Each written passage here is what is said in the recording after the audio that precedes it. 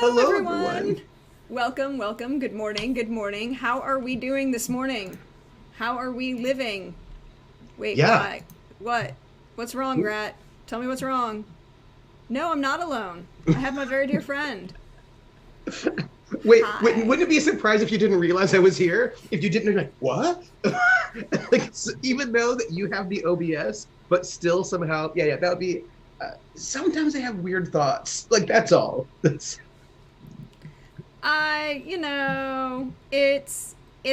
It's a day. We're here. It's a Wednesday. We're gonna talk about stuff like we do, and basically like we just do. be us Yes.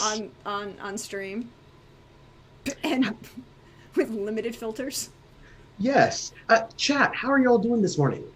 Or this time period? Because some of you might be in Europe and it may not be the morning for you. So how are you doing this day-night cycle? Time zone. Mm-hmm. I like that now. Good time zone, but it Good seems a time little zone to you. clunky to me. It doesn't have the it's the pause between the word time and zone because morning is two syllables and time zone is two syllables, but the rhythm is off. Yeah, it needs. See, this is why you need a music professor to talk about rhythm. Hi, origami shuriken. But you think you need tea. People often need tea, and I honor that as a state of being I say that also. more people need more tea. And you can't say good zone because that sounds creepy. That's good zone. Good zone. That's or it sounds like a some kind of uh, expletive. Good zone to you. Uh, Yes, I appreciate that. I also, you want to know what it sounds like? It sounds like something that would have been that comes from that weird future in Demolition Man. oh, yeah. Yes, it does. Good zone. It's Dentist like, problems, but everything else is fine. Oh, Joe Murd. Oh, dentist problems are no fun at all. no, no, they're not. No, they're not. Oh, good rotation. I Good rotation. Good rotation. I mean, this is where I just go back to being a linguist and saying salutations serves all purposes. That's true. That's true. Okay, so I have a thing I wanted to bring up with you because you're a linguist. Okay, by the way, we should just say who we are. I mean, Oh, not that you yes, can't see the names underneath, but that's true. You should hi, start. I'm Deirdre, or Prax. Welcome to my channel. Hi, this is us being nerdy and academic. This is my friend. This is my friend. Friend. Yeah, there, that works. That works. That works. I'm TrooperSJP, and I'm also the nerdiness. And this is the time for us to be super nerding out about all the things, right? So this is where I'm very excited. I'm very excited. You had a question. Yeah, you're a linguist, right? Yes. So,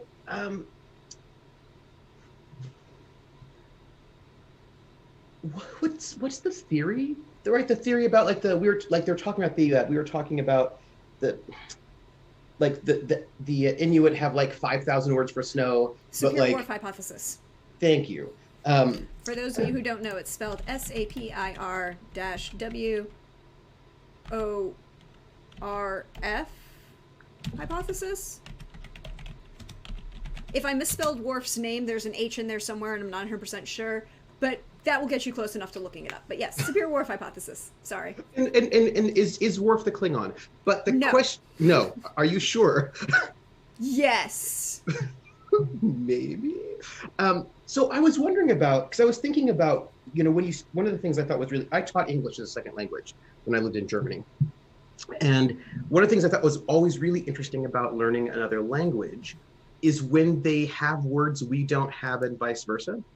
And it's usually not 400 words, but it's usually something very interesting about what concepts they have and what concepts they don't have, or how. And sometimes it's also grammatical. Like sometimes it's like a grammar situation where there's certain like tenses or forms they don't have, and then how again what does that do for your thinking about things? So, for example, in English we have the gerund form. Also, like in Spanish, we have a number of forms like that. But in German they don't. So as a native English speaker, there I was trying to explain this, right? Sort of causality situations and Yes. some differences. So for example, there's a difference in English between like this is a concept I can say that there's a difference between, and I can articulate it. I was leaving when you came in, and you came in and I left. Like those have different implications. And without that sort of continuous form that you can use to sort of frame those things, it becomes sometimes a little bit difficult. Like, okay, well then how do you do that in German? Like, and there are ways sort of around it. But I was thinking about when you have these differences in terms of vocabulary, what that means for um, the way you think. It's the basis for the Sapir-Whorf hypothesis that language and culture are intermingled, and then it becomes even. So the Sapir-Whorf hypothesis comes out of the 1920s, and like the first publication is real publication is like in the 1920s, or like I think Sapir starts it in like 1911, but there's an actual publication and book in 1920, just after the war ends, World War One. But then it becomes really big in the 60s, and there's a lot of expansion out on it, and it becomes complicated. But it's interesting that you brought that up, because there are other things like, well, when I was teaching Latin in high school, the hardest thing to teach is something that does not exist in the language that you're trying to teach to. So, for example, in Latin, there is a gerundive. Tell me more.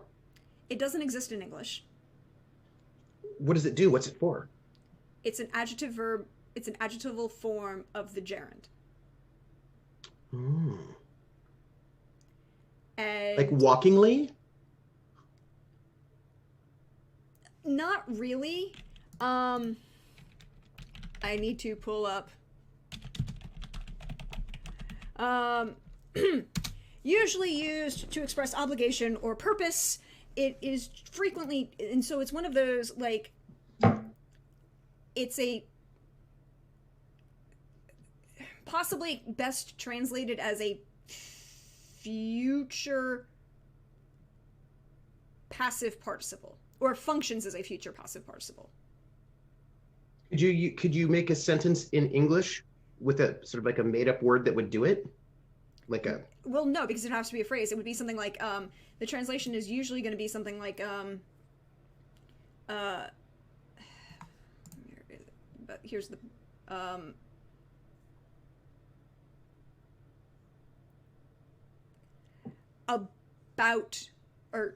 about to be praised. So if you have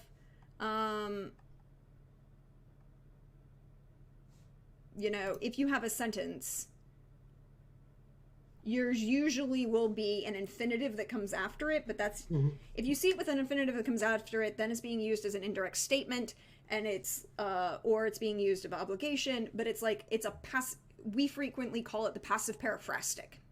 That's an exciting word. So it would be the gerundive plus a form of the verb to be would become the passive periphrastic. In Latin, that would be mihi effege effugiendum est. Effugiendum est is the passive periphrastic, and it's being used to express I must flee. But that isn't really how it's translated, because mihi is the dative there, right? So this is where we get into a mini little discussion of Latin, and the dative case is used for the indirect object. It is necessary. So the literal translation of mihi effugiendum est is it is required, it is necessary for me to flee soon. And we just translate that as I must flee, because it doesn't and you're like, there's this big translational difference between these two things. Yeah. Say the actual translation one more time. It is imperative, it is necessary that I must flee soon? Yes. Oh, it is necessary that I flee soon? No, it is necessary for me. Well, it is necessary to flee. It is necessary for me to flee soon. Because, hey, Anino. It doesn't, it's one of those, like, there are different ways it's being used, but that's the passive periphrastic, and then it can also be used as an indirect statement, or it's,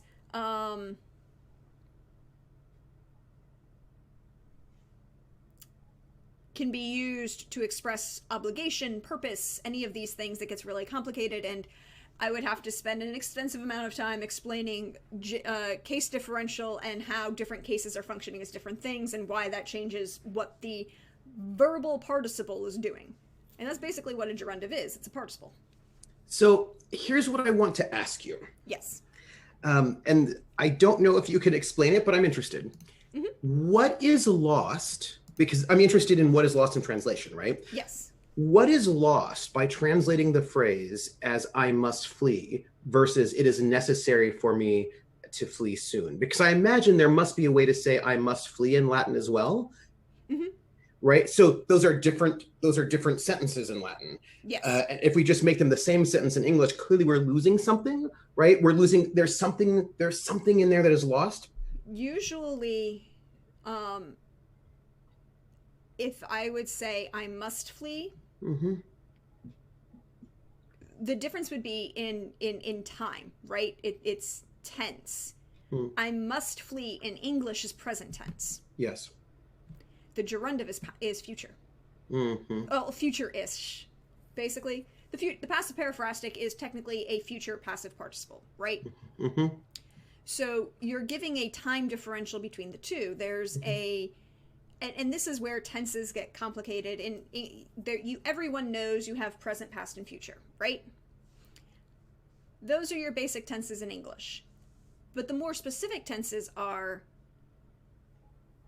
present, imperfect, future, perfect, pluperfect, and future perfect. So present tense is the thing that is happening now. I eat. Imperfect tense is the incomplete or ongoing action in the past. I was eating mm-hmm. when other thing happened. Mm-hmm. Was or were is usually the imperfect. I ate, simple past. Ate, which is just what we call the perfect tense. I have eaten. Which is the pluperfect. Nope, that is the passive. Or no, it is I have eaten is the pluperfect tense. I had eat. Well, more accurately, I had eaten. Well, because I was thinking about teaching English and teaching, because this is also a bit difficult in German. The difference between, because sometimes they'll get mixed up a little bit differently. Hey, Renegade. Yeah. The difference between I have lived here mm-hmm. for 5 years and I lived there for 5 years does not mean the same thing. Like those are yes. Not the same thing. So you have perfect, which is which a lot of English, which a lot of kids in grammar school learn as the simple past, mm-hmm. Which is perfect tense. Then you have the pluperfect tense, which is the completed action, so the perfect tense is a completed action in the past. I lived there. Yes. I lived in Spain. It is your ED. Yeah, it's your ED tense. Your pluperfect. Hey, Eva. Your pluperfect is your completed action in the distant past. I had lived there 30 mm-hmm. years ago, for example. Mm-hmm. There's a lot going on. Then you have what is called the future perfect. It is the past tense of a future existence. I will have had 4 years worth of service. Yeah, or by the time you get here, I will be gone. Mm-hmm. Mm-hmm. Or I will have left. Yes, I will have left, either one. Mm-hmm. So that is the future perfect. Those are your tenses, and then you have things that we, like participles and all of these grammar things that kind of build together and used to express different ideas. But different languages have... ED tense example, this says never happened before, I swear. Uh-huh. No worry, Tom, no worry. We're just getting things started, talking about linguistics and grammar and how translation can cause problems. And if you, for those of you who come and hang out with us on Wednesdays, on Tuesdays and Thursdays and Fridays, I'm doing what we call recitations and digressions, where we're looking at a particular text. Right now, we're doing Ovid's Metamorphoses, which is basically the Latin Bible and a description of every time a god got pissed at someone, rightly or wrongly, and turned them into something else. I hate when that happens. It's so awkward. Oh, do you know what? Was a little bit tricky to teach my students when I was teaching English, because there's a certain amount of time when you're like, okay, now we have a whole bunch of participles hanging out, but don't leave your participle dangling, people. Don't do it. So I didn't do it, right? I didn't do it personally. I had it done. Yes. I didn't kill that person. I had them killed. But in the past, I had them killed. That was way back when. I had them killed. Like I had them killed yesterday, but before this time I had them killed. Or I will have had them killed. Like all of a sudden now we have a whole bunch of hads in there, and people are like, "Oh, what?" Yeah, it's the passive voice. Mm-hmm. The action is being completed by somebody, not the subject of the sentence. Mm-hmm. And a lot of people get upset by passive voice in English because you have all those extra hads, and if you don't do them right, it's really easy to mess them up and do it wrong. And so a lot of English teachers in middle school and college are like, passive voice is wrong and bad, and I'm like, no, if you use it correctly, it is entirely valid. And Latin and Greek really like the passive voice. But also, because you can just do things like ablative of agent or ablative of means, which is basically you just stick an ablative in there and be like, hi, this is the person who's doing the action. A participle and an ablative. So this is where I get to introduce one of my favorite things in the world. You know, Beetle. Well, you know, Beetle, it's a fair thing. It's a fair thing. We're going to talk about why I love that, because it's going to go into a t-shirt idea that I have literally wrote down 30 seconds ago in a second, but let me finish this statement. So there is a concept in Latin that is used frequently, because all over the place, once you get into actually reading real texts, it's called the ablative absolute. And in the ablative absolute is a participle or an adjective, but a participle is just basically an adjective. So, but most of the time it's just a participle, and a noun, both in the ablative case.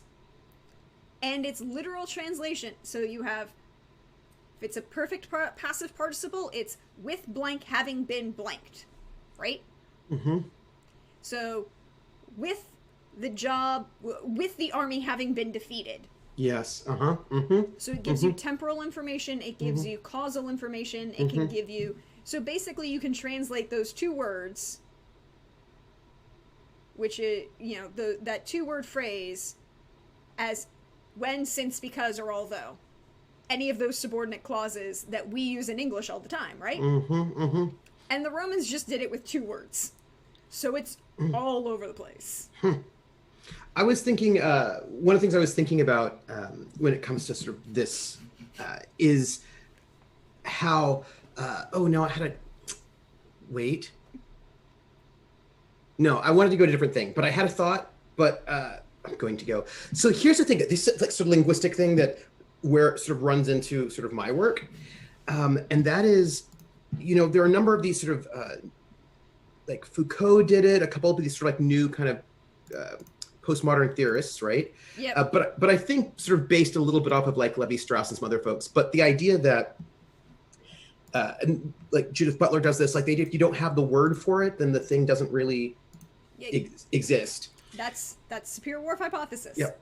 But what's interesting is I think about this a lot, right? I think about this a lot because I think yes and no, like I have 2 different feelings about that, right? In the sense that I have had feelings that I did not have words for, but I still had those feelings, right? So like, now I may not have a way to articulate it very well or in a succinct way. I might have to sort of become very metaphorical about it, but the feeling is still there. That said, right, I think about this sort of claim, which I think I got this from Foucault, and I do pick it, I do use it in my queer pop class because I just like to mess with people a little bit. And it's amusing to me. I mean, it's Foucault. Right. And so I'll, like in the very first day of class, I'll ask my students, okay, first day of class, queer pop. Who came first, heterosexuals or homosexuals? Who were first? And they're like, oh, and they're like, well, heterosexuals? And I was like, no, homosexuals. By how many years? And they're like, wait, what's going on? Like, and of course, I'm talking about when the words themselves were invented. And they say, well, okay, yeah, but there were heterosexuals and homosexuals before we had the words for them. And I was like, not really. No. I mean, there will be people who we would call that, but they're not they think of themselves that way, right? Like, and the ways in which having a word might change the way you think about something. And this is like the way, so I was thinking about all these like kind of funny distinctions we make, right? So the idea that that like we see there being a difference between murder and killing, right? Like this becomes a distinction in our minds because we've made those distinctions. And I imagine there might be times and places where you don't make those distinctions, or you might have different kinds of distinctions. And that sort of then helps frame the way that you see things. Frequently. I mean, like, another great example of that is Romans must have had a hell of a version of Who's on First. What was that? Scabby Snack, if you want me to go into relative clauses and how they decline, or excuse me, relative pronouns and how they decline, that's a thing we can get into. But here's an example of thing that I think is one of one of the things that, like you were saying, that sometimes you have feelings but you don't have words for them. It's one of the great things about learning foreign languages, because there are words for different things, and you'll be like, that is a word for a thing I needed. Like, there is still a concept that only can be described or differentiated, to my knowledge, in Yiddish. And that is the difference between kitsch and schlock. Yeah. You know it when you see it, but in no other language that I have experienced is there a verbal definition between those two things. And then I think it's interesting because then we just use those words, right? Like, also interesting. Sorry, I was thinking about this little things. In German, there are a number of English words that we do not use in English. Like they are technically English words, and but we don't use them in English. And I remember one was hey Doc, I'm just gonna throw this out there. I wouldn't use those. I would never use those two words in unless you're actually Jewish and someone is okay with that. If you don't know what those two words mean, that's the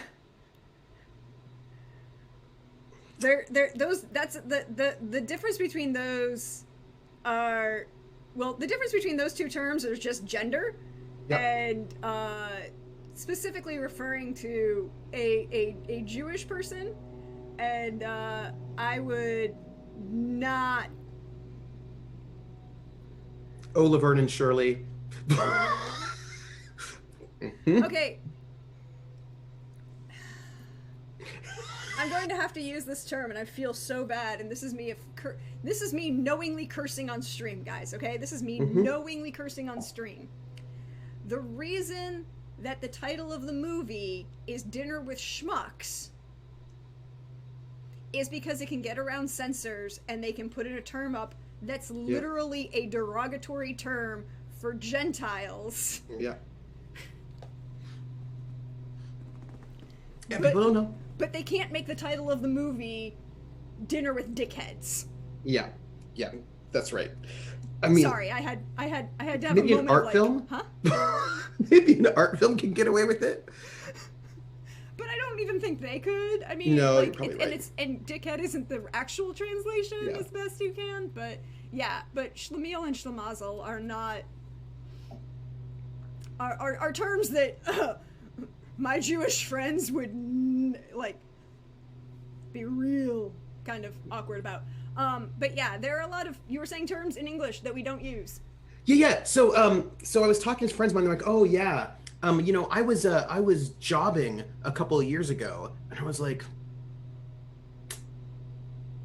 conversation was going on. They were talking about jobbing, and I was like, I'm sorry. And this, to say what was happening in German, it was like, oh yeah, so letztes Jahr ich war jobbing und das dann wait. Like, so like all of a sudden this English word comes out in the middle of the German, and I was like, but that's also not something that we say. What do you mean? Like, and they're like, and then their response was like, oh, but but jobbing is an English word. And I was like, Job is not a verb. Job is not a verb, so I don't know what you're doing. I don't know what that means. So and you like, can't. So you've made a participle out of a verb. Okay. Go down. Excuse me. Right, and then they explained to me that jobbing is when you take a job temporarily that will not be your permanent career. So, like in the summer, you might go jobbing, right? And I was like, oh, all right. And then the other one was mobbing. And I know what that means in English, but the way they were using it was not the way that I understood the word. They were like, oh yeah, at work, she was totally mobbed. She was, and they would like tense it in German, like, oh, she was total gemobbt in der Arbeit. And I was like, wait, she was what? Oh yeah, mobbing. And I was like, no, I don't understand what you mean. Like mobbing is when a lot of people like, what do you mean by mobbing? And they're like, well, it's an English word. I was like, yeah, no, what do you mean? And so apparently mobbing is what Ice Buddy says, it's bullying. It's like making a workplace environment so unfriendly that a person leaves. I mean, I can see where that comes from in the sense that, the mob mentality. And yeah.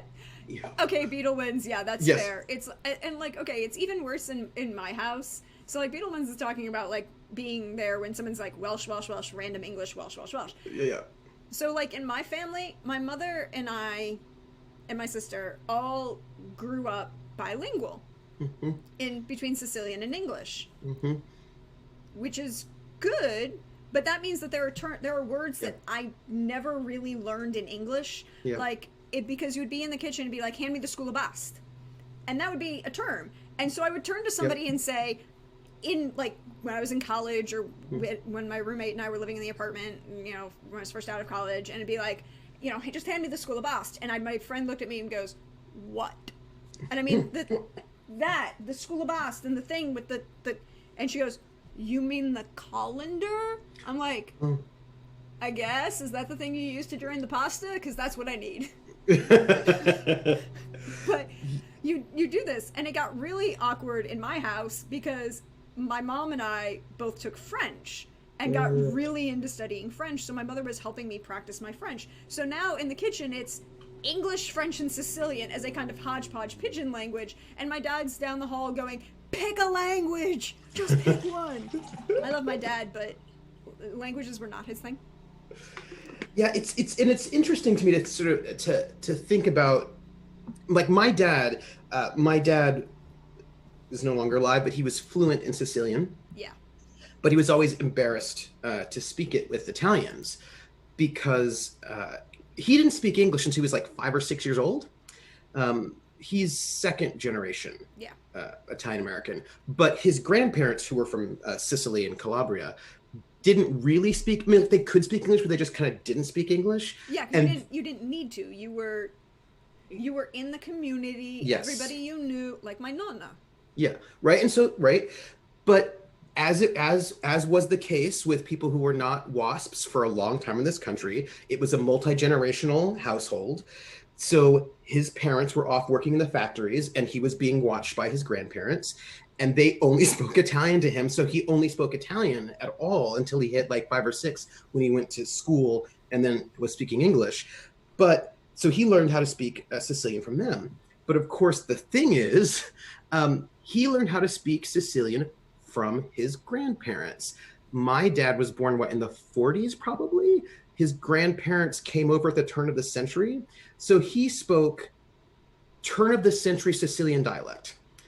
And whenever he spoke to people who are Italians from today and also not Sicilian, they just were like, what language is this that you're speaking? They usually thought it was cute because it was so bizarre to them, but he was always a little weirdly self-conscious knowing that he was speaking like 100-year-old language, It actually is the exact same thing for my family.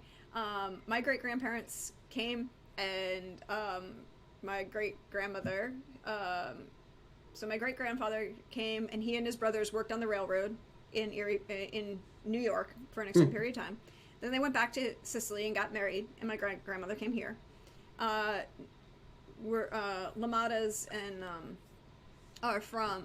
we're from a little town on the northern side of Mount Etna called Granidi, and so people, so my great grandmother comes. She and her parent, she and her like, so Nona and my grandfather, Grandpa Giuseppe, they lived in an apartment building in Bridgeport, Connecticut, in a tenement building, and there were 6 apartments, and it was my great grandparents, so the Lamadas, then there was the Polish family, the Czech family, the Russian family, and then the Jewish family. Like, all the white ethnics in that building. All the way. Yep. And you're just missing some Greeks in there, right? And then the Greeks weren't there yet. They were around the corner. So okay. before they buy the house, everyone's living in this tenement building. My grandfather goes to school speaking fluent Sicilian, Polish, Czech, and Russian, and then English he picks up. Yeah. So you learn all of this. But like that was the thing for my mother when my grandfather was working and my grandmother was working full time, because spoiler alert, unless you're upper class, almost everyone throughout history, women worked. Can't we go back to the times when women didn't work? I was like, which women? Like, I don't know who you're talking about. Like, what? Like, well, when women stayed home, was like, and they had a maid, and that maid was working. Like, which women? Right? I mean, come on now. Because that's a thing. But so my mother learned Sicilian from her grandmother, who again, we had all come over before. And the important thing here, for exactly like your father or your father, and is that we all came before Mussolini standardizes the language. Yeah. And in Italy, that doesn't happen until 1933. I want to say when Mussolini comes to power in the 30s. Yeah, that's right. And he doesn't actually standardize the language. I think it was a little bit earlier than 33, right? Because Hitler comes to power in 33, and I think Mussolini was already in power. Yeah, but he's not in power before that long. I mean, it's not. No. It's like 1930, maybe. Yeah, something like that. Yeah. I don't think he can control the standardization of the language until later. But he, when he standardized the language, he imposes the Tuscan dialect as the official language of Italy. It's the same thing with German, with Bismarck. Well, the thing is, Bismarck had an extra 50 years on the standardization. Yeah. Well, Italy, in Sicily, like when we go back, we can just talk, and like they'll record like when we were there, they wanted to record my grandfather because of the pronunciation and everything.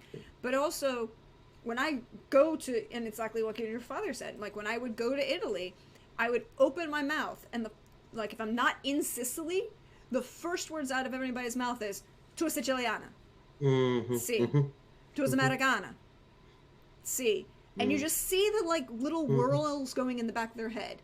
You're Sicilian. You're an American.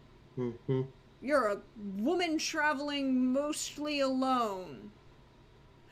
Oh, we're not going to touch her. What do you want? How can we help you? We do not want you to call your cousins to come beat the crap out of us. I'm like, oh, crap.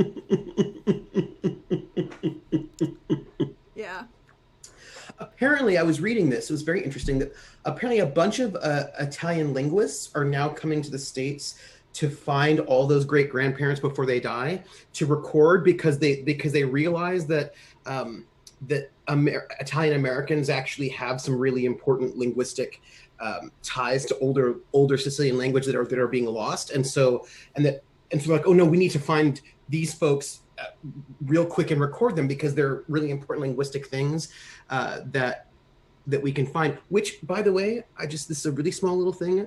I feel really proud about that, because so often the earlier attitude was like, oh, you ex-Americans are like basically have lost the culture and you don't know anything and you're all sort of inauthentic. And it's nice that people are recognizing that actually, no, it's not that this is a lost and messed up horrible thing that is like Americans. It's actually just an older and a slightly different form. And that's like, I think that's cool that people are interested in that now.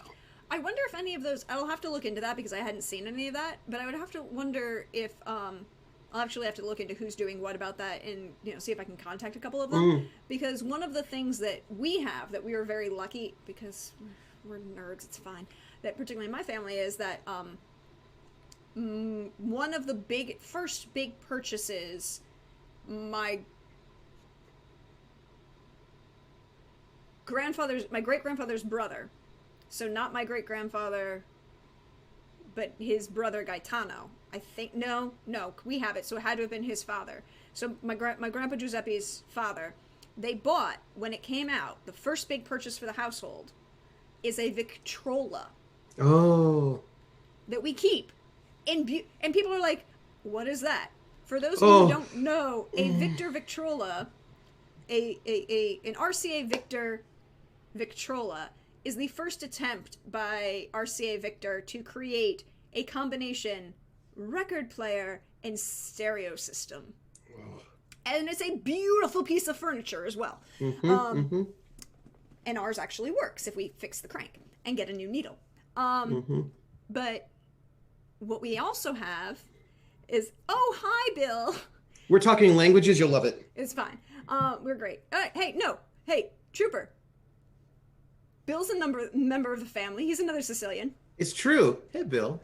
We're talking about how this sort of shift where for a long time Italians would sort of like look down on the kind of Italian that Italian Americans would speak, but now there's a bit of a shift where people are realizing that that this is actually like a historical document, the sort of language that people are speaking, that people are wanting to go and talk to Italian Americans and record their speech. So we have the Victrola, but one of the things we also have with the Victrola is 35, not the small ones, the small little 45s. Ones. 35s? 45s. 33 and a half is a long play. 45s, but you probably actually have you have 78s. If you have a Victrola, you probably have 78s. Okay, we have a bunch of them, but anyways, they're small. They're about this big records. 45s. Big hole in the center? No, they're small hole in the center. Probably 78s. Okay, they're probably 78s. Anyways, but the important thing about this is, so when my grandfather went to the war in World War II, you could, and other members of the family also went to war. Instead of sending letters home, they sent recordings home. Oh. So we have actual recordings. That's amazing. Of like of my grandfather, and then I think it's Uncle Emil and Uncle Ernie. I don't think Uncle Bill sent any back. Also, of course, if you want to know how big of a Italian stereotype my family is, like just plaster Italian stereotype on my family. So my grandma Elsie, my mother's mother. So these are all my mother's family, by the way. These are all my mother's family. So my grandpa Giuseppe married Giuseppe Lamada married Elsie Verrilli. Elsie Verrilli was the youngest of 6 surviving children. Yeah, 6. I had to take a minute and count. Uncle Ernie, Uncle Emil was the oldest. He was born in Italy. And then there was Uncle Ernie. No, Emil Bill Ernie. Anyways, Uncle Emil's born in Italy. Then they move here. They're born in Sicily, and then they move here. And the first child to be born in the United States. What do you think my Buncle Bill's name is?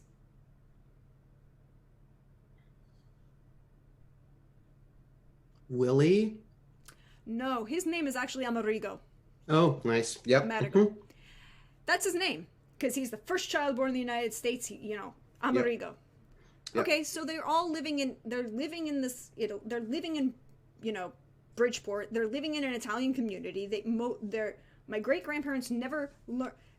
I'm pretty sure Nonna Lamada learned to speak English but she never actually had to. She didn't. It's like she could pretend that she didn't. Yeah. Like she'd watch the soaps, right, in English and like pick up things, right? Or it was great when you had somebody talk to her in English and she would just like, I don't know what you're talking about. It's like, yeah, no, we know. We know Nana. But, so, but Emil, or Ernie, yeah, Emil, is, the oldest, and, you know, they need to send Amerigo to school, right? The only one who speaks English is Emil. So he's gonna he's the one, it's like, so walking into kindergarten, first grade, it's like, so what's his name? Amerigo. What? Amerigo. I'm sorry, what? Bill. Yeah. And Uncle Bill became Uncle Bill in kindergarten, and his, like, when we talk about people even today who have to anglicize their name, and the funny thing is, eventually when he turned 18, he legally changed his name, but his name was legally Bill, not William, not any of these things. It was just Bill. He also, if you want to know how Bill was part of that wonderful group of the Big Red One who, after the surrender of Germany, got stuck on a troop transport to go to Japan. But he did teach me how to play craps when I was a kid. My dad taught me how to play craps.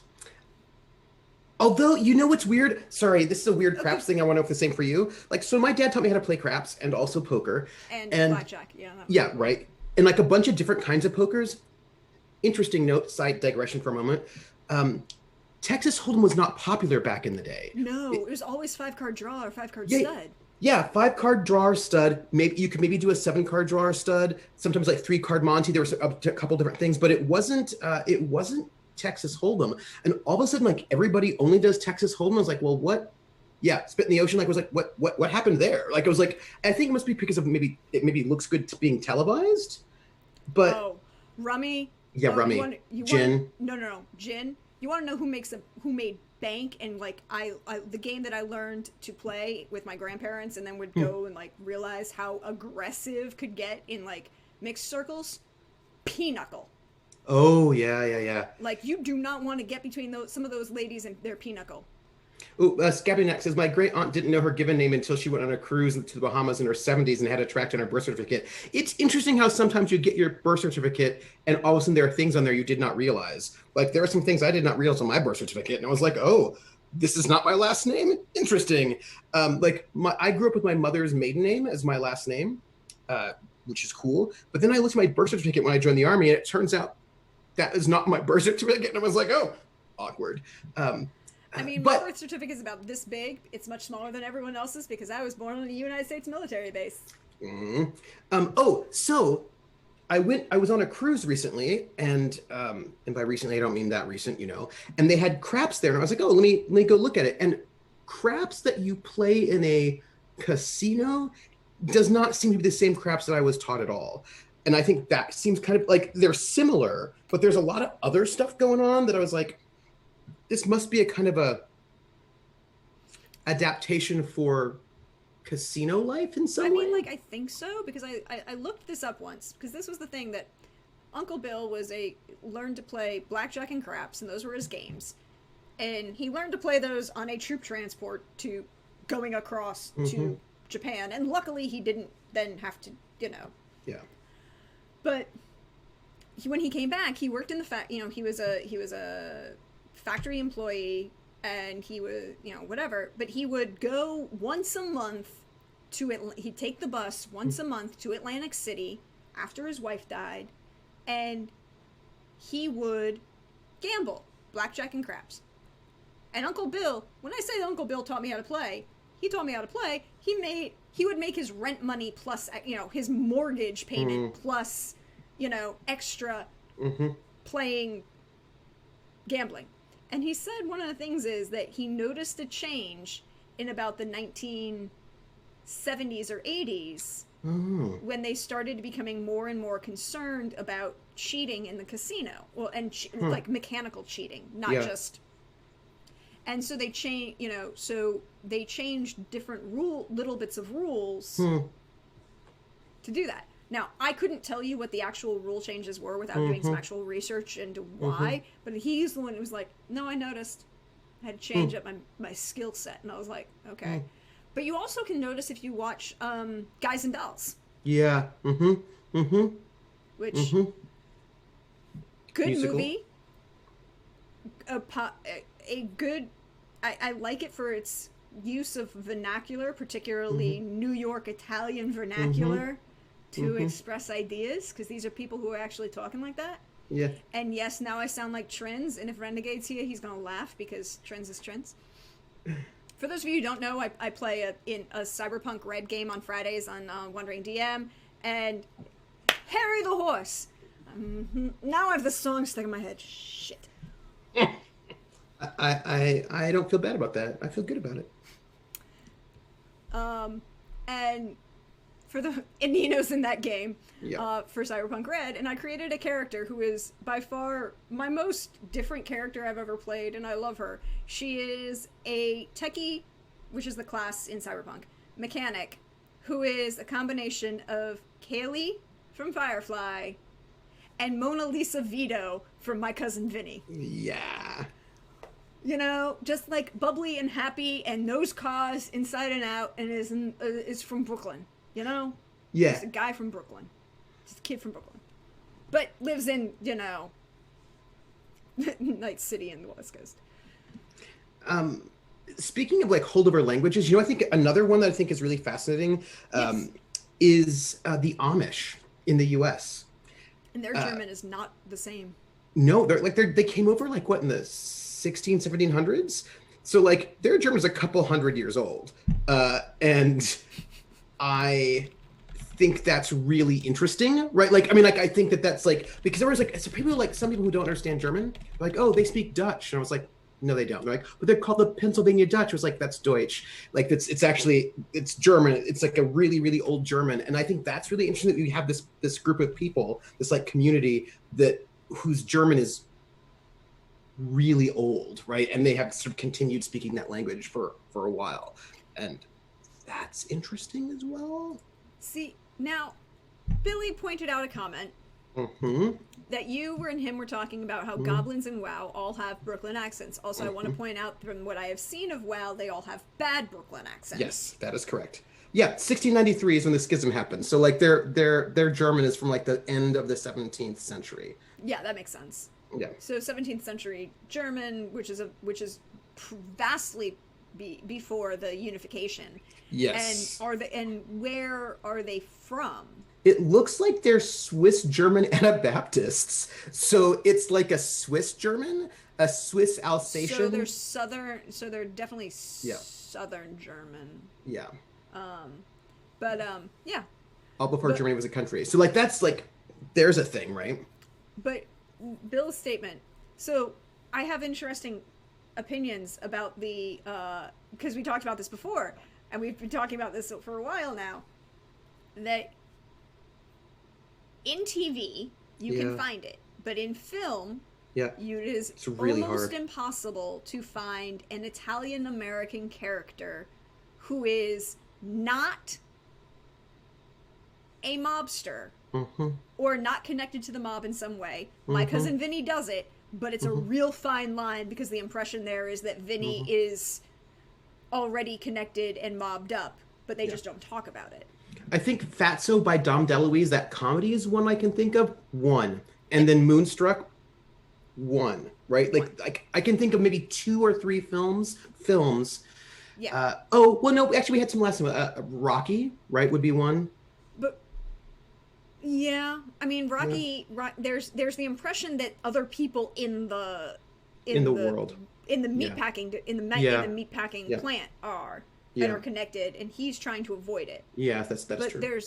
There's a whole thing about how, Italian Americans are usually depicted, and particularly in early film, almost exclusively depicted as mobsters or gangsters and bad guys. And I love the fact, and now that's a very interesting point, that, wow, all of the goblins who are bad guys? ?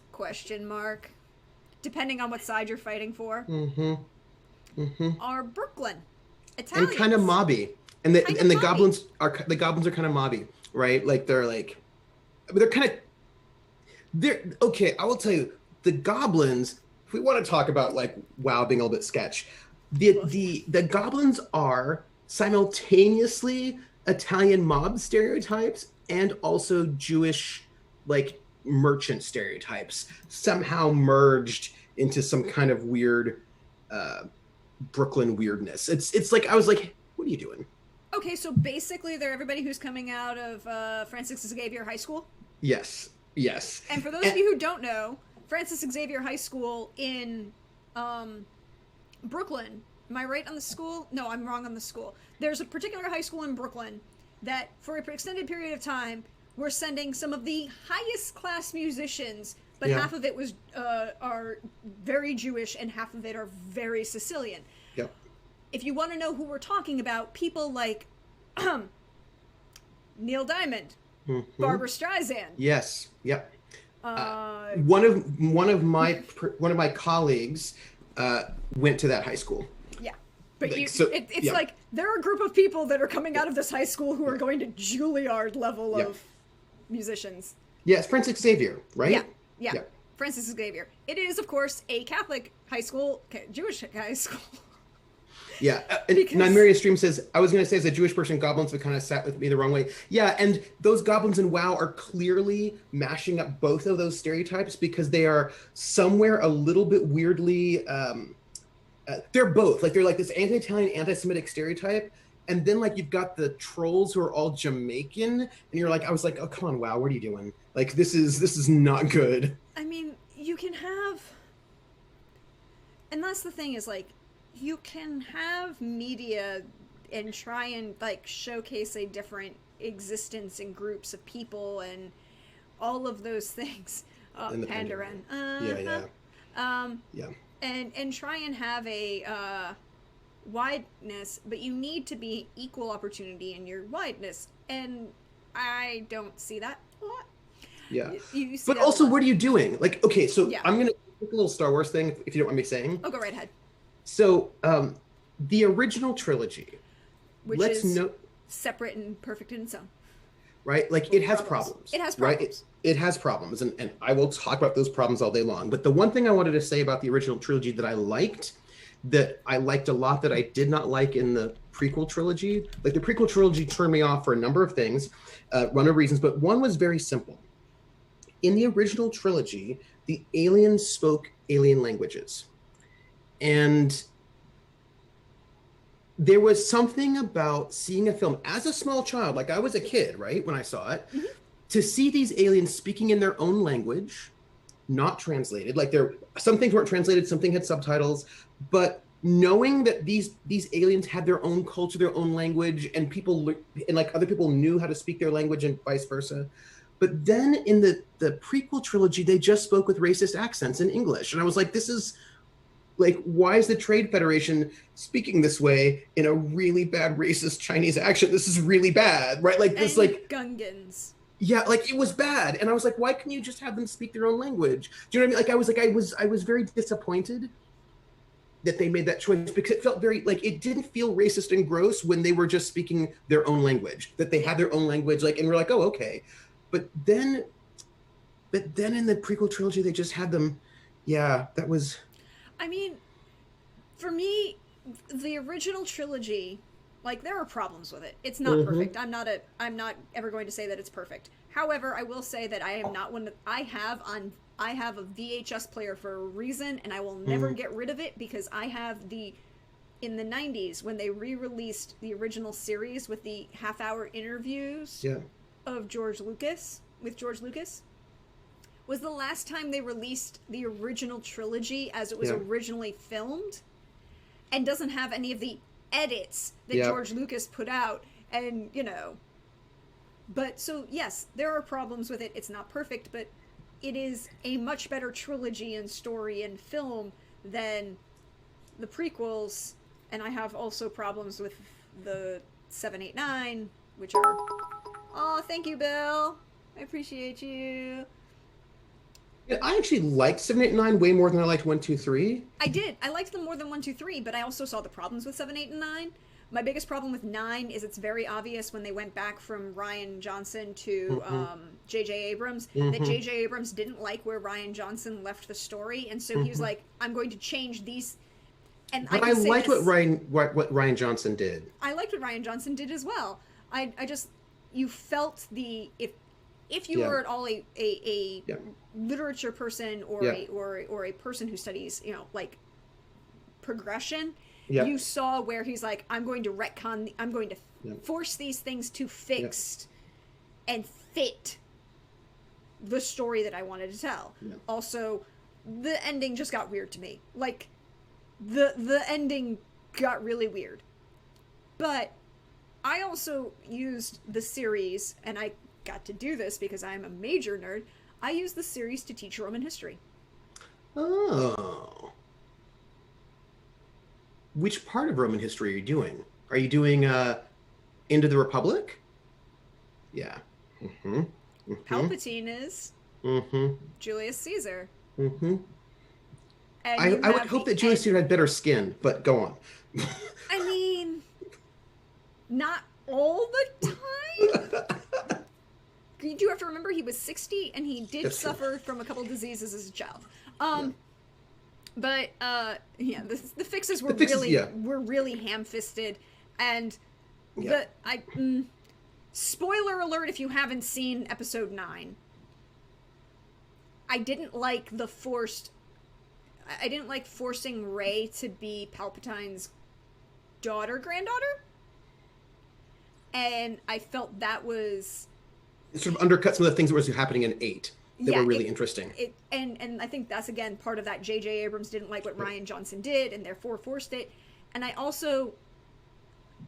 didn't like that you had set yourself up for an actual redemption arc in a true redemption arc fashion, and then just cut it off, because as much as I love him, going from Kylo Ren to Ben Solo, like that force at the end, because I'm going to save Rey, was weird. Although you did see where, oh god, what's the actor's name? I'm blanking. Driver. Yeah, Adam Driver. Yep. You did see where Adam Driver's, what was Adam's Driver's last line in the trilogy?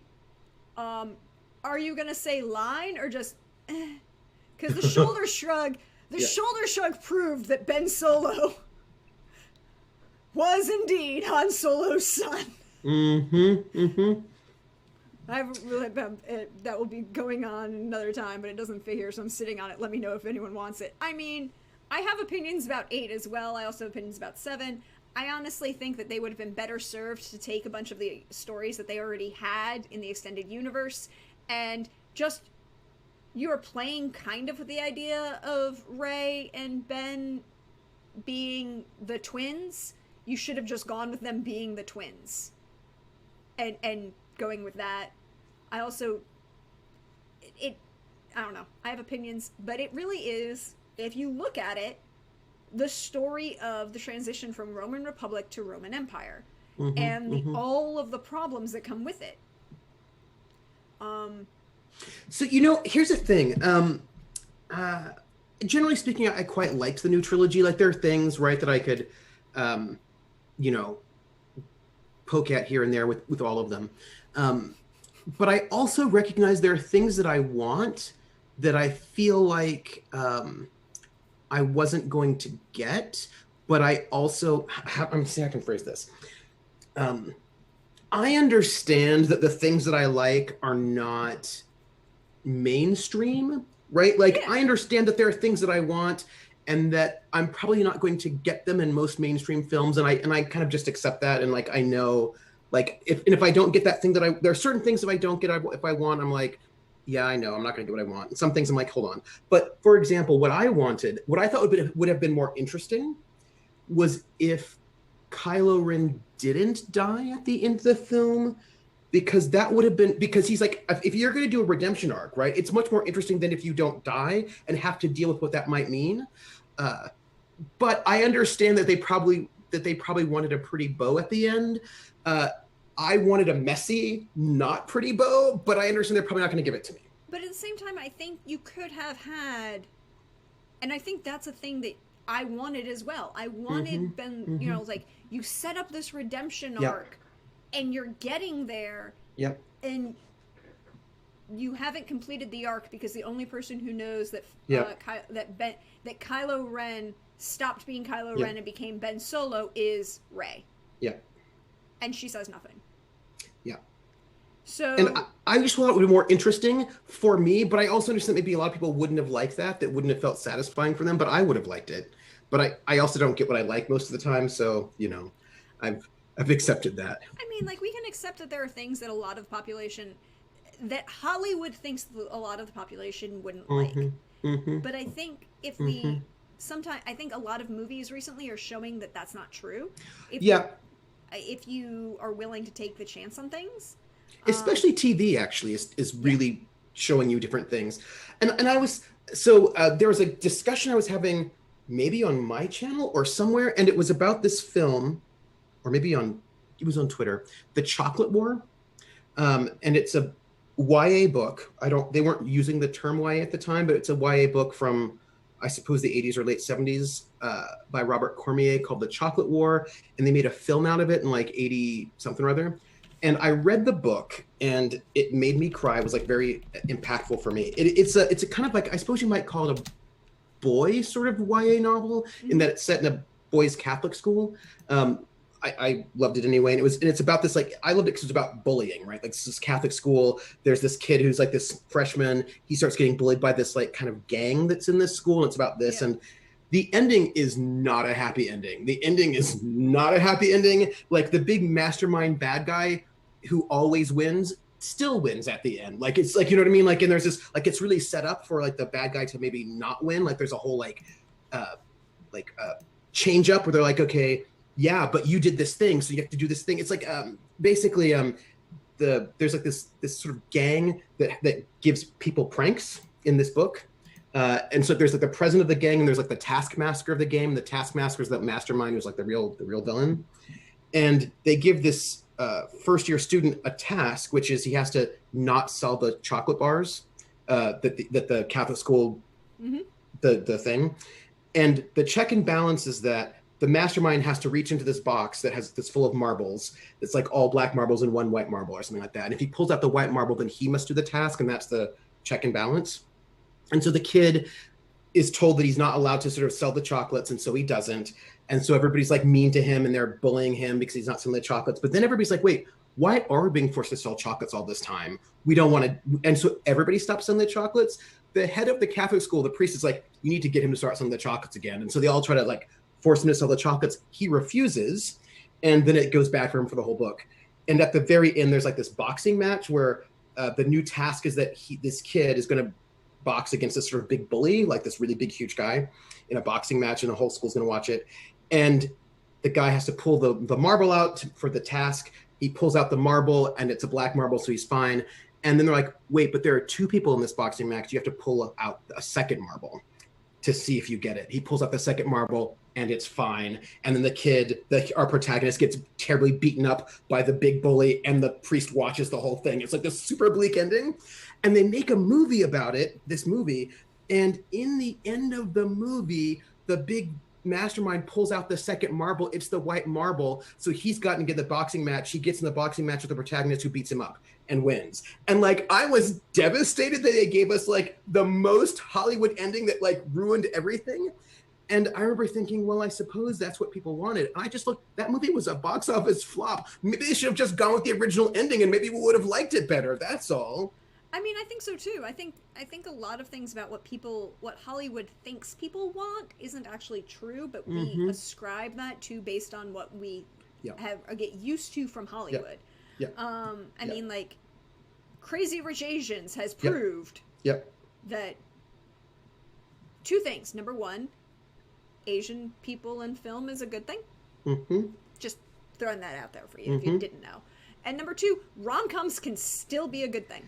Okay, so can I just say, like, this is like not a rant because it's only like 4 sentences probably.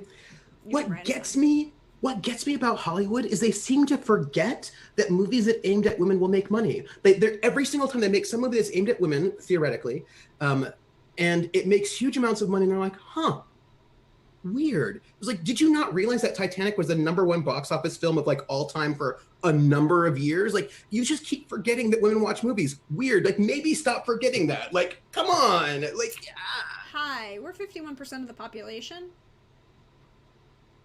Whatever. It's weird because it's like they like always rediscover that women are an audience like every couple of years, and I was like, I really don't know. Is it because you're all male executives? Like, what is wrong with you? Like, I mean, I also want to point out that for all of its problems, and there are many, and widely and valid, and all of these wild, valid problems, the first movie to sweep the Academy Awards and the first movie to have a black woman win an Oscar is a movie for women. Mm-hmm, it's a romance. I mean, yes, they play up the war in the middle so that they can get the guys in the seats, but the core of the plot, and I'm not in any way not a fan of that movie for multiple reasons, but it is, one of the biggest movies of all time, and the book was written by a woman, and it's basically geared towards women. Also, sad day, rip Olivia de Havilland, and I was really upset that everyone was like, and she was in Gone with the Wind, actress. I'm like, she was in a shit ton more, and she won 2 Academy Awards, neither of which were for Gone with the Wind. Well, and so Scabinac says men watch romance movies too, and this is the thing that really sort of gets me. So to talk about music for a second, people like to talk smack about bands with perceived women audiences, right? So to speak very specific at this moment, we'll say Britney Spears, NSYNC, Backstreet Boys, that whole entire sort of moment. Yep. Also American Idol. And they're like, that's crappy because like women watch it, women like it. And I was like, they have sold like a gazillion billion albums. You don't sell that many albums if boys aren't also buying those albums. So what's happening is that clearly this is an audience that is multi-gendered. You just want to pretend like it's not. And like, why do you want to pretend like it's not? What's up with that? Like, do you think that nobody, like, American Idol did not become #1 in the TV ratings and get millions and millions of calls if only teenage girls watched it? Like, that's actually just not possible. So why do you want to imagine that? What's going on with you? Like, in the same, like, you know what I mean? And I think a lot about that. Yep. There is nothing wrong with your collection, Anina. We do not shame or complain for anyone. No. I mean, I didn't personally care for... I was not a pop kid in the 90s, and that wasn't just... Like, I didn't hate anybody who liked it. It just wasn't for me. Yeah. Like, lyrically or... Socially. I was a rock kid. Rock and roll. And a lot of classic rock and indie rock, and just that was what I was into. And I also, I mean, like, I can respect the art, and Boys to Men does not count in the same that's R&B.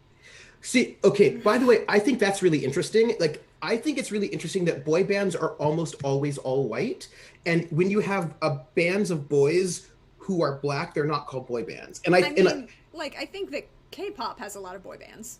Yes, but that's new, right? That's like a newer thing, and they're also framed as boy bands, and I think that's interesting. And I'm not saying that they should or shouldn't. I'm not judging it. I'm just noting that Boys to Men, especially since almost all those white boy bands of the late 90s were basically just doing a kind of a bite on R&B.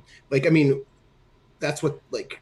I think for me, the difference between Boys to Men and, like, here's the thing. I have a sliding scale of the history of boy bands in my head. There's the original boy band that was created in the 60s. No. Well, yes. But no, the Beatles were super shaped. Well, they were super shaped though by what's his face, their manager, who gave them a whole new look and all that business. They're shaped, but I'm talking about like straight up created. The Monkees. Yeah. I'm glad we can have this. It's like there's, I loved Davy Jones, by the way. Yes. Yeah. I mean, like, there's some good music that come out Yeah. of Monkeys. Yeah. They were really good, actually. They're actually really good. But Yeah. it is a created band. Mm-hmm. And then you have, then the next evolution comes out, and in the 80s, that's New Kids on the Block. Mm-hmm. Mm-hmm. Which is not quite a created band, but really close. And Mm-hmm. they're all guys from Southie and have a very particular sound. Mm-hmm. But they're walking that line between rock and pop. Mm-hmm. And I think personally it's the sound and music choice that's going on there. Versus now I can't sing it, Anino.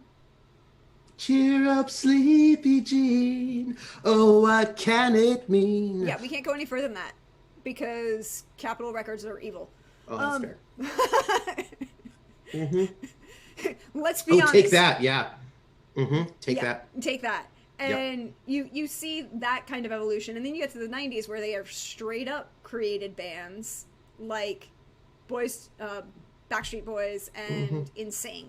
Mm-hmm. And I see Backstreet Boys and NSYNC as pop based on their musical sound, and I see Boys to Men as R&B, not because of their group or their gender, because of their sound. Because of their sound, and particularly, like, also they're slightly more adult content. Yes, yeah. Well, but see, this is interesting, right? Because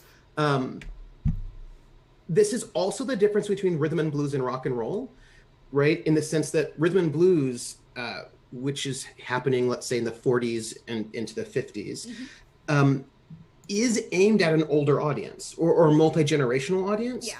It's mostly Black performers, although like Johnny Ray was in there, who was a white guy, aiming at a multi-generational audience. And then rock and roll ends up taking all those same songs, but aiming them specifically at a white teen audience, right? So there's often this kind of interesting difference and sometimes they clean up the music a little bit, like they sort of shift the sound. Like you can tell that sometimes it's the exact same song, you can tell that there's that lineage, but it's shifted slightly to be younger and then it gets really young. And all those, like the Backstreet Boys, like if you listen to Backstreet Boys and NSYNC, they're doing gospel runs, right? They're doing a lot of these things that Boys to Men or Belle Biv DeVoe, right? Or these particular kind of like, just like a couple years earlier sounds were doing. Like they're clearly kind of going for a kind of a soul sort of a sound, but not exactly, and clearly aimed at a deliberately more exclusively younger audience, whereas a lot of those other bands are getting again as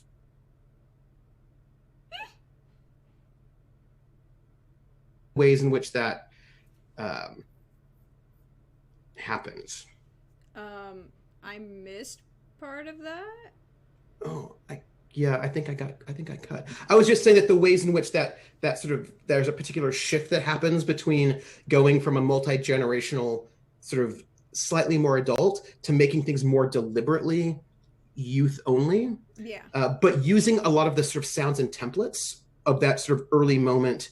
And the same thing happened with early doo-wop to later doo-wop. Like there are all these sort of moments where we sort of get this sort of slightly more adult thing that gets sort of, I don't want to say watered down, but sort of altered. Like you can see the line where they connect, but you can see the line. Yeah, the internet did a weird thing. We are not sure what it did. It fixed itself though, and like I didn't get any warning, so I'm thinking it just like Twitch did with something weird. Yeah, it's interesting when you look at how things are, covers or how things are done, and that can change a lot of things. Or times when you think like the covers, like sometimes covers that outsell the original. Yeah. Mm-hmm. And not just because of like target audience, but because of the little changes that they do. Yeah. Yeah. And I think a lot of it and some of it is like what you're used to and what you're buying and all of these things, but a lot of it is also sometimes there's something about the music that works better in a different tone, in a different phrase or a different thing. Or for that different moment. Do you know what I mean? Like I think about, so there's this big debate, which I'm not interested in. Well, I'm interested in it, but I'm not involved in it. You're interested in watching the debate from a distance. Yes. And occasionally eating popcorn, but you don't want to actually be engaged in the debate. Right, because I think the debate's silly, and that is which version is better, the Dolly Parton or the Whitney Houston version of "I Will Always Love You." And I was like, they're just doing different things. Like, I don't think that that's an interesting debate. Well, I think what's interesting is to see how they both are doing really interesting things, and like that's interesting to me, right? But like, I don't need to get into a fight about who's better. That's not interesting because they're just doing different things. It's fine, and they're like very different, and they're doing very different things, and they're very different stories, and like, and you sit there and you go, okay, there's a very different message in Whitney Houston's "I Will Always Love You" than in Dolly Parton's "I Will Always Love You," particularly when you take into the context of the film in which they're doing them in. And in The Bodyguard, he's leaving her. Yeah. And in Best Little Whorehouse, she's leaving him. Yeah. And I also, by the way, hashtag, if you have not seen that, go appreciate Best Little Whorehouse in Texas. Please do. Please do. Dolly Parton was kind of getting her Mae West on a little bit, and I appreciated that. A lot of her Mae West on. Yeah, yeah. And I appreciated that. Like that dress that she wears in just a little country place. When she's coming down the stairs. I was like, oh, Mae West. Also, if you've ever seen Mae West films, y'all need to watch some Mae West films. Yes, always. And telling people to go appreciate the Best Little Whorehouse in Texas is no, it's a musical. It is not against TOS. I'm just saying. I am referencing a musical that existed, that has a film, and okay, it's... Oh, also, by the way, if you want to know how Mae West... always watch Dolly Parton. Also, oh, speaking of always watching Dolly Parton, because, yay, if you don't know, Dolly Parton won her lawsuit against a bunch of people and the record companies, and now a whole bunch of, like, this was a couple months ago, and a whole bunch of her, deals, which part of Texas is it in? I mean, it's set in a little town outside of Austin. It's a thing. It's literally about a little old country place that's, just a quiet little old country place. And nothing dirty's going on. Nope. At all. But so Dolly won her lawsuit against a bunch of record companies, and now a lot of her music is available to stream on Spotify. Yay. So when this happened, I went through and was like, I can add so many more Dolly Parton songs to my playlists, which is great. And this is where I found out that Dolly Parton did a musical with Sylvester Stallone. Wait. Rhinestone? Yes. It is.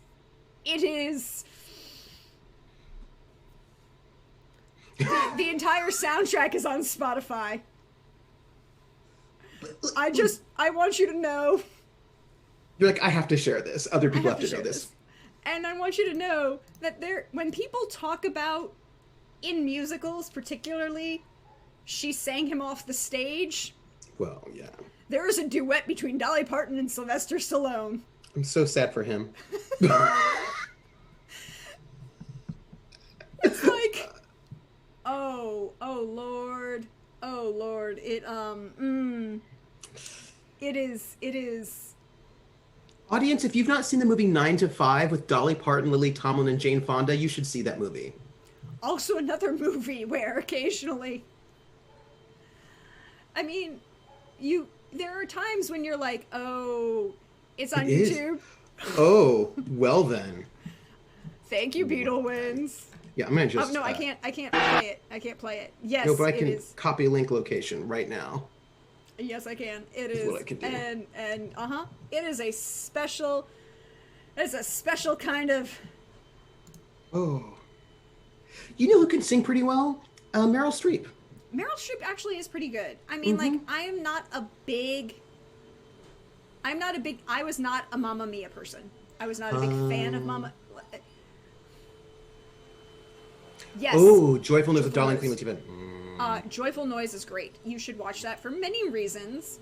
And yeah, that is a good one, Eva. Also, if you don't know about Dolly Parton's Netflix series, Heartstrings, which is just a bunch of, literally, it's an anthology series about many different stories tied to her songs, and you're just like, oh, this is good. Can I bring up something? It's a music thing, but it is related, sort of. You have to ask for permission in this channel? But I'm so No. excited. Okay, share it. Okay. So, side note, you know how like I have a lot of books that I would like to write. I don't have time to write them all now, and I have one that's way on the back burner, like not at all to do a thing right now. And it is about, I want to write a book on Olivia Newton-John. Yeah. Mm-hmm. Because there are a lot of like, she's done a lot of different things, and you could say a lot of different things about different phases in her life. And there are a lot of like, so like, for example, I really want to talk about her environmental activism and the ways in which when women musicians do activism, people tend to make fun of it. But when male musicians do activism, then it's activism is like, oh, it's so deep. And the fact that, like, for example, I talk about the fact that the activism that she did, which was about breast cancer and environmentalism and also like saving dolphins, is considered feminine activism and therefore not as valuable. So like there's a whole thing you could do on like the dolphin song and like acid rain and all that. But one of the chapters I would really like, one of the earlier chapters I would do, of course, would be the scandal of when she won the CMA award for best country woman, female vocalist, right? And this is when, because like her early career was country music, but it was in the 70s, and it was that moment where like country music was kind of, there was that whole kind of like softer country that was going on with like John Denver and her and a bunch of other people, Chris Christopherson. And so she wins this year. She's not there in person because she's on tour, but like this is the 1974. And so you're like, you know, she's got a bunch of songs at that point in time, right? So she wins, and she's up against like Loretta Lynn and Dolly Parton, a bunch of like classic country artists. And all these dudes got super angry that this foreigner who wasn't doing hard country won. And so people walked out in the middle of the ceremony, and they were really mad. And she was so hurt. She was like, I apologize. I'm so sorry. I will give the CMA award back if you really want. Like she was. And here's the thing. And I'm so excited that I got this. Dolly Parton's sister, Stella Parton, wrote a song for Olivia Newton-John called Ode to Olivia that basically said, if she's good enough to be all over our radio stations and making us lots of money, she's good enough to win the CMA award. It was basically standing in solidarity with Olivia Newton-John. And I got the 45 of that song, so I'm very excited. And like it was like really interesting to me the ways in which, like, when the country music industry gets upset about people, right? Like they got upset with Olivia Newton-John in a way that was also about her foreignness, right? They got upset with Garth Brooks when he did the Chris Gaines thing because they thought he was like cheating on them. Like it gets really weird sometimes. I mean, and like, yeah. Fleetwood Mac winning best metal album instead of Metallica. I mean, was that Fleetwood Mac? I thought that was Jethro Tull who won the first metal Grammy. Yeah, Jethro Tull I think does. Yeah. That's weird if Fleetwood Mac won Best Metal Album. That's weird. Like, That's Rumors weird. is a dope album. It's great. It's not a metal album, though. It's not a metal album. It's not a metal album. I Yeah. mean, like, hashtag goals is to be Stevie Nicks and, like, find out that your significant other is cheating on you and write an entire album where you get to bitch slap him and he has to record it with you. Yes. Those are goals. But then again, I also... But like, less cocaine. But less cocaine. But so like she's goals, other person whose goals is Madeleine Albright, who, if you do not know, I was very sad when I learned in my early like elementary. I was very lucky. So my dad's last duty station in the Coast Guard was as the U.S. Coast Guard liaison to the U.S. mission to the UN. Okay, really long fancy title, which basically meant he got to be the UN. He was basically working at the UN, at the U.S. mission to the UN, under Madeleine Albright, and she was such a personality and a wonderful person for someone, you know, for a young girl to meet in like elementary, you know. That's so cool. 4th, 5th, and 6th grade, right? Very much a shaping of me, and she but I was very upset when I realized she could never become president because she was not born in the United States, and she was born Czechoslovakia. She was born in Czechoslovakia. It was one country when she was born there, unfortunately. And then she comes here. But the best story about her is when she's married, she finds out that her husband is cheating on her with his secretary, just being a stereotype in the 60s. He divorces her and then sues him for all of the money that she would need to go to Georgetown to become a lawyer. And then just goes, and now she becomes, you know, a major State Department member, goes on to become Secretary of State, and you're like, hi, this is, you know that old adage, the best revenge is living well? Yep. This is the best revenge. Beetle wins. There's something really interesting. There was a great, so first off, I have to sort of historically contextualize your comment about I love all music except for country. And I want you to know that that is what people say now. Yes. In the 80s and early 90s, that's not what people said. What they said was, I like all music except country, metal, and rap. We have dropped metal and rap from that comment, but there was a time that that's what they would say. They would say, oh, I like all music, but not country, metal, and rap. And now it's just, I like all music, but country.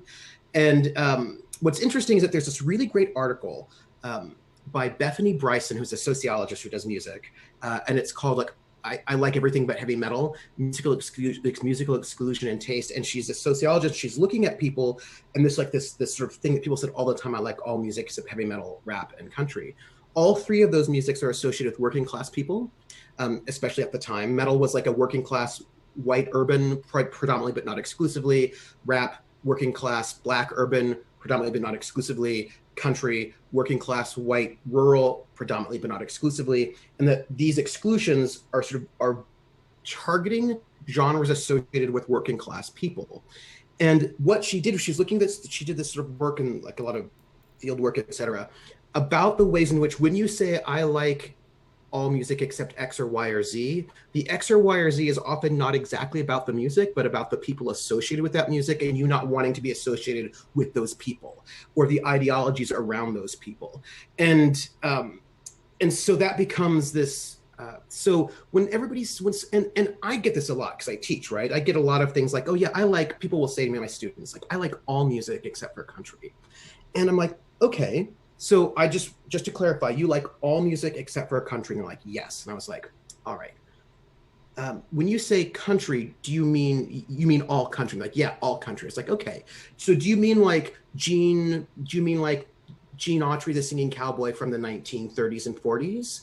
They're like, oh, I don't know that. I was like, do you mean Patsy Cline from the early 60s? Oh, I don't know that. I was like, okay, so what country do you know? Like, what do you mean by country? And they're like, oh, and I was like, okay, because all my students are like progressive liberals, so that's why they say that. And I was like, okay, do you like the soundtrack to Oh Brother, Where Art Thou? And like, oh yeah. I was like, okay, that's country. Like, no, it's different. I was like, right, it's different because you think it's progressive, and that's why you think you can like it. So this is not exactly like, do you like Southern rock? Oh, so you like a lot of things that are. Do you like folk music? Oh yeah, folk music. I was like, okay, interesting. So this folk song is also a country song and also a blues song. So you like it when Pete Seeger sings it, but you don't like it when like this one country artist sings. They're like, oh yeah. And I was like, So let's just note that there's a super inconsistency going on that seems not to be about the music. And also when you say you like all music except for country, do you like tube and throat singing? I'm like, oh, I don't know. I was like, do you like Finnish death metal? And they're like, well, I don't. I was like, okay, well, do you like, and like, so like, there's a lot of music they don't like, but they don't say that. And I always tell them, I said, you know, many of my students don't like classical music when I'm teaching the history of rock and roll, but never once has anyone ever said when I ask in a classroom, I like all music but classical music. Why do you think that is? Why is it, do you think that people who don't like classical music don't tell me, a music professor, in a classroom that they don't like classical music? Because people will think if they say that, it makes them look stupid. So that's not what they say. So like really trying to get them to understand that these declarations of taste are not exactly about your taste, but also about how you want to frame yourself towards other people. And that becomes really important. So then maybe we can like lay off on the I like all music, but country, because that is kind of sketch. I mean, yes. Also, talking about what you were talking about covers as folk versus country versus whatever. I just remembered that one of the songs that I learned that I have decided I like better is the country cover of is I like Garth Brooks' Shameless better than Billy Joel's Shameless. Oh, me too. So good. Garth Brooks' Shameless, I think, is super epic. I think it works so well. It works like so well, and just and like even really Billy Joel's like, yeah, it's a great cover. I really like it. I listen to it. I mean, don't get me wrong. I am an Italian who lives in the tri-state area. Billy Joel is just, there is no bad Billy Joel. There's just Billy Joel you like less. Yeah. It's like Tony Bennett.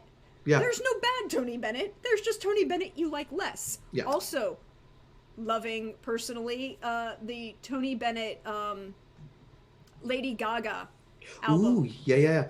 Tony Bennett's so interesting. Can I here's my opinion, personal opinion. Yep. I feel like, and this is like no shade, but like I grew up with a lot of, my dad's Italian, right? Of a certain age, of a certain place, right? So I grew up with a lot of Frank Sinatra in my household. A lot of Frank Sinatra. I can sing you a bunch of Frank Sinatra songs. Frank Sinatra is not considered music. It's considered cultural edification, and we all have to respect the chairman at some point in our lives. Yes. Not everything he sings, but we respect him. But that said, I feel like Tony Bennett is underappreciated compared to Frank Sinatra, and that's, I feel like, is a bit of a bummer. And I think part of that is actually that Tony is like 7 years younger. Yeah. Tony Bennett was 7, or is it 10? I mean, he was significantly younger, so maybe like 10 years.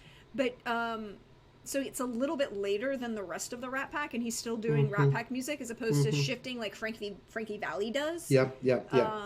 To other more popular styles. But please, yes, Tony Bennett should be appreciated. Frank needs to be appreciated. I'm assuming we all can appreciate Dino, except for that one song that makes all Italian Americans just scream in frustration and want to run away. That's Amore? See? I didn't even have to say anything. Because I like Disturbed Sound of Silence. I enjoy that one too. I like Disturbed Sound of Silence. I have to say it's not my preferred. I think it's because I think there's just not the arrangement on Simon and Garfunkel's Sound of Silence allows for more. I think it's one of those that's more art for me because that silence just stretches in places and kind of feels like the Sound of Silence. Ooh, little detail. Do you know that the version that the Sound of Silence is not the original? Oh yeah. Yeah, so if audience, if you don't know this, Simon and Garfunkel made this album, which included The Sound of Silence, and then they broke up because the album wasn't going anywhere, and they were just like, well, and then like one of them was in England doing musical theater. They're like sort of spread apart, and this guy basically remixed The Sound of Silence to make it sound more like folk rock, which was becoming a thing with the Byrds and whatever, and so like basically remix it and add in drums and these other things, and then it changes some of the guitar parts. Comes out, becomes this huge hit. Then Simon and Garfunkel are like, oh, well, I suppose we better get back together. And the rest is history. I don't know that, like, I appreciate the art that the two of them create together, but I don't know that it wouldn't, I mean, like, I may have missed the art, but at the same time, the two guys can't stand each other for a reason. Yeah. And I think part of that is Paul Simon. Yeah, and also Beatlewins, you don't have demons because of Limp Bizkit. They're no demons. I mean, you don't have demons because of Limp Bizkit, but there might be demons. I am not, ruling out the existence of theological demons just that's fair. Because of they might exist in other reasons. I'm just not going to assume that you have them, Beatlewins. That's all. Yes, that's true. But I also was thinking about covers. Like one of the things about covers, I think, are interesting in how they can change meaning, right? Because I always think about that thing they say that like 10% of communication are the specific words you say, and like all the rest are things like tone and facial expression and context and all of that. And I think that about covers, right? That a cover can change something quite interestingly based on all of those contextual moments. And I love thinking about what happened with Aretha Franklin when she takes Otis Redding's Respect and then she sings it. Mm-hmm. Because when he sings it, it's a song about a guy that demands respect from his wife when he gets home. And you're like, well, because he's like, I make all the money, and so you should respect me when I get home. And I was like, yeah, okay, well, that's interesting. And then when she sings, you're like, oh, no, wait. Like, when he sings it, you're like, well, it's kind of creepy. You know what I mean? Like, I mean, like, the Birds made an entire career out of recontextualizing Dylan. This is very true. Yeah. Two of my favorite covers that do this, and you see this and it changes everything, is Johnny Cash's Hurt. Oh, yeah, that's really good. Which, honestly, at the end of the day, I think is a better version of the song than Nine Inch Nails. It just... Also, it's the last album, and he's dying, and it's all these other things. And then you have the transition for oh god, where is it? Hold on, I know where. Trent Reznor agrees. It's true. Yeah, Trent Reznor agrees. Basically, when Trent Reznor, different facets of the same gemstone. Yeah. Yeah. Wait, it's Me and Bobby McGee. Ooh. With Janis Joplin. Yeah. Changes that song so fundamentally from what it was to what it becomes. Yeah. Also, another one, as much as another one that changes the song fundamentally and you don't realize is a cover ever. 90% of the world doesn't know it's a cover. Proud Mary. Oh, yeah. Yeah, I teach both of those songs. I teach both versions when in class, because I was like, you need to sort of think about what are, like, because I was like, so Creedence Clearwater Revival, where are they from? And everyone's like, oh, they're from like Louisiana. This stuff's like, no, they're from Berkeley, California. So let's talk about what these Berkeley, California kids are doing when they're imagining this sort of fantasy of the South. And like,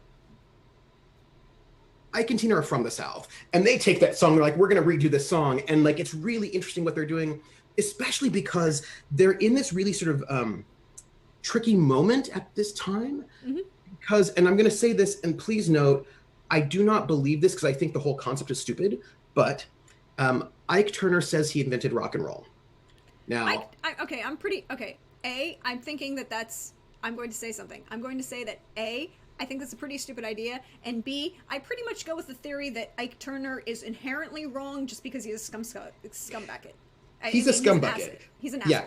Yes. Excuse my language. I don't think that anyone can invent rock and roll. I think that's silly. I don't think genres are invented that way. However, he does have a good case if you want to follow the logic that people who think these ways follow. And that is, people will say there's an argument that the very first rock and roll song is Rocket 88 by Jackie Brenston and his Delta Cats, because it's the first song that has just sort of guitar. It's guitar driven. It's about a car, blah, blah, blah. There's a lot of reasons why people will say this is the first rock and roll song. Again, I think that's dumb because there are things that sound like that like years earlier, but whatever. Jackie Brenston, the Delta Cats, is actually Ike Turner in the Rhythm Kings. It's just that they renamed the band without his permission. And so if one thinks that's the first rock and roll song, which I don't, but many people do, then yes, he invented rock and roll, blah, blah, blah. Anyway, the point is that, so here's this group that's like really foundational to a lot of early rock and roll, really important to like the Rolling Stones and all these British bands, but everybody is listening to the British bands and not them.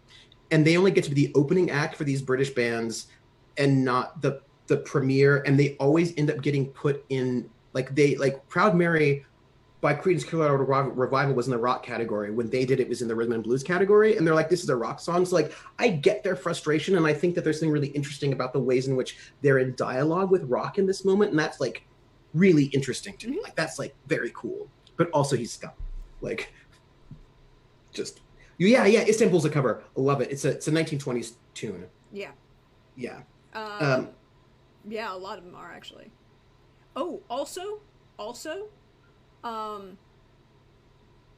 no, I'm so sorry, Argabaisher. Can I want to hear it?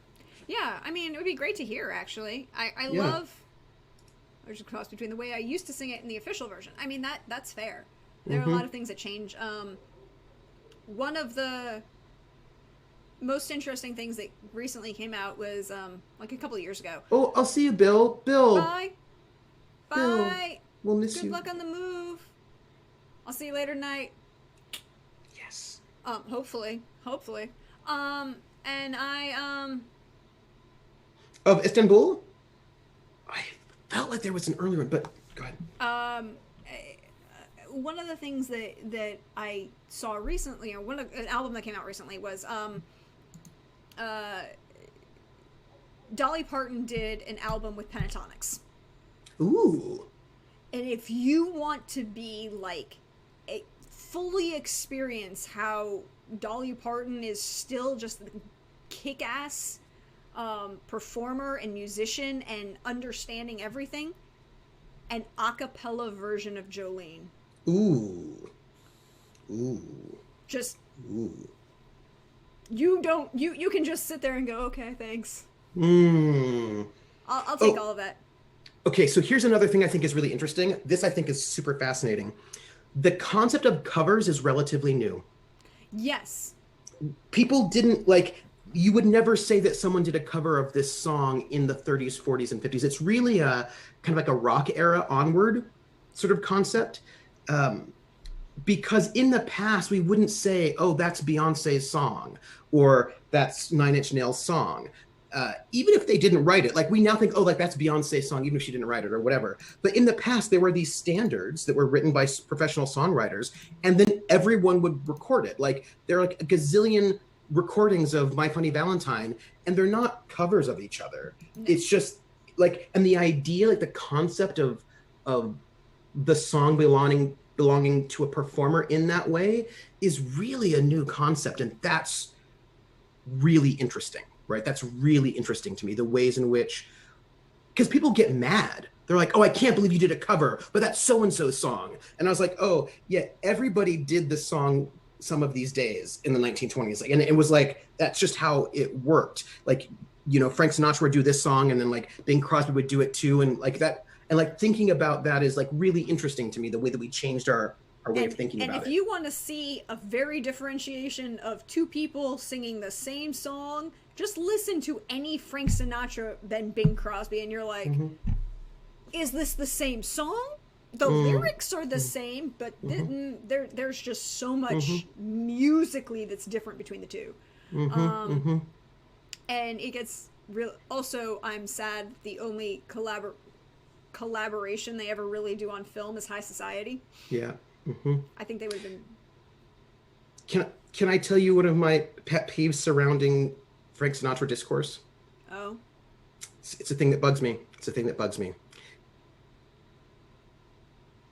And Frank Sinatra falls into it. I'm sorry, yeah. You cut out for a second. Oh, I'm sorry. So there's a larger pattern, and Frank Sinatra falls into this pattern, and it really ticks me off.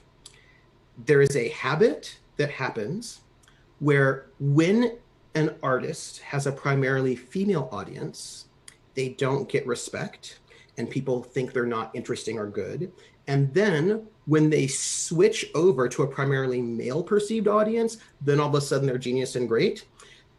And it happens with Sinatra, his early Columbia years, people are like, oh, well, he wasn't really good then when he had a female audience. And then when he sort of ditches that female audience to move to the Capitol years, then everybody thinks he's really great. Happens with the Beatles, happens with Elvis in reverse timeline. It happens so often that when you have a perceived female audience, people don't think your art is good or that you're interesting in the minute that you ditch it. And I remember with sort of in a modern moment with NSYNC, I was like, okay, so they have a predominantly female audience. Nobody thinks they're good. And I was like, okay, Justin Timberlake wants to get cred. So what does he do? He has to sort of shore up his masculinity. It's always about sort of moving away. And it's almost always about moving away from a soft femininity, a femininity that is a softer masculinity, moving from a softer masculinity to a harder masculinity is often happening as well. Frank Sinatra in the Columbia years sings with a much higher voice. He has a much sweeter sound, it's a much higher voice. And then when he moves to the Capitol years, he's sort of deeper and it's sort of a different, less legato. He moves to a different sort of sound. Same thing with the Beatles. And like, I was like, okay, what's Justin Timberlake going to do? I was like, oh, he goes to hip hop. He starts hanging out with hip hop dudes. So it's like, sort of like, go for a slightly harder masculinity and like whatever. And like, it happens over and over and over again that in order to sort of be considered like a serious artist, you have to ditch your female audience, and it bugs. And like, this is not about Sinatra himself. It's about the sort of larger. Larger thing. I have a question though about Sinatra. Yeah. Is that a female to male, or is that an Italian to white? It's both. It's both. Right. Because it's like, you look at early Sinatra and he sounds like Jerry Vale. Yes, he does. Yeah. Excuse me, Jerry Vale. It's both. Like it's both of those things together. You see a lot more like early Frank is everything we get. Oh, thank you, Origami Shuriken. I will have to add that to my not to play right now. Me too. Copy link location. Add to tab.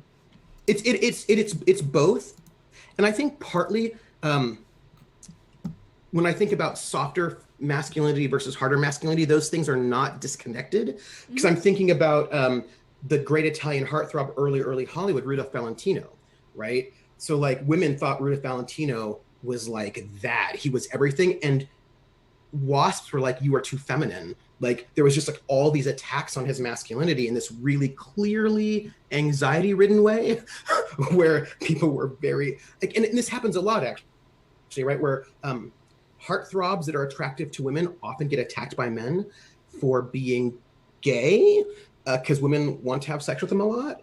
Weird, or somehow not really manly, and that like this like, so like there's like a like this shift happens so often, and this is not Frank Sinatra's fault, you know what I mean? But like, it's irritating that like this discourse is happening around Frank Sinatra and also the Beatles. Like, you hear like, oh yeah, early Beatles suck, but later Beatles are so deep. I was like, you know what? That's not fair. Like, I'm sorry, there's no depth in I Am the Walrus. It is literally John Lennon trying to prove that his audience will buy anything. And if you're trying to ascribe any depth to I Am the Walrus, I have some more things for you to smoke. And also, the early Beatles is really interesting, right? Yes. Because I think that people forget that, like, one of the things I think is really fascinating is that, like, the Beatles are working class Liverpudlians. Liverpool's a hard city, and they were like poor, and they're playing the Cavern Club, which is like this really dingy working class club that is like in a basement. Like, it's so hot that like sweat's on the walls. There are regular fistfights in this club. And what all the people who are like out of work and angry and full of this stuff, they want to listen to I Want to Hold Your Hand. So we can't just think of I Want to Hold Your Hand as like some kind of like a fluffy song that means nothing. It was like, well, because clearly there's something really important about the early Beatles in the context of like really angry working class people. Really angry working class Irishmen in England. Yeah. That's right. That's right. Irishmen in England in the 50s and 60s. Who were treated very poorly.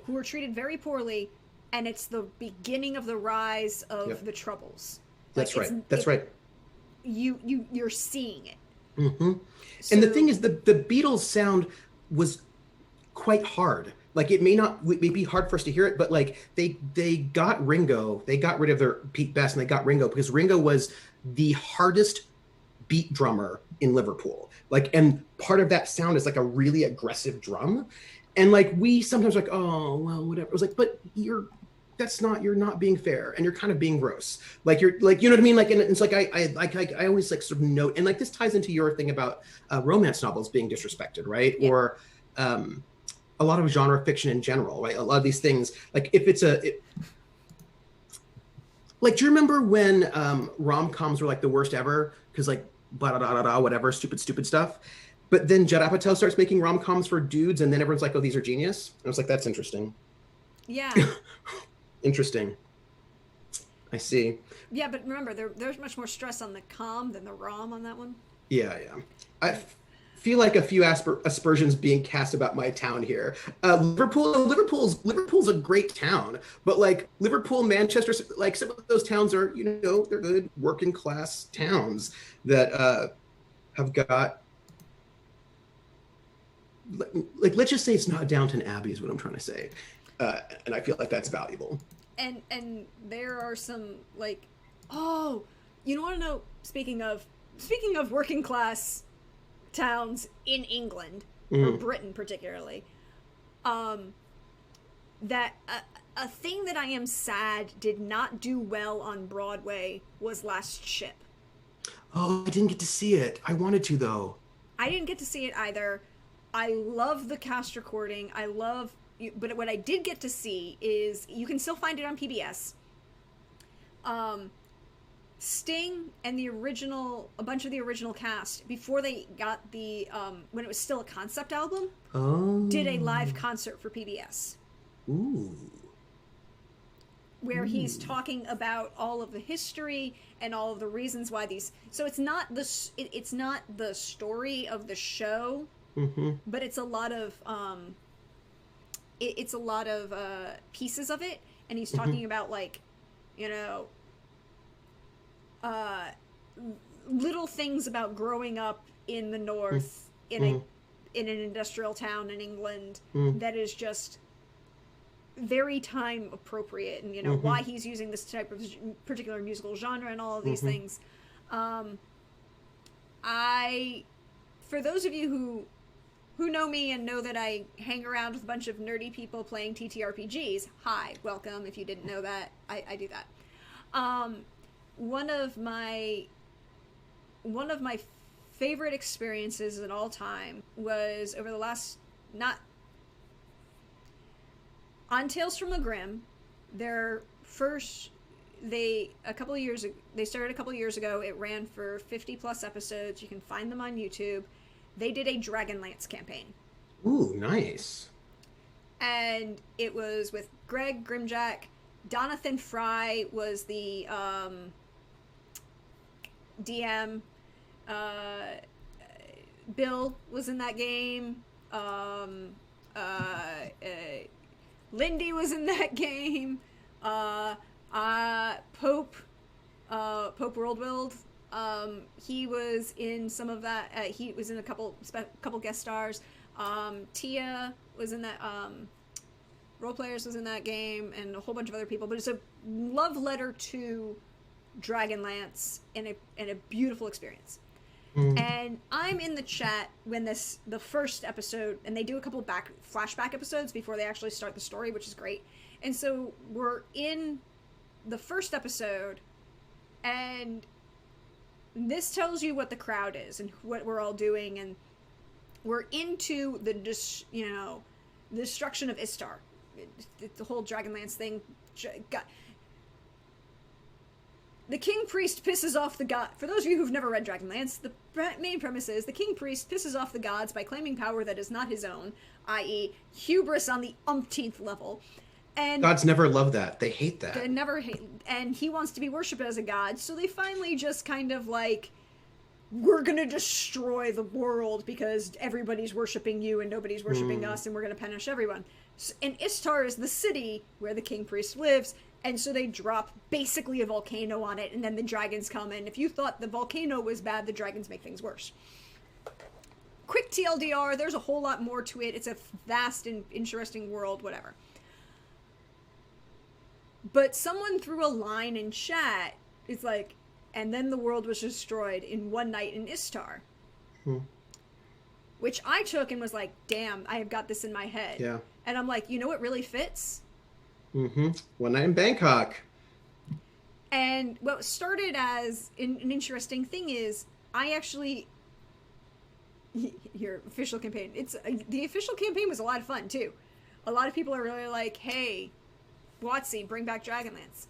I ended up writing a filk to One Night in Bangkok for One Night in Istar. So cool.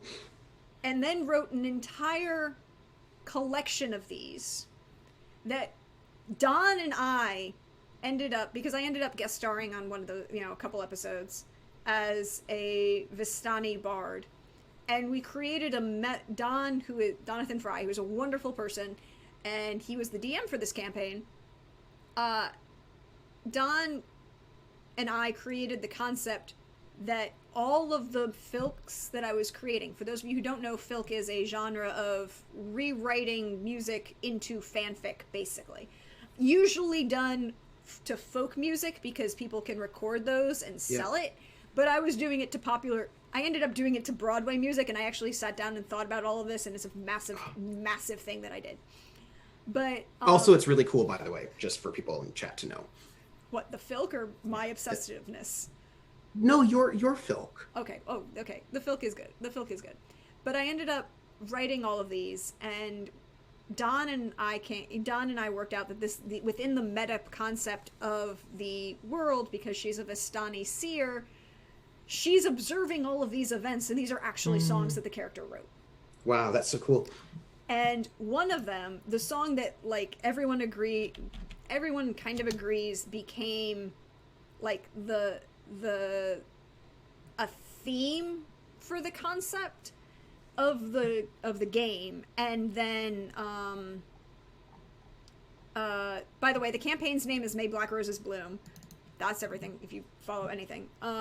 And the one that became the theme for the game, I based off of one of the songs from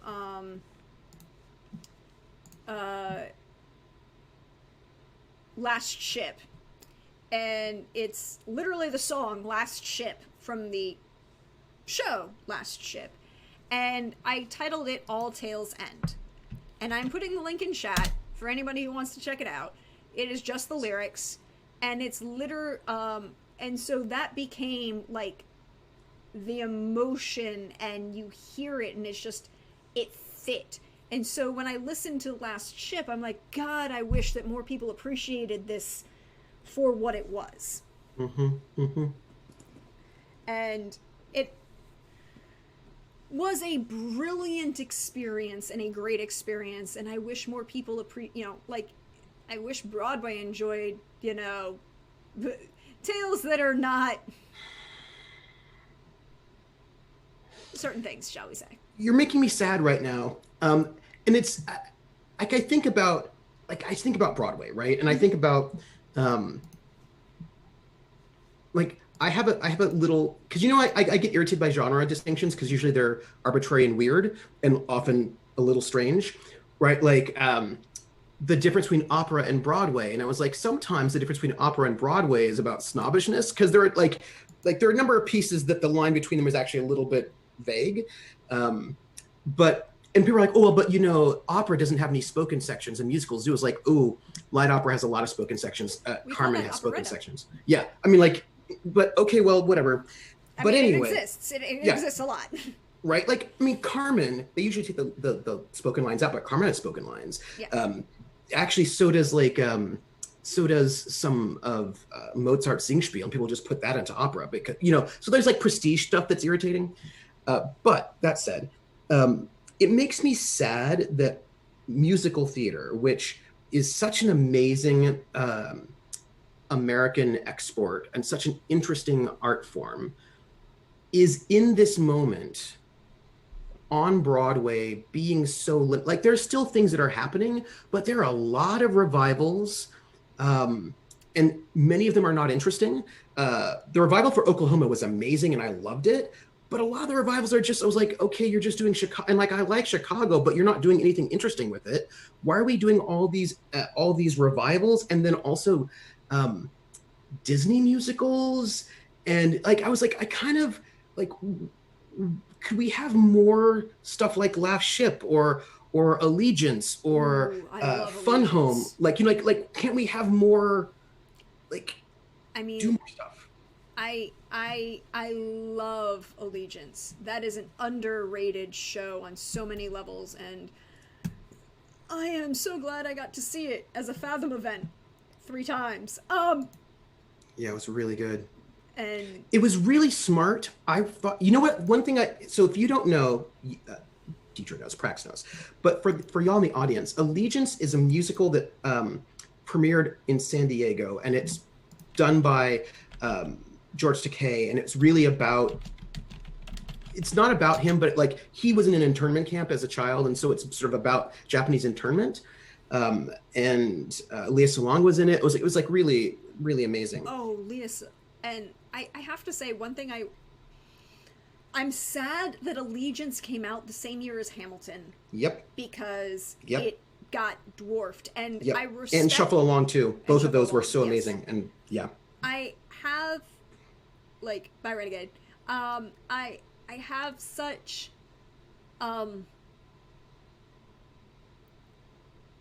it also is intriguing to me. Like, I respect Lin-Manuel Miranda because he did do a lot to try and get people to also see Allegiance and, like, encouraged that. So you're working within the company, and encouraging everyone else. So it wasn't him. It was just the way audiences and critics and everyone else responded to it and all of these things. But a lot of my critique with Hamilton has to do with that, right? Like there are a lot of times there are things, sometimes the thing itself is not sort of irritating for me, but like the discourse around the thing becomes very irritating for me. And like those are different things for me, right? But it also intrigues me that the show, and they're both shows with a predominantly non-white cast. Both shows about difficult time periods in American history. Both shows with brilliant musical choices and very minimalist sets. It intrigues me that the show that everyone grabbed onto and decided was the best thing in the world is the show that focused on a male figure, and the show that got kind of pushed to the side was the one where the woman is the main character. I'm sorry, Leah Salonga is the main character in that show. Totally. And I'm going to say the same thing with Shuffle Along. That's another one, right? There's Audra McDonald as the central lead. And Shuffle Along and Allegiance are both really amazing. Also, here's what I'm going to say. This is going to be my thesis on this one. I think it's not coincidental that it was Hamilton and not Shuffle Along or Allegiance, or Hamilton not Versus in the Heights as well, in that I think that ultimately Hamilton is not as challenging as a story. I think it's just basically not as challenging. You can kind of feel good at the end. Like there's a weird positive. Yeah, it's like a weird positive, like he dies, so it's tragic, but it's a tragedy in a way that makes you feel good. But also like there's like redemption, like there's a whole thing. And but also, I think it's just, I will acknowledge the fact that you do give Eliza the last lines of the show. Yeah, but her last lines are all about how like I'm dedicating myself, my life to you. And I was like, I found that a little bit irritating. I mean, that's what she did. I know. It is irritating, but it is what she did. Yes, I know. And I know. She created the foster care. She allowed for an existence of a foster care system and the first orphanage in the United States. I would have liked a little bit more of that, but there's just I feel like she could have gotten a little bit more of her due. Is what I would say. You know what I mean? Because she was a very interesting person on her own, and I would have liked a little bit more of that. But the thing about Shuffle Along and Allegiance is that they are not feel good in that way. Yeah, like they don't let you have an out. I mean, Allegiance is amazing in how it doesn't give you an out. It doesn't let you feel good about Japanese internment, like at all. Like when they finally they're like the final sequence where they're let free, and then they bomb Hiroshima. It's just like. And then the ending when he comes back. I mean, there's the small actual end of the play, uplifting because there's the family. No, it's not because she's dead, but it's the possibility of I'm going to bond with my niece, kind of. Yeah. But it's still But it's framed as his failure, it's framed as his And Shuffle Along is all about, really, in some ways, about how these people who are so important to the foundation of Broadway are forgotten, and they still are. They both of them are sort of indictments a little bit of our systems, and they both make really interesting. One of the things I love about Allegiance is that Allegiance, unlike many other musicals right now, doesn't have a breakout hit pop song, because that's not what they were doing. You know what I mean? They were giving you a much more complicated score, where a lot of things that would seem like a pop song kind of end early, and there's a lot of sort of Japanese musical influence in there that doesn't give you what you might want from your jukebox musical, and I really appreciated that about it, but it also was more challenging, and yeah.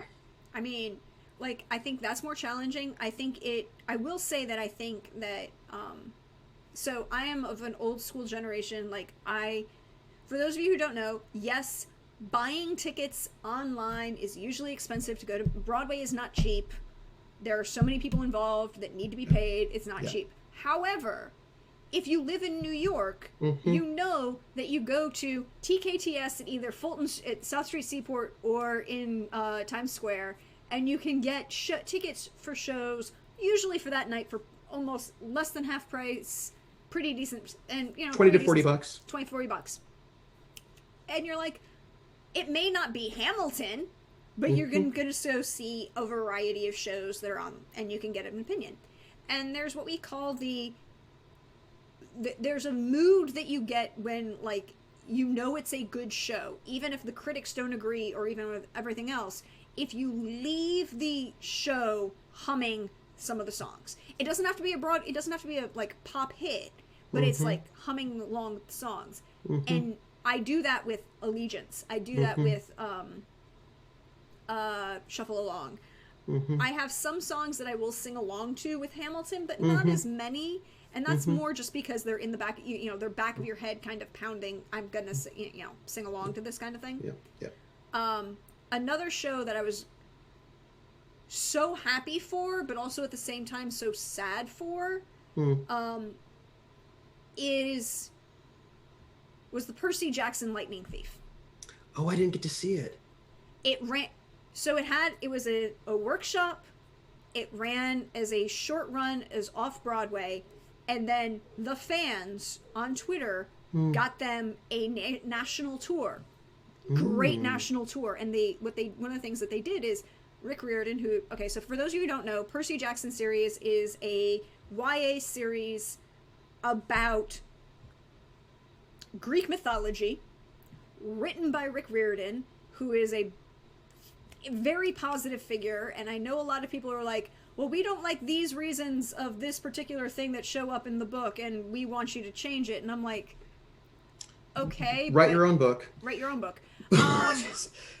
Write your own book. And I mean, they're like, well, why are you doing there's not this, and this. And I'm like, there are massive series, and he was focused on a particular thing, and he gets to a lot of these things that you're complaining about. They're not in the first series. They might be in the second or third.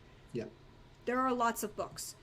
But he wrote these series because he has a PhD in classics, and taught at UT Austin. Oh, that's so cool. I didn't know that. And he wrote the series of books. He started writing Percy Jackson because his sons particularly, and he has sons, had severe, you can't just let someone like something you don't like. Yeah, you have to attack them immediately. Like, it's not like Rick Riordan put in massive amounts of representation all over the place, and he's nowhere near, he's not a J.K. Rowling in any way, shape, or form. But he started writing these books because his kids had severe dyslexia. Oh. And they couldn't read, like, the stories he was talking about for the mythology. So he creates a character who is a young boy in middle school who has severe dyslexia and is explaining why all of these things work. And one of the things he points out is, for a large number of people with dyslexia, Greek actually is easier to read. Because of the way the symbols are, and there are no similarity, like the symbols are very distinct, and it changes a lot of things. So it's a very good series. It's a brilliant series of YA novels. They tell a lot of the myths. They mess around with a lot of the myths. It's a lot of fun. They wrote a musical. It is a fun musical focused only on the first book. And I have to say, if you ever saw the Lightning Thief movie, please do not ever ascribe that to being what the books are about, because that, you know how you can say adaptation is bad? Well, it could be good. In this particular case, it was not. It was not. But the musical is really good. And what I loved is the audience who followed along with the national tour, who Rick Riordan encouraged, how they actually got everyone, a large number of people were like buying tickets for their friends for the national tour and helping people go. Got them a run at the Richard Rodgers Theater. Whoa. In Richard Rodgers? Like, It's one of the, I think it's the Richard no, it couldn't have been the Richard Rodgers because Hamilton's at the Richard Rodgers. Mm. But it's a major theater in, you know, it's like an actual named theater that everyone knows on 49th. And so they got a Broadway run. It was a limited run, December through, November through January. But one of the things that I felt so sorry for was that it is a YA show. They have, but it's also really good because they did a lot of outreach to get a lot of kids in. They were doing a lot of work with kids. But a lot of people struggle still to say that musical theater is for children. You know, why I'm not taking my kid to see whatever. Or they do the opposite and they think that it's only supposed to be, but that's often them misreading 50s musicals. Like they think that because it's the 50s, it's okay for kids. And I was like, ooh. Like, I'm sorry, there's a lot going on in, South Pacific that, it was not addressed at children. Yeah. But it is a brilliant show. It is also I also appreciate the technical ability in the show because they kept almost the entire cast from the tour run. They changed out one actor because he had prior commitments to a different show. He was switching to a different show. He would, whatever. Go get food. We'll be here probably. Yeah. We're not going anywhere. We're in a rush. We're here. So, but it is an 8-person cast. Ooh. Everybody except Percy plays multiple roles. Oh, that's so cool. And was produced and designed so it could be a touring company. So all of the cast are also doing like set work and stage work, moving things and all of these things. And they've got a lot, and so it works on a musical level. The music is good. The actors are really good. They did a lot of work on the story to actually tell the story correctly and make it work really well. And but it also, like I said, the stage craft itself was good. And the fact that I felt that it was really great that one of the things that when I finally got to see it, and I was like, I freely acknowledged that I told my parents, is like, my birthday's in November. The only thing I want for my birthday are tickets to the show. And they're like, okay, we'll go see it. Which was fine. We went to see it. I had a lot of fun. They had fun. It was great. But it was great to see a large number of children at this show. And more particularly, a large number of inner city urban children. Oh, that's cool. Of any race at this show. Because you could look at this show and go, I can do that in my school. Yeah. I don't need giant set pieces to show a tidal wave. I can just use, and this was one of the most brilliant things that they did. I'm going to have a tidal wave overflow the audience. I'm going to have the characters with 4 different leaf blowers with rolls of toilet paper in front of them to blow out over the audience. That's so cool. And you're like, this is not just, this is showing that musical theater in particular isn't just a upper class rich person's thing. You can do this in your school. You don't need to just be like, I mean, I was really lucky growing up in San Francisco because they had this program. I got to see, they had this program where they would invite middle school kids to the dress rehearsal of musicals, opera, and like symphony for free. So like that, like it was like a field trip thing. So I got to see Dreamgirls on tour. Ooh, that was good.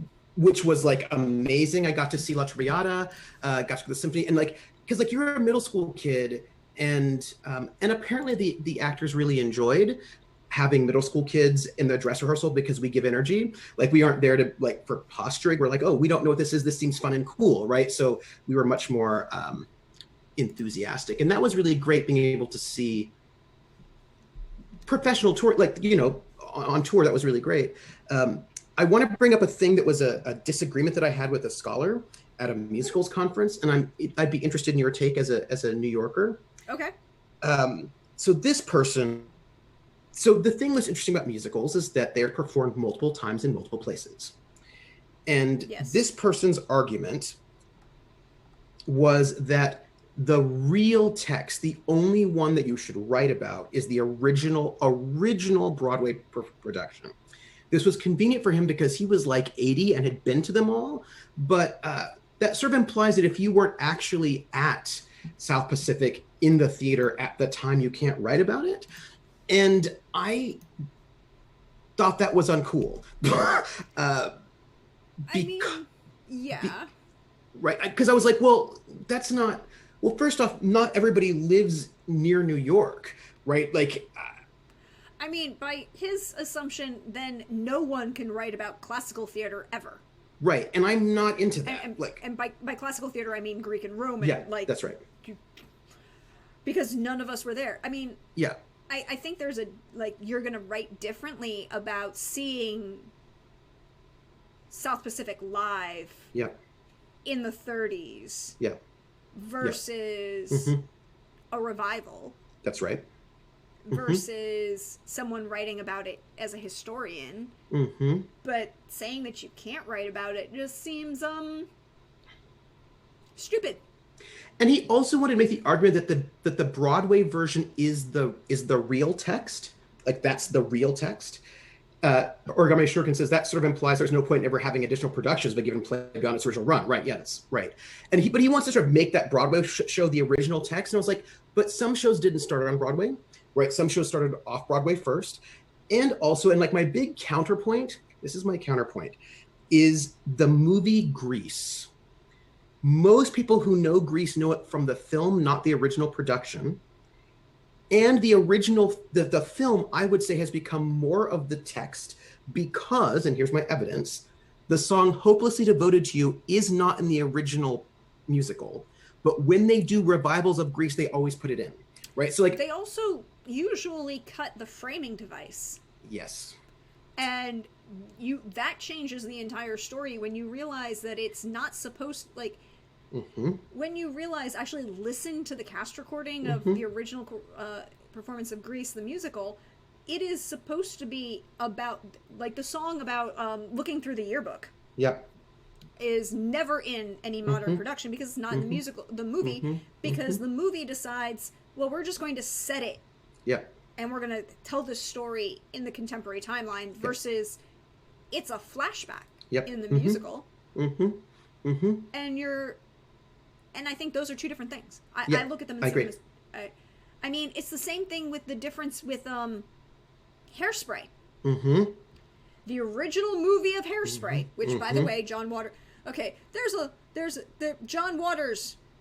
It has some very interesting things, but he's a very particular time, play in very particular place. He's also a weirdo, and that's interesting, right? Like, yes, we do not in any way, shape, or form reject his, have a problem with him being a weirdo. We just acknowledge that he is. Because he's basically a bit more challenging. His films are like the difference between Hairspray, the film, to the musical Hairspray, to the new film Hairspray, like, these are very different in tone. Tone and what's important and what the theme is. So, like, the theme of the new musical and film of Hairspray is all about the racism. But the original Hairspray, racism is there, but it's much more focused on the sexism. Yeah, that's right. Yes. And also, I'm kind of sad that we lost out on the Beehive Dynamite. Yes. Oh, Jormid says the notion of original text in itself is just so useless and harmful for theater space. Yeah, I agree. I think that when you're talking about live performances like that, I think the idea of an original text, even with Shakespeare did not have one original text. There are multiple folios there, and things were being improvised. Like, to sort of recognize that these things are sort of living and changing art forms is, I think, really important. I think that's really important. I mean, like, not even classical theater had there were multiple performances, multiple places. It changes different things. Modern performances of classical theater have vastly different stresses and different things, but they're still important. I think original text, there's something to be said to remembering that a lot of these texts are written in a specific context, and if you're choosing to make a change to it, you want to make sure that the change makes sense and doesn't like there's changing something because you think you need to contemporize something, and then there's I don't like this, so I'm going to change the story. And I have an I finally got to see because I live outside New York, I get Channel 13 as my PBS channel. And if you don't know what Channel 13 is, it is the New York City PBS, and we get things like great performances or live Broadway productions and all of these things that don't necessarily go to nationwide PBS. And one of the things that I got to see over the holiday was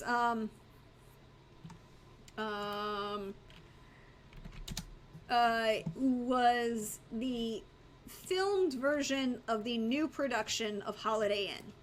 Okay. Now, I understand that they were going to take the blackface out of Holiday Inn. It doesn't age well, but at the same time, I recognize the only that there is an actual plot reason versus mocking or insulting people, or you know, the blackface that's in the original movie is there for a plot purpose and not just to be blackface, if that makes any sense. And I totally understand that it's not good, but at the same time, it's not as bad as other blackface may have been. Am I allowed to say that, Trooper? Like, that's complicated, right? Because I think it's one of those things where I'm going to just say "jein" to do that German, right? Where it may have had a purpose, but the way it's done is still pretty gross, right? Exactly. So like the way it's right. But I think that you could do it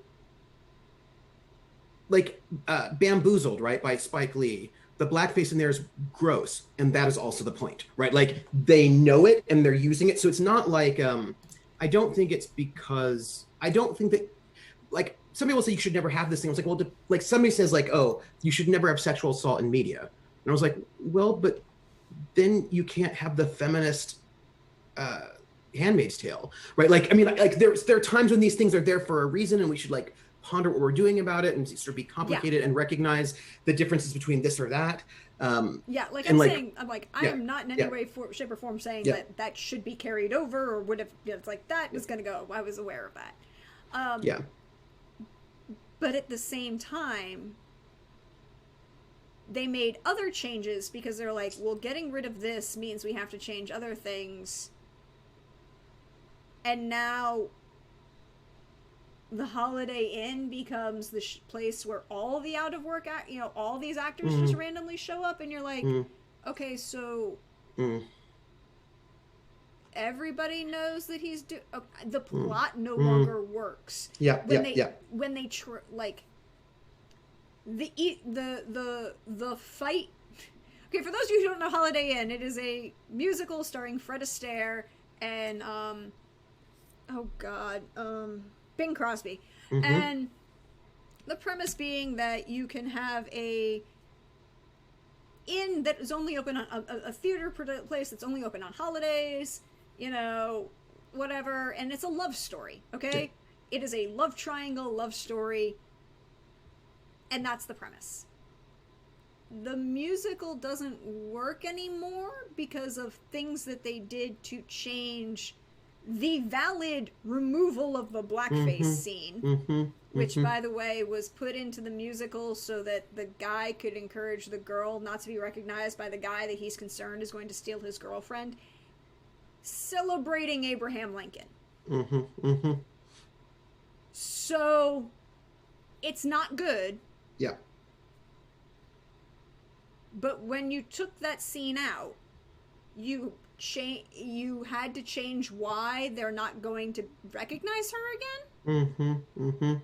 And they don't do it well. It doesn't work anymore plot wise. It's really tricky because I'm really okay with radical revisionism if it's interesting and done well. And I'm really interested with like doing I'm okay with weird avant-garde things or not. Like I'm open to a lot of things, but the question is, do you do it well? Do you know what I mean? Like, and does it work? And I'm okay with changing plots if it's interesting and done well, but then sometimes it doesn't work. And I was thinking about an example, and like maybe some things you just shouldn't do, right? Like, and unless you like, you can maybe surprise me, right? And I think an example of this would be the film The Women. Yeah, I don't think you can redo, like, I don't. And they did. And it was bad. And it was bad. And the thing about The Women, like there's like a plot point that doesn't work post 1970s feminism. And it's, I mean, there's a plot point that really doesn't work post 1950. Yeah. And like one of the things that's really, so if people don't know the movie The Women, it's a film that was made, there are no men on screen in this film at all. It was kind of like a feminist move, right? In the 40s, like this only women, the producers are not only women, but you know, we can talk about it. And it's this film where this woman, her husband is cheating on her with amazing Joan Crawford, and so she wants to divorce him, which is scandalous and whatnot. But because no fault divorce was not a thing yet until the 1970s, she had to go live in Reno. She had to go and live, like when people say like Vegas divorces, yeah, because you're going to Reno, and you had to, because what would happen is that Nevada was easier to get a divorce in Nevada. They weren't as strict. Like they would give it to you a little bit easier, but in order to get divorced in Reno, you had to be a Reno resident. So what they did was they created these ranches that women would go to and live in for like a month, and that would be enough time to get their residency in Reno, so they could then get divorced a little bit easier. So part of the point is that this main character moves to this ranch in Reno for a month or so she can get residency, so she can get divorced. And in this process, she's at this ranch, she meets all these women, and there's like this whole sort of like, you know, growth process and all of that. And in the end, she doesn't divorce her husband. They get back together, whatever. But I was like, how are you going to, like, and they made that new movie with Meg Ryan. I was like, how are you going to do that in the current day where you can just get divorced? Like, how is this whole plot point going to work? I don't know how you're going to make this film work. Like, and I don't. It doesn't. Like, that's the thing, is like the movie is contemporized, you know, the film is contemporized in a particular time period, in a particular place. Yeah. And attempting to, you can't bring it into a modern era. Because it doesn't make sense. I think a better take was the Kate Winslet, Mildred Pierce. Right, where they went back to the book to sort of bring in more to the book. They made it a miniseries and all that, and they just did it as a historical piece, is what they did. Right? They didn't make it contemporary. They did it as a historical piece, because a lot of those things just don't make sense if you try to port them to today. You have. Didn't exist. Okay, so Scabby Snack is, I knew that no fault divorce didn't exist lots of places, didn't know that people were moving to Reno. They probably bastardized a cultural marriage practice. Yeah. Don't mess with the automod. It's okay, I fixed it. But so the original Women is also, I think that was my other problem with the Meg Ryan version. They put him in the movie. Oh. So here's the thing, in the Women, and why I actually love that film and will watch it a lot. It's really interesting. It's a really interesting film. The main character's husband is never seen throughout the movie, even when we get to the end and they've reconciled and she's walking out of the last scene. But okay, when I tell you that this movie is phenomenal and says something about women, the last scene of this movie is in the women's restroom at a club. Okay? And the last shot of it is her walking out, and you know that she's seeing him and she's happy because her whole face lights up and the actress is brilliant. But it's from her perspective. You never see him. You know, does he even have lines that are read? No. He has no lines. Never. It's only about her and the other women, and then the fights that they're going through when and Rosalind Russell's in it. Sorry. Yeah, exactly. Rosalind Russell's in it. It's the dress. Like, that was the dress that made me like. I was like, the first time I saw it on AMC, I was like maybe 7 or 8, and I was like, I had to deep dive into. It's in 1939. What is that dress? Yeah, it's Norma Shear, Joan Crawford, and Rosalind Russell. Yeah. If you want a group of women who are over the top. Yeah, and amazing. And over the but also technically, like in terms of technical, there's a whole sequence in the middle of the film. It's a black and white film. It's from 1939. There's a whole sequence in the middle of the film where there's a fashion show that they go to, and they hand colored that whole sequence originally. So like you're watching this film that's in black and white, and this middle sequence of the fashion show is all in color because they hand colored it. Beautiful. Yeah, it's amazing.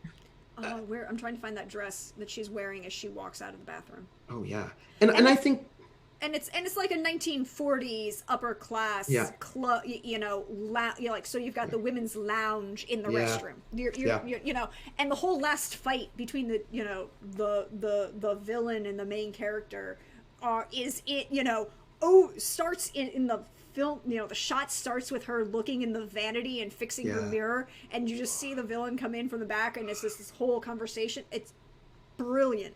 Sorry. And of course the villain is the working class striver. But I think that, for me, I think one of the differences is that I think that the women the original version likes women more than the redo, which I felt like didn't really like women that much. So, like, not only did many of the plot points not work if you transport it to a modern day, like, you just have to do a lot of changes, and you could just do a new thing. Do you know what I mean? Like, you could just do a new film. Here's my thing is, like, if you have to make so many changes that it's no longer the same film, that you're not recontextualizing it or rethinking about it, that you've actually changed the story, then you should be telling that other story. Because it might just be easier for you, right? Well, not just easier, but you want to. But I mean, like, then you. But okay, so here's the thing. Like, I think that the new Oklahoma was amazing. I loved it. Like, they totally They didn't change any lines except for like 1 or 2 words in "I'm just a girl who can't say no." Oklahoma, yeah. Yeah, Oklahoma. They changed some gender pronouns, and "I'm just a girl who can't say no," just to, right? But other than that, they didn't change any words. They just recontextualize it so massively that it becomes a completely different story through the same story. And that is really interesting, right? That like, okay, by just recontextualizing the ways in which this is performed, all of a sudden Oklahoma becomes like kind of like the actual like homesteading Oklahoma was kind of gross and complicated, right? And like a lot of Native Americans live in Oklahoma, like there's a lot going on in Oklahoma that like becomes not really framed in the musical, and they're able to reframe it in a way that becomes really cool, right? It feels like it's uncovering a story that was maybe always buried in there, like a kind of an excavation of a story. And I thought that was really great. I thought it was like really amazing. And I really appreciated that. And I'm happy with that sort of a thing, right? Like, some of it has to do with just the fact that they used basically a bluegrass band for their orchestra pit rather than like an orchestral thing, and their singing style is a little bit different. The casting was like, it was very cool. I mean, like, okay, I freely acknowledge that I didn't get to see it, so I only saw the clips that showed up at the Tonys, and the woman, the actress who plays the lead, who won the Tony and is performed from a wheelchair, is fabulous. But the only question I have, I didn't get an explanation for, because it's never, I never saw it addressed, and I just didn't see this, I didn't get a chance to see the show, was I read about the bluegrass thing, I read about the band, I'm like, does that mean they cut the ballet? No, they didn't. Okay. The ballet's amazing. The ballet is really interesting. All this talk about Oklahoma reminds me of the Watchmen series. I mean, yeah. No, they kept the ballet, and the ballet is, they have sort of music piped in. The ballet is totally different. and this is why I was telling somebody about like a reading of it that I have a reading of the way that they're doing it, that I was like, I think this is what's going on. And they're like, well, but I don't know. It's like, look at the ballet. So the ballet is just Laurie. It's not her and Curly and Judd. It's just Laurie. So it becomes really about her inner self and her growth in this really interesting way. And like, who is she in this space? Like, who does she want to be? What is her, like, it was very cool. I have to say that was very neat. I mean, it's, and full disclosure, like Oklahoma, I acknowledge my Rodgers and Hammerstein fangirlness. It's fine. I am also a student of musical theater and love looking at them, and I love looking at how far they tried to push things, both technically and then thematically, and like,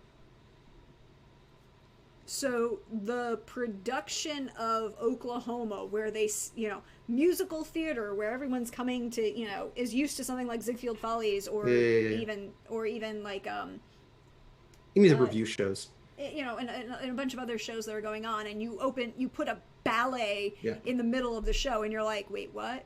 Yeah, it's beautiful. I also love the fact there's an all-black Oklahoma production, which looks like a critique of black minstrelsy. I mean,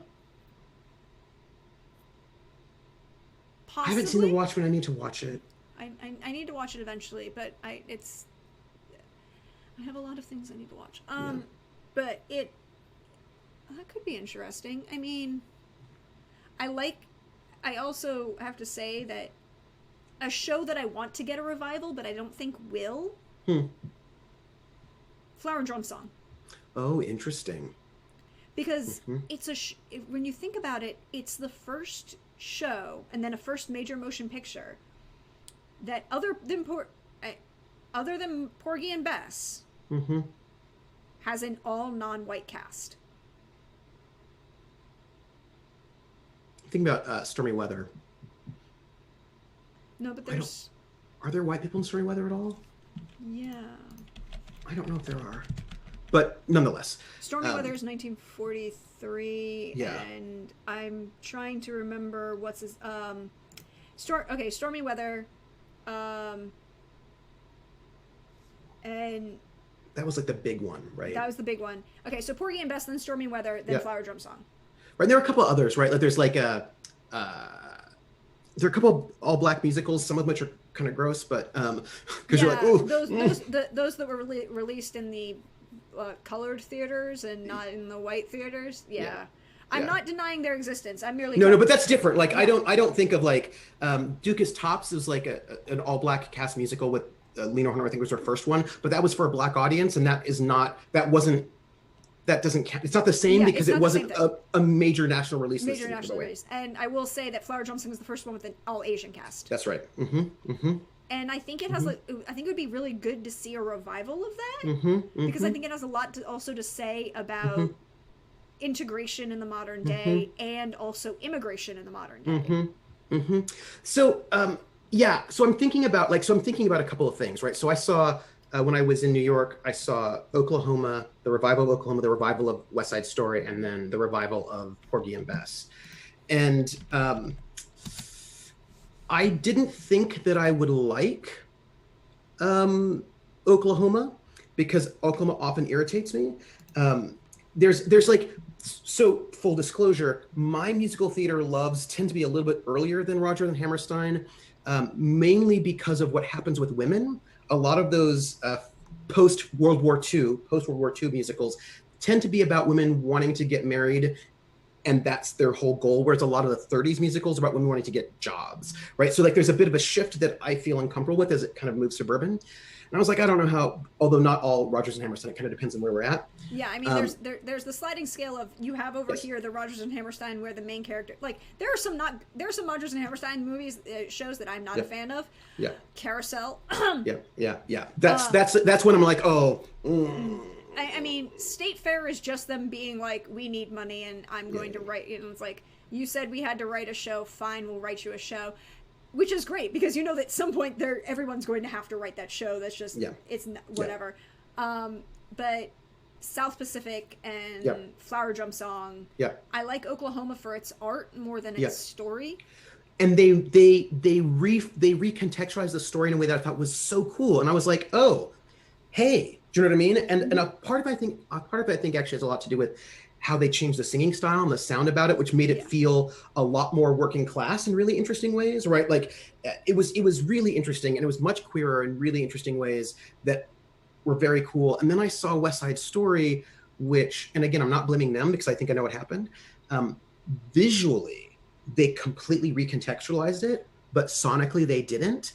So everybody looks really modern, and it's like modern sort of gang stuff, but then it sounds like it's from the 50s, and that just did not work very well. Yeah. Like because they didn't change the performance of the singing at all. I imagine they probably were not allowed to, right? And so that I'm pretty was, sure the Bernsteins would not let anybody touch that. yeah, so that was not as useful. And then Porgy and Bess, they just did it completely according to the original concept, and that did not work out very well. I was like, ooh, if you're going to redo Porgy and Bess, you got to do something about this. And it was like a lot. It was like, ooh, like they kept in. It was like they kept in a lot of sexism. They didn't do anything to make Bess. But like it just was not working for me. But the thing is, I don't think, but after I saw Oklahoma, I was like, you know what? I bet you could do Porgy and Bess in a really cool way. I bet you could if the estate of the Gershwins would let you, right? Like, and I think about, will the estates let you change things? Will they let you modify things? And I remember seeing a version of Taming of the Shrew. Like the versions of the Taming of the Shrew that I'd seen growing up, I didn't like because they were that kind of American romantic comedy, this is really great kind of a thing that I did not feel comfortable with, generally speaking. I mean, like the only earlier version of Taming of the Shrew that I liked, and you have to watch the whole thing to get there, is the one with Sophia, not Sophia Loren, with Elizabeth Taylor. Yes. Yeah. Because she plays they play the show 100% straight. Yeah. Until the last 2 seconds, where he's like, I'm winning, and then all the women just kind of fall in front of her and she disappears into the crowd, and it's like, wait, what? I won. And but it doesn't change any of the text. It's just a perfect film moment that changes the whole. Yeah. And I love that. Like and also, because the thing is, that's what actors do, right? Like actors are able to recontextualize just their tone. And what they did with this production that I saw was a Royal Shakespeare Company on tour. One, and this is really important, they used both framing scenes because the Taming of the Shrew is not actually happening. It is a play being put on to make fun of this person, right? Like this drunkard Christopher Shy. So it's not actually happening. It's a performance. That's important, right? That really changes a lot. But also, and this was really cool, the director happened to be reading up on brainwashing techniques. And what he realized was that the things that Petruchio does to Kate, remove her from her friends and family, so isolating her, not letting her sleep, not giving her food, those are the things you do to brainwash people. So what they did was they actually played it that way. They played it that he had brainwashed her in this process, and that when she comes back, she totally is in it. Like there's no like sarcasm, she's in it, but everybody else is like, what is going on? Like when she does the scene, like, put your foot in my hand, in the middle of her sister's wedding, everybody else is looking really uncomfortable. Like, what is happening? What are we seeing? And it was really good. Like it was really like, I really appreciated that. And I was like, oh, and that was just these sort of like, they didn't change the text at all. It was a performance choice. And I've seen some women do it sarcastically. I've seen some people do it as if it was actually, they were both in on it to get the money at the end. Like I've seen all these really different choices. And I like that. Like, I like that we can do that. And I wish that we had a bit more freedom to do that. So I went to Mills College, it's women's college, and they really wanted to do Glenn Ross, I think is one they wanted to do. Glenn Ross. I mean, like an all-women version of that, and Stoppard, and they're going to do some stuff with it, but Stoppard was like, no, there can be no gender changes. Like, he just refused to allow them to do that. And I wish that we would have a bit more space to do stuff with theater, especially considering how many plays don't have women in them at all, or just one. Yeah. I mean, here's a fun thing, and it's a show that I enjoy most of, or a musical, I should rephrase that, a musical I enjoy most of. Like, there are pieces I recognize are not good, but I can kind of, I'm like, it doesn't... But it's not, they're not bad enough to ruin the enjoyment of the overall thing. I mean, but I can understand where other people would be annoyed with it.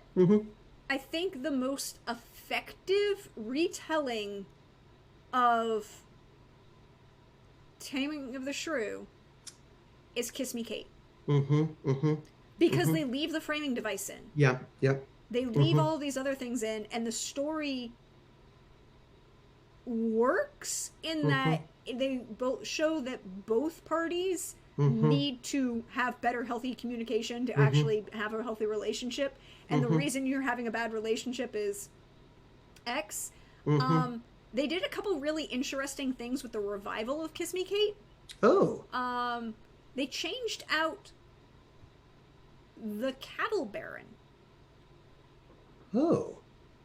and made him a general. Oh, that's interesting. It was very interesting, and they changed a bunch of little things as well. Also, they gave Too Darn Hot back to the stage crew. Oh, that's cool. Because in the original, it's for the stage crew to be outside. Yep. And in the musical, they give it to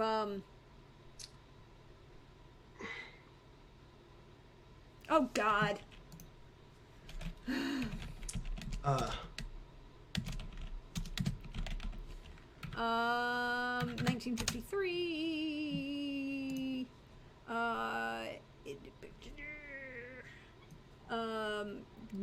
Not Ann Miller. They give it to Ann Miller. They give it to Ann Miller so that Ann Miller can have a sexy dance number and just show off because Ann Miller. Yeah. As opposed to, and it's a different number, but when they did the revival, they gave it back to the stage crew. Oh, good. And they set it, the movie in they set the show in the 40s. They were keeping it in the 40s, right? Yeah. So here's the interesting thing. Who are all the stage crew? Oh, do they have a bunch of people of color? The leads of the stage crew are all people of color, and so that's so cool. It is a blues black number that cool. just works on a fundamental level, and you're like, Cole Porter wrote it for this. Yeah. Cole Porter is super interesting, by the way. I think he's fascinating, Cole Porter. I think it's one of those. I think if Cole Porter was alive today, he'd be having a whole lot more fun than he did. Would be. It's true. He would be having so much fun, and B, I think a lot of musical theater would be very, like, with the amount of stuff that he got away with in the 30s and 40s, picture what he could do when nobody cared. Well, he had a black boyfriend, like this jazz musician black boyfriend. Like, he's very interesting. Oh, so here's the thing I want to say, and it's like it's a discourse that I think probably your chat probably knows about, and it irritates me on two different levels, and I would love your take on it. And it's around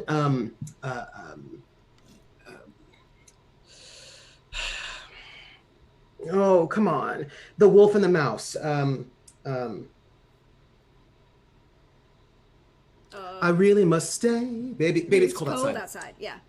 So the thing that bugs me about it is that people are like, this song is like super rapey.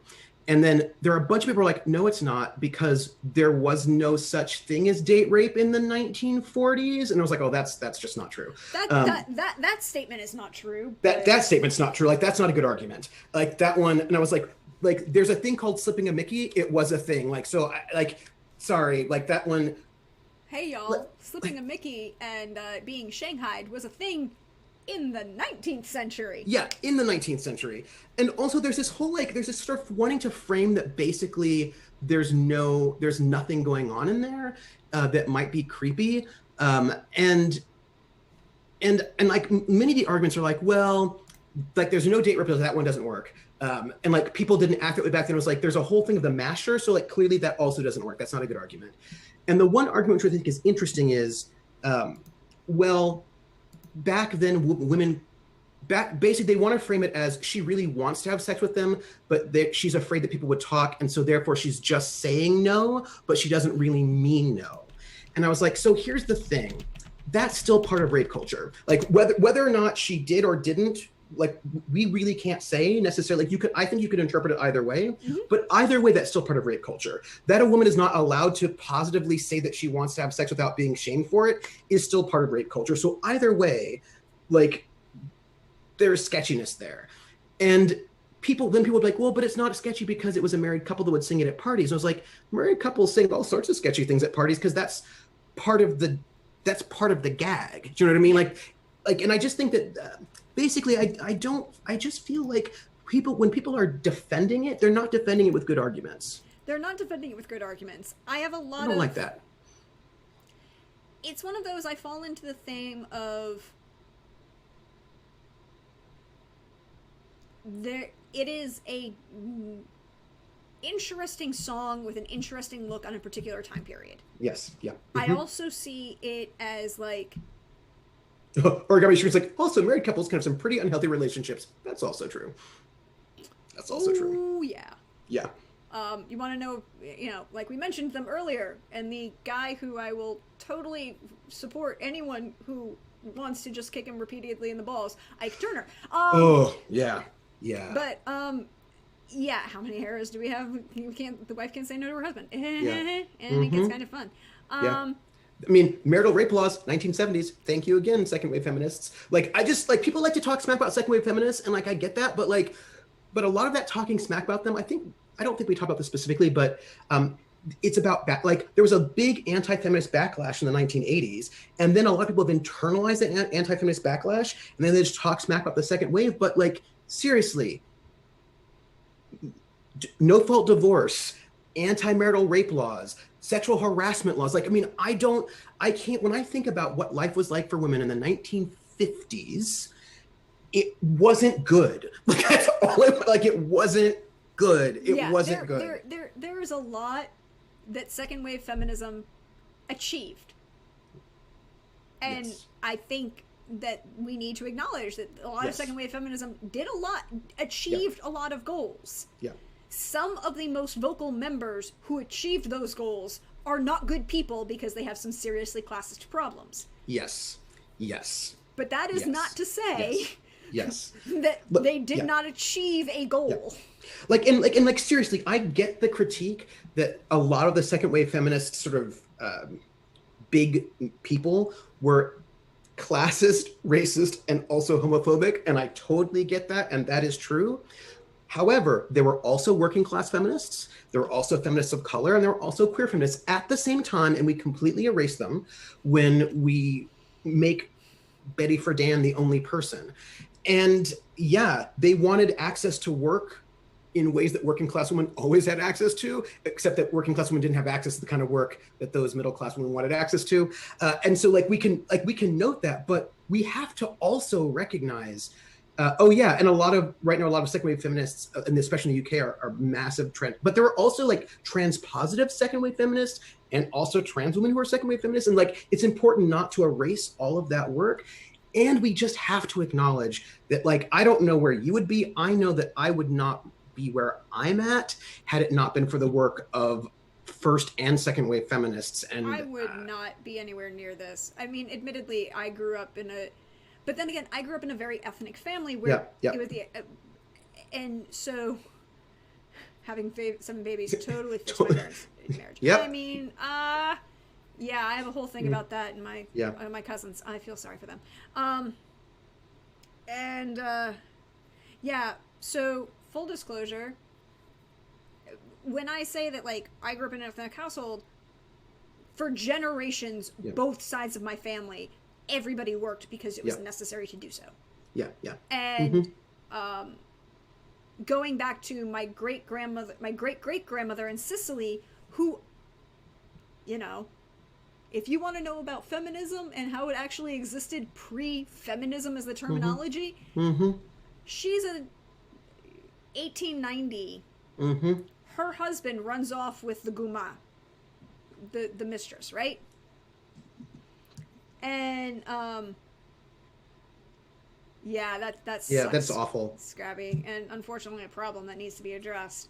This is part of how patriarchy works. Do you know what I mean? Like, patriarchy assumes that women are caregivers and men are not, and so therefore it's really hard for men to get custody of children if they want it, and they're often encouraged not to want it in the first place, right? Because that's not manly, like in that manly or whatever. Yes, it's so unhealthy for everybody. It's really unhealthy.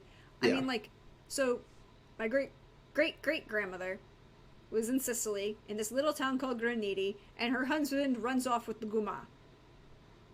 Okay, the mistress, which in Italy, you have to understand that, particularly earlier, the fact that your husband might have someone else on the side wasn't a surprise, mm-hmm. or even it would have been not socially accepted, but like. But there are lines of respect. There were lines, yeah. You were not giving that. Your wife had got all of your money first. You were not trying to show off your mistress in church. Mm-hmm. You would not be, unless your mistress died. You were not given. Those kids would not be touched or acknowledged. Mm-hmm. Your wife is separate than your mistress. Mm-hmm. There, it's a vast, and so yes, there's a lot of cultural things involved here, and a lot of very different things. So. Shameful thing, he runs off with the mistress. Yeah, exactly. It's a lot of very ethnic and very particularly ethnically Catholic things as well. Runs off with the mistress. So my great grandmother opens a weaving and dyeing and embroidery shop. We still have a number of her pieces. They're gorgeous. We're trying to figure out how we're going to get them preserved because they're textiles are pre-industrial. Well, not pre-industrial, but non-machine textiles. Yeah, ethnically Catholic. That's the term you need. Ethnically Catholic. And she is the first person who teaches my great-grandmother, always make sure you have your own money. Never put all of your own money in the same account. What will happen if he runs off on you? You're going to need to be you need to have self-respect. And there's a reason you have a cast iron skillet in your kitchen. Because if he ever tries to hit you, you just pick that thing up off the stove and whack him upside the head. I mean, yes, things were horrible for and a very long time. And second wave feminine does a lot of things to get that, to address that.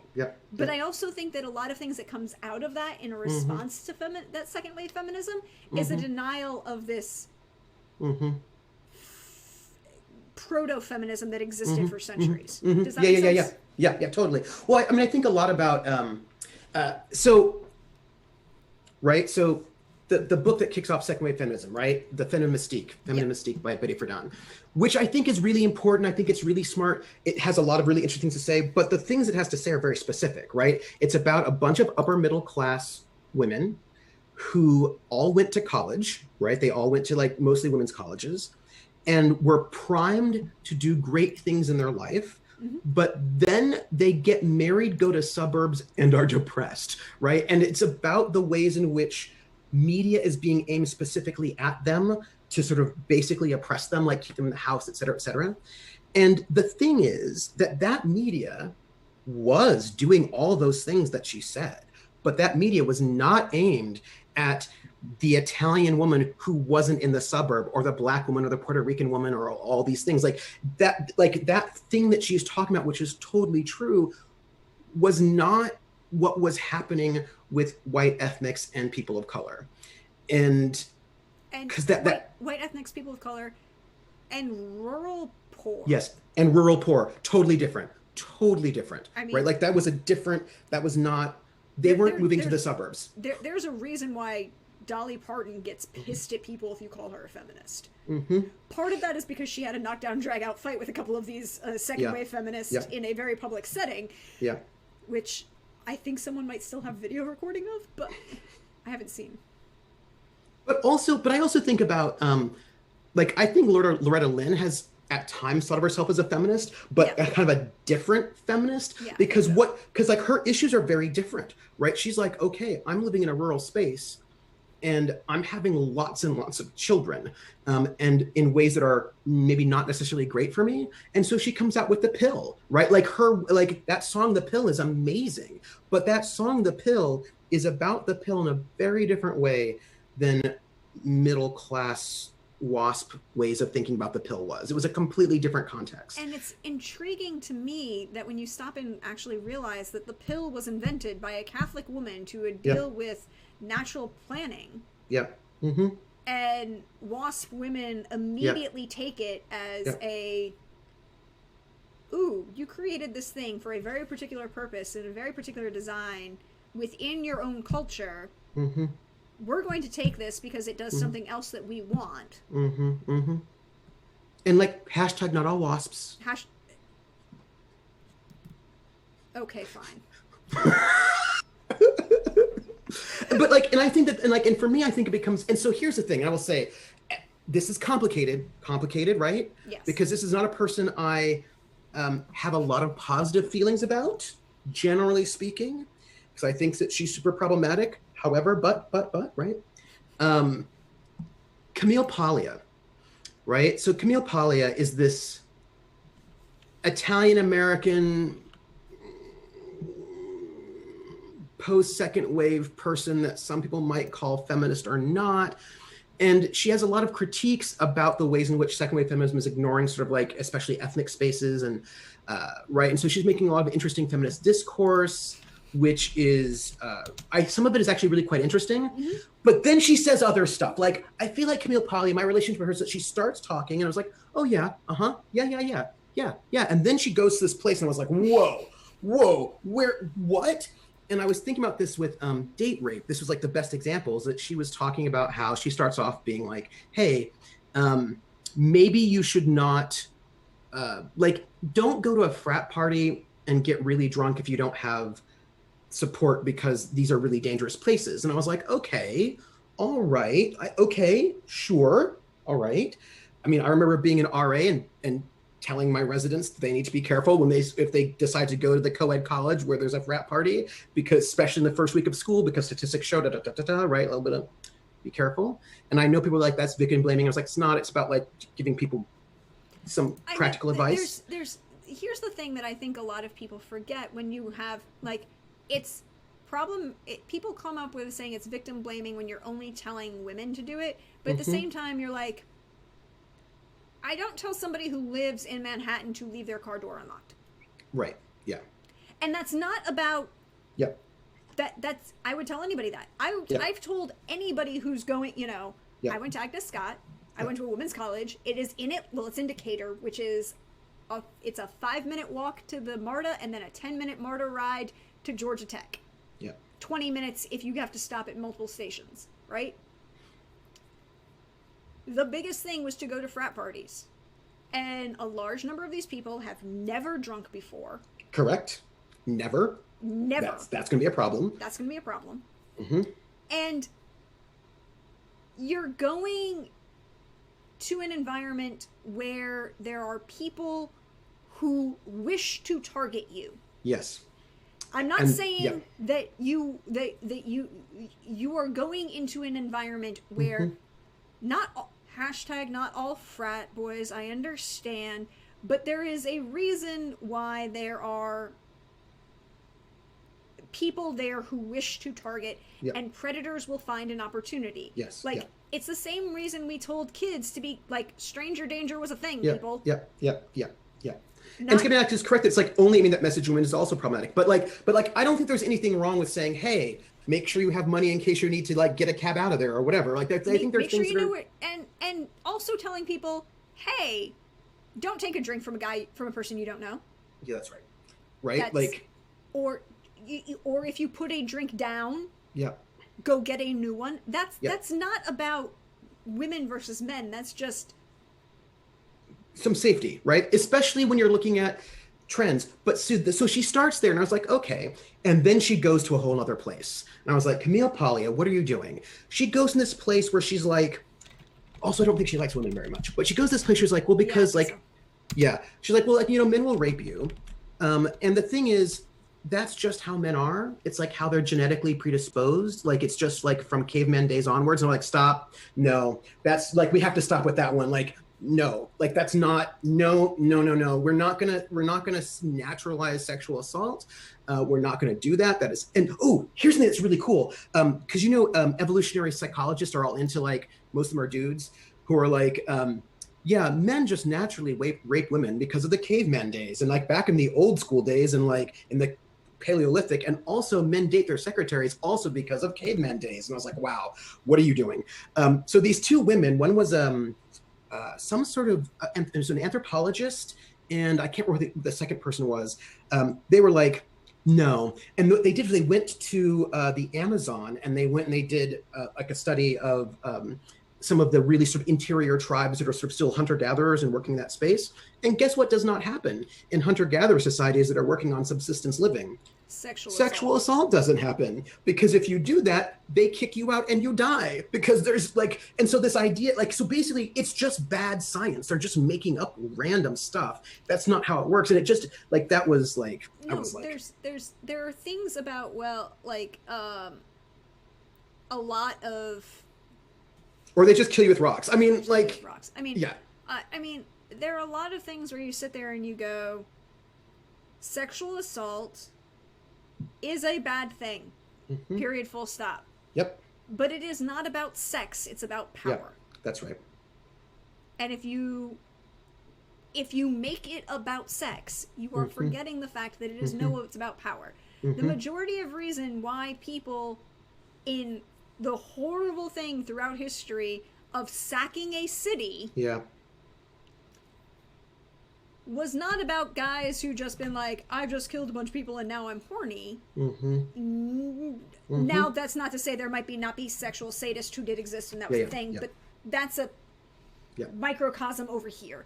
Yeah. But the majority is, we have sacked this city, we have taken this city, we are going to prove our dominance and our control over this city mm-hmm. by, repopulating it with our own progeny and therefore mm-hmm. Subsuming the city into our mm-hmm. control. Or if you're in or perhaps slightly later societies, and I'm thinking now about what was happening in Bosnia-Herzegovina, if there is a narrative of female purity that becomes like representative of the nation in certain ways, like the pure woman is the representation of the nation, then all of a sudden that becomes this sort of political defiling, and it's super gross and horrible, right? Like this is no way. None of this is good. None of this is good. But but I find it's especially gross when you realize that it's actually working on these multi-dimensional political functions, right? Like it's actually like trying to do multiple harms, right? In these ways, it's just like, ooh. Actually, so interesting. So this is I'm going to be sort of controversial. And we welcome controversy, and we acknowledge that everyone has different opinions and we're not bad people. Yes. I really liked Mad Men. A lot of people didn't like Mad Men because they thought it was sexist and racist, but I thought it was a commentary on sexism and racism, which I think is a little bit different. And I also think that there were some fans who were just like, ooh, Don Draper's hot. Let me just dress like him. And they kind of didn't get that Don Draper's a terrible human being who was not a happy person. And they also had at one point in time more women in the writer's room than like any other show.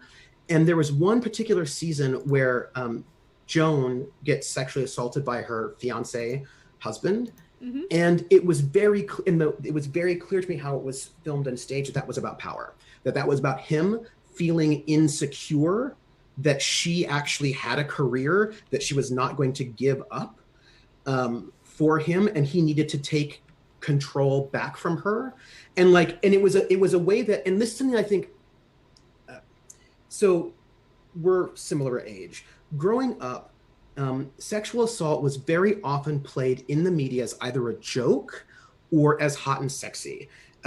It was something that was happening all the time in the media. There was especially date rape was always a joke or funny or not even a problem, or it was filmed in this kind of there was just a lot. Candles. Yeah, I mean, it was so bad, and it was never really shown to be bad, and even when it was often framed in a titillating way. And so to see sexual assault being displayed in the media in a way that doesn't do that actually works against that, I think is important. And I think that the way they did that particular sexual assault scene in Mad Men, I thought was really good. I mean, sexual assault is not good, but framing it in a way as being about control, not making it titillating, focusing on her as a human being, I thought was a really powerful thing to do. And so I think that hard things sometimes are important to do in media because they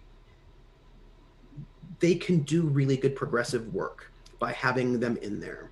I think you need to have the really good, like, when I was doing classics on Twitch, and the reason, I'll be honest, full disclosure, the reason I stopped doing them, and you can find them on the YouTube, link in chat. The reason I had to stop doing them is mostly because a large number of my friends had to go back to work, and you know, I can't do a whole thing by myself. I just can't. But when I was doing them, one of the shows that I wanted to do so badly was Trojan Women.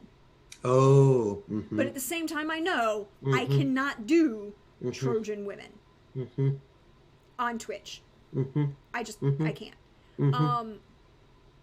I think that show, and by show, I mean classical Greek drama written by,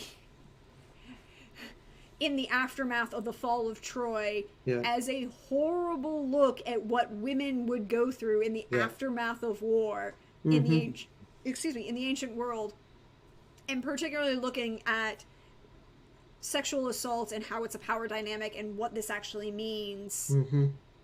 At the same time, you're also looking at grief and destruction and loss of place and all of these things. It has a lot to say. That I think is very relevant. That'd be nice to have that staged again. They recently did. Oh. Because I also follow a bunch of classics people on Twitter. And it was, so there was the 1971 film. And I mean, like, recent staging was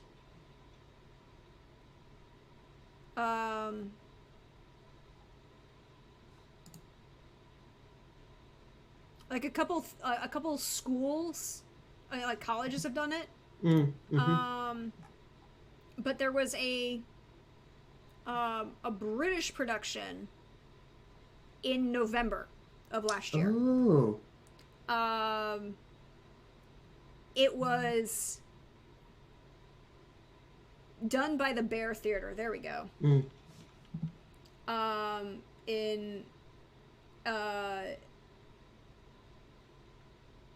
They brought it, and that's what it was. They brought it to North Carolina. Oh, interesting. To do at UNC. Yeah, like Scabby Knack. The 80s had way too many jokes about people being raped. That was like a lot of like, haha, that's so funny. And you're like, ooh, what are you doing? Yeah, and I think that there's a lot you can, like, but then again, I will note, I actually like to be made uncomfortable by my art. Depends on how you do it, but I actually enjoy being made to be a little bit uncomfortable, or to think, or to be pushed a little bit out of my comfort zone. Mood? Yeah, also on my mood. Sometimes I don't want that. Sometimes I'm just not into it yet. Like, sometimes if it's like, I need to be in a mood for some of the like, there's some super bleak stuff. Like, I still haven't seen Precious, and I know that I should. I just have not yet. I'm just not in the space for it yet. I need to be in a space where I want to watch that movie. Sometimes I don't. I mean, like, here's for full example, like, there are a list of films that I call see once, ones and dones, because you should see them because they're beautiful films. But Grave of the Fireflies, you only need to watch that movie once. If you can watch it more than once, more power to you. Yeah. I can't. Schindler's List. Another film that... Requiem for a Dream I've only seen once, and I don't think I'll see that a second time. I mean, it could happen, but like, I'm not running to see it a second time. Two films that I are on my one and done list, but may not be on yours. Remember how I said earlier that my dad was the U.S. Coast Guard liaison to the U.S. mission to the UN? Yeah. That was 1994 to 1996. Okay, yeah. 93, 96. He was in charge of political thought for East Africa. Okay, yeah. So Somalia and Rwanda. Yeah. And I was going to the UN school, and after school, instead of, would go because both my parents worked, and rather I could, sometimes they would be like, hey, you and your friends can take the bus and just go wherever, but most of the time it was me taking the bus up from 23rd Street up to 41st Street and going to the UN, walking into the Mission, and chilling with my dad until he was ready to go home, depending on how late at night it was. Mm-hmm. I am very aware. So my dad had one office. They shared a secretary. Ingrid was a wonderful woman from Germany. Had wonderful conversations with her. She was a career State Department employee. So wonderful person who had lots of stories. And then the person who shared the office on the other side was Stuart. And Stuart was in charge of Southeastern Europe during the same period. So I learned a lot about Bosnia and Herzegovina and all of these things up close and personal. Yeah, yeah. But two of those movies on my list are Black Hawk Down and Hotel Rwanda. Mm-hmm. Yeah. Yeah. I watched them both. I think they both have a lot of really powerful things to say. Don't need to watch them again, ever. Yeah. I was, So there are things you can say and things you can't say, right? So for example, I can say that I was military intelligence. I can even tell you that my job was signals intelligence analyst. So I did things like decoding, decrypting, like I can tell you that sort of thing, and like analysis, like I can talk about that. I cannot tell you who our targets were. Like that is classified. You can't tell us who the targets were. You can't tell us what you actually did, or I cannot tell you those details. Right? Those details. You can I cannot tell me what years you were in, and I can guess. Yes, I can tell you what years I was in and where I was stationed, and then you can just make your own guesses. And I was in from 1990 to 1994. And when I first graduated from my intelligence school, they sent everyone to one of two places, South Korea or the Middle East. And I went to South Korea because those were the big hot spots. And then, they sent 95% of the people to those two places. And then I was in Germany from 92 to 94. Hi, Balkans. And I'm not going to confirm or deny anything, but I will say, yeah, there's some things that I was like, oh, I don't know if I want to watch that movie. I don't know if that's a thing that I can do right now. Or I remember when I first saw the Vagina monologues, there is a monologue that has to do with Bosnia, and that just brought me to I was just basically a weeping mess, and nobody else understood why I was freaking out, but I was like, I don't think I can see this play a second time. This is a little bit too much. Renegade asked how old I am. Renegade, how old do you think I am? Because that's always the fun guess. Everyone's like, are you 30? And I was like, no, I am not. You started the army in 92? 92. Yeah. I moved to Germany in 92 as well, but I joined the army in 90. I was stationed in Augsburg, Germany, Renegade, if depending on where you were. I just turned 48. Beetleman's 25. Thanks, Beetleman's. No, I just turned 48 last week, and just the week ago. But I'm well preserved. Very well preserved. Very well preserved. Yeah, it's just, and the thing is, I will say this: it's not like Italy doesn't have sexism. It does. Oh. We did an exchange in Anzio when I was in the army. We did an exchange, and it was very interesting to see the environment there for women, and I was like, interesting. But at the same time, what I think is so interesting, right, is that feminism manifests in different ways in different places. And it's really interesting to see how different people manage their struggle for equality in place one versus place two. During World War II, French women still couldn't vote, right? And so that struggle's gonna be very different. Or for example, in Germany, when I lived there, abortion was illegal in Germany, in West Germany. It was legal in East Germany. And then when the reunification happened, it became illegal in East Germany as well. And the East Germans were very irritated by that because they feel like they were subsumed and not joined. But the reason why abortion was illegal in Germany was because Hitler was doing forced abortions, right? And so it was a response to Hitler's policies. And so then that's a different context. And so you have to sort of deal with reproductive freedom in a different way because he was using abortion in a way that was not about reproductive freedom, right? So it becomes, so like thinking about what that context looks like. And I was thinking about, for example, there are a number of women who are Muslim for whom wearing a hijab is a feminist statement. It does not feel like oppression to them. It becomes a way for them to, it's an important way for them to do certain feminist work. So I think it's important to recognize that what might be feminist in this context might not be in another, and just to like think about the complexity of that. Mitch just keeps getting worse. Oh, wow. Wow, ouch, Beetleins. And yes, I thank you, Renegade. You know, just, melanin is good for skin elasticity, is all I'm going to say. And there are probably some other things going on there as well. But yes. I will also, I mean, like, it's a thing that you want to see and you look at, and you need to be aware of that there are different cultures are going to have different appreciations. And one of, and when we were talking earlier about, like, you know, ethnic Catholics. I see Twitch. Huh? Gabby Next asking. I see Twitch. I see Twitch. Yeah. Okay. Ooh. Mm-hmm. Yeah, I mean, Mitch is just bad. Mitch McConnell's just not good. There are a lot of politicians I have not good feelings about. But sometimes culturally what people think is not the same thing is like American Western feminism isn't the same thing for different ethnic groups. And one of the things that I think is very much a statement is you have people who are like, all Italian women are oppressed, all Greek women are oppressed because of XYZ reason, and then you watch My Big Fat Greek Wedding.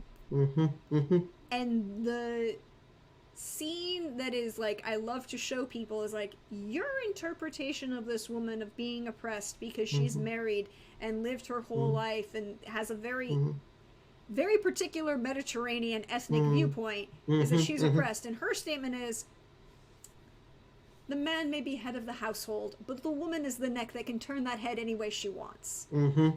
But also, her power shouldn't be denied just because it doesn't look like yours. Yeah, that's right. But also, I think there's also a that sort of that's the home. Not bad things that could be addressed everywhere, But also, like but also, I think that thinking about the split between home and work is also fairly modern. Like that's like what 19th century, right? Because before the 19th century, and also still today, if you work on a farm, many people's homes were also work.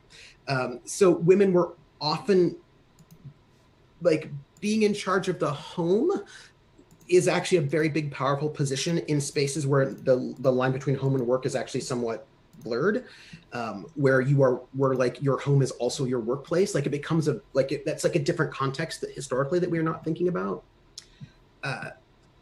Flip side, by the way, this is a thing that really irritates me. Are you ready? It's like one of my irritations. Yes. So there was, I don't know if you know the video game Mirror's Edge. I've heard of it. I don't think I've played it. Yeah, so it's a video. It's like a parkour sort of like you're this woman, Faith, and she's I'm going to say Asian Canadian because I think it's set in Canada, right? So, and she's like this parkour person, and like it's set in a dystopic future where you can't communicate over internet types of things. So the government's always surveilling you. So people will put messages on like thumb drives, and then like she'll parkour across the cityscape to give the messages. And people were like really excited in, let's say, North America because they thought like, wow, finally we're getting this female protagonist who's not hypersexualized. Like, she didn't have massive boobs. She was wearing like a tank top and like pants, you know what I mean? And sneakers, like, and people were like, so cool. Looking at her model, I would say she looked a lot like Lucy Liu. I think that's what she was maybe modeled off of. But then a bunch of dudes in Japan were really angry. They were like, this is really terrible. Why did you make her so ugly? She looks so Korean. And I was like, oh my God. And so they did this like, somebody did this redo of her character to make her look better. And what they did is they gave her much bigger eyes. They made her look more like she was 15, and they gave her really big boobs. It was that kind of particular, that particular anime aesthetic. I think you know what I'm talking about. Yep. And then a bunch of people in response were like, that's really sexist. And then these guys in Japan, and also some American dudes who like that particular aesthetic, are like, but it's not sexist in Japan. Nobody in Japan has a problem with this. And I was like, that's interesting. I know some Japanese women, and they don't like this at all, right? Like, and so this, so sometimes people will say, well, nobody has a problem with this in this country. And I was like, who's the nobody? Who's the nobody you're talking about? Yeah. Yeah. And like, I know a lot of women who are Japanese who are like, right? Because like they're getting groped on trains. Like they're not really excited about this thing. And like just wanting to recognize that the other is not a monolith, and that there are people doing different things in other countries as well. Like, you like that. And I think that becomes really important. Yes. Looking at and experiencing how different cultures and different people look at different things. And it's like, you shouldn't deny the power of the people that are there because it doesn't look like your power. But at the same time, you shouldn't be like, everyone agrees with me because nobody's stating otherwise. Yeah. Oh, that the link, Beetle wins. The link, thank you. The link is not, did not go all the way through. The link didn't go all the way through. I think you would have to like separate them as two statements because I think that's what happened.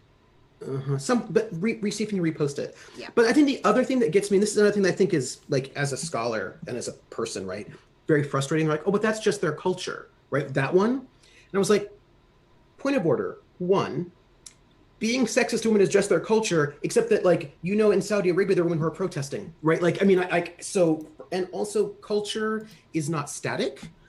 It changes over time, and it's also not a monolith, right? So like this idea that somehow, like, well, what, like American culture today is not the same as it was in the 1950s. And also American culture in rural Georgia is not the same as American culture in working class Brooklyn, which is not the same as upper class culture in, I don't know, Maine or whatever. You know what I mean? Like, like we don't have one, like we can, there are things that we have in common, but there's not one unified American culture really.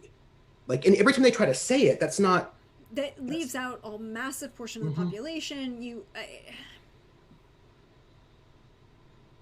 Here's the thing I am, and I said this as before, is that I'm an anthropologist and I am a cultural relativist, and by that I mean you cannot evaluate an individual culture by an outside, this is standard. Yeah, that's right. You need to look at how people in their culture view their own culture, what they see as problems, and go from there. And work within things. And things can change. Can change.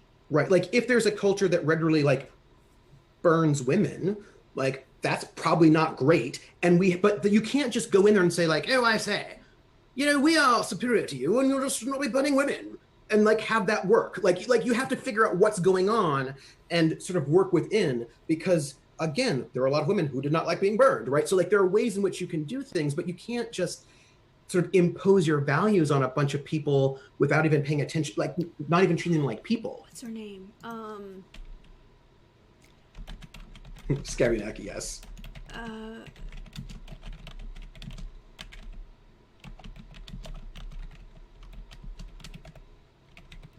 Okay, this is gonna sound really weird.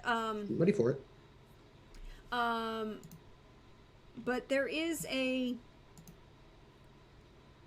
very famous woman who, what is her name? I have to look it up.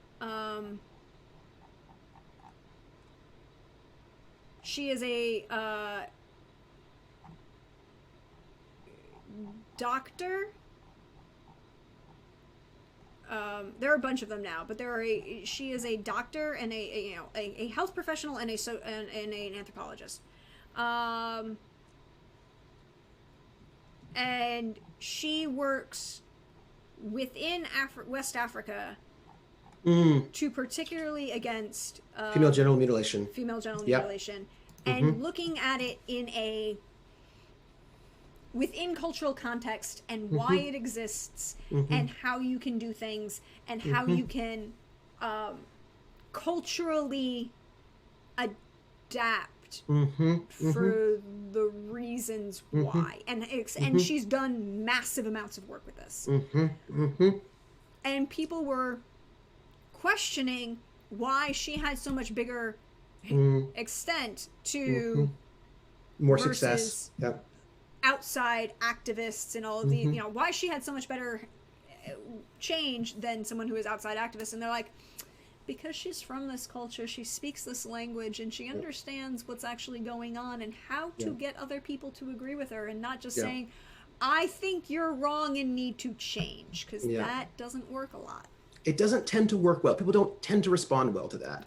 No. And often when you leave, then they go back, right? You know, like there's like all sorts of things that, and I was actually, Beetlewins was talking about India, and I just want to say I have a colleague who I adore. She's amazing, and she's a medical anthropologist, and she deals with India.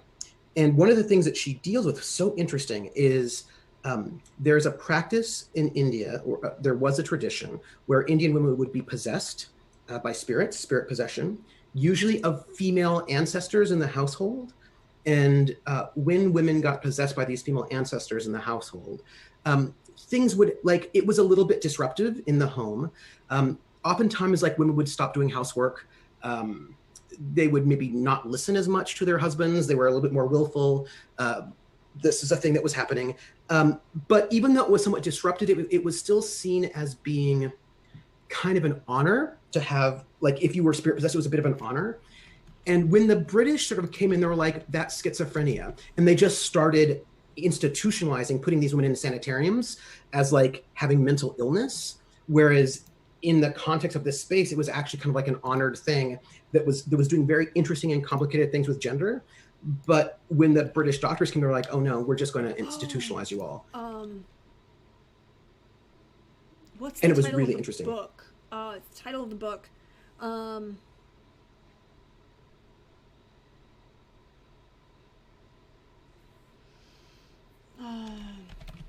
have to look it up.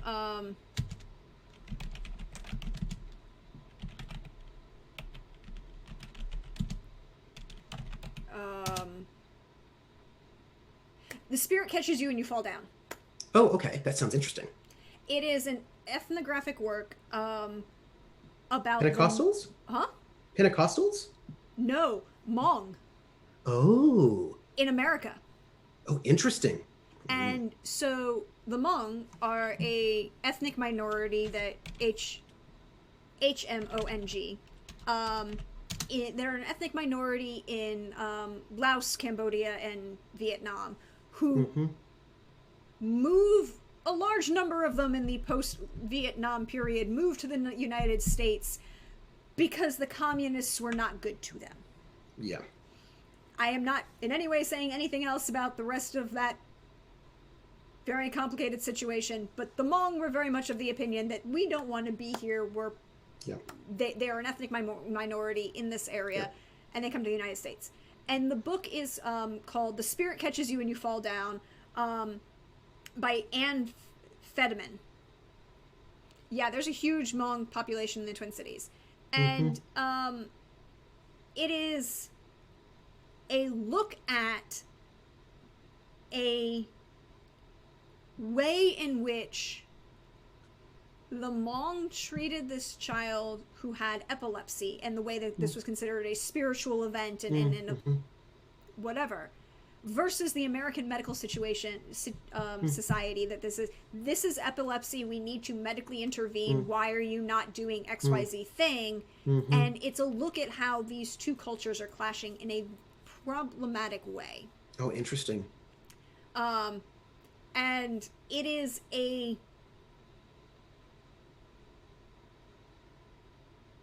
look at how integration isn't always a good thing, but at the same time you have to have a level of discussion. And here is I'm going to put the Amazon link in chat for you guys. Oh, cool. But I also think about double standards. So for example, there was a whole thing in France where they wanted to ban women from wearing coverings on the beach. Yes. right, because it's oppressive to women to not be wearing bikinis, and to be covered on the beach. And there was this woman, this Muslim woman, who made these really cool kind of beach wears for Muslim women. That's like basically they kind of look kind of like wetsuits, sort of, and they wanted to ban those and basically force women into bikinis and like Western bathing suits, which seems not actually that seems kind of oppressive to me. But somebody put out this really amazing set of photographs that had come out a couple of years earlier that were praised as being like cute and adorable, of nuns at the beach. And the nuns were completely covered. They weren't wearing bikinis or bathing suits, right? So like when nuns are wearing full habits at the beach, then that's fine. But if a Muslim woman wants to be covered up, then it's oppressive. And there were these women who were not Muslim who were like, I have a skin problem. Like I've had burns and like I have to be fully covered, and these bathing suits are really amazing for me because they allow me to go to the beach and not actually suffer. And it was really interesting to me to think about the ways in which, so for example, there are a number of religious denominations in the United States that have fairly strict ideas about what's the word? If you think that modesty, modesty, Yep. or what people are supposed to wear. If Yep. you think the hijab is bad, go look up Mormons and special underwear. Or like there's a kind of there's another group that's not Mormons. There's a different Protestant group that's like into like a certain kind of modesty that has fairly strict ideas about what women can wear. Like if you're a woman, you want to wear a dress, you have to wear pants underneath it. There's all this stuff, and like those are are they quiverful? Well, they're all quiverful is not the denomination. No, but it's like because that's just a concept. Yeah. But it's they're really big in the South, and they're like an offshoot of they're Mennonites. They're offshoot of Mennonites. You like, see them a lot in the South. Yeah, like I'm just saying that like a lot of groups have modesty prohibitions, but it's only a problem when we're talking about Muslims because politically we want to beat up on Muslims. I was like, I remember like I think it was Trump, who does not have a good track record with women, was like complaining about Muslim countries being sexist and also we're better than them because we make symphonies. And I was like, you do not have a good track record with women. But yet, just thinking about, but also there was like a whole thing about how Black people are really homophobic, and so they could like attack Black people because like they're talking like hip hop is homophobic and sexist. And I was like, there are a lot of genres of music that are also homophobic and sexist. It's interesting that you're only talking about this one, like the ways in which, or like working class people are XYZ, and you want to be complaining about this, but you just want to be classist, right? Like using a thing that seems like it's progressive in order to bash somebody in a way that's not progressive at all. Like that happens all the time. It happens frequently. I mean, if we're gonna say hip hop, I'm not a fan of current hip hop in America because I have problems with the misogyny level. Like I like a lot of '90s hip hop because I think it's very different and it's trying to say something different. Like Gangster's Paradise is a very different piece of music than I don't know that Gangster's Paradise could get made now.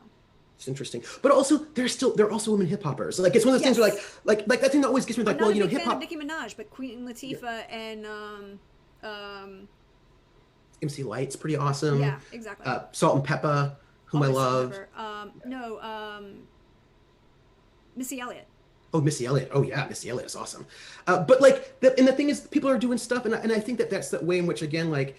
TLC, and there's still some really good hip hop being made today. And the thing is, I think that's the thing. It's the same with metal. Like whenever somebody says to me, and like full disclosure, I'm not a huge metal fan. I mean, I teach it, so I know, so I know more about it.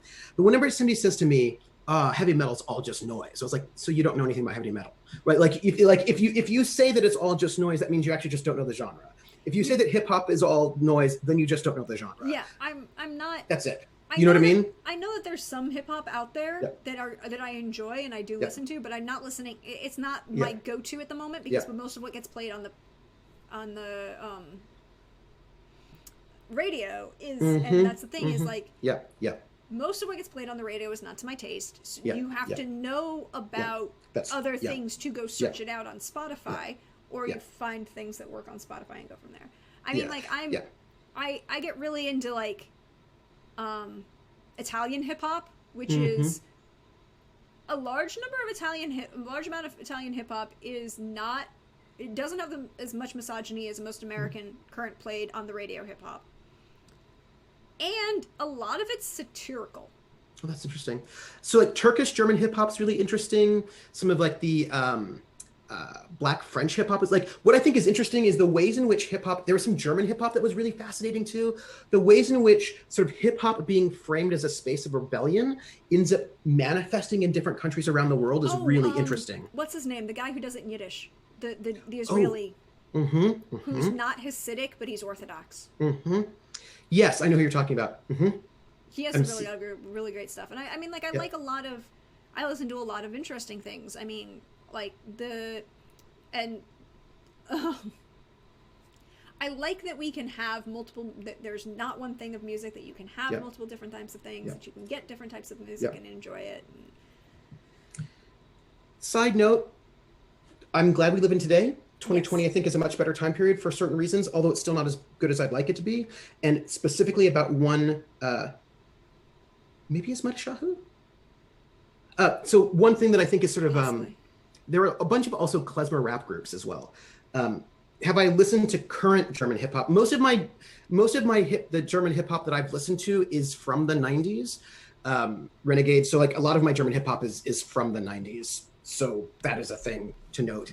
But one of the things that, like, when I lived in Germany, one of the things that really struck me that kind of ticked me off a little bit, and I felt like I was being cheated, was that I was living in Germany and I heard all of this music that I just never heard in the United States, right? Like, I was in Germany and I was still hearing all the American stuff, but when I was in the United States, there's all this music that I just like, Zucchero, Eros Ramazzotti, there's all this stuff that's just basically not in English that is really hard to get in the US. And that, it bugged me that my radio experience in the US was so not international. And I felt like there was this really cool music happening in other, like, I love Gianna Nannini, this amazing Italian rocker chick who's just like, Pope did not like her very much, but like she was like very big in the 80s and she was just causing lots of trouble and she was amazing. And I felt a little cheated that like our media station did not, our media environment in the United States did not really give us a lot of diversity. And that I felt cheated about that because there's all this great music that I missed out on.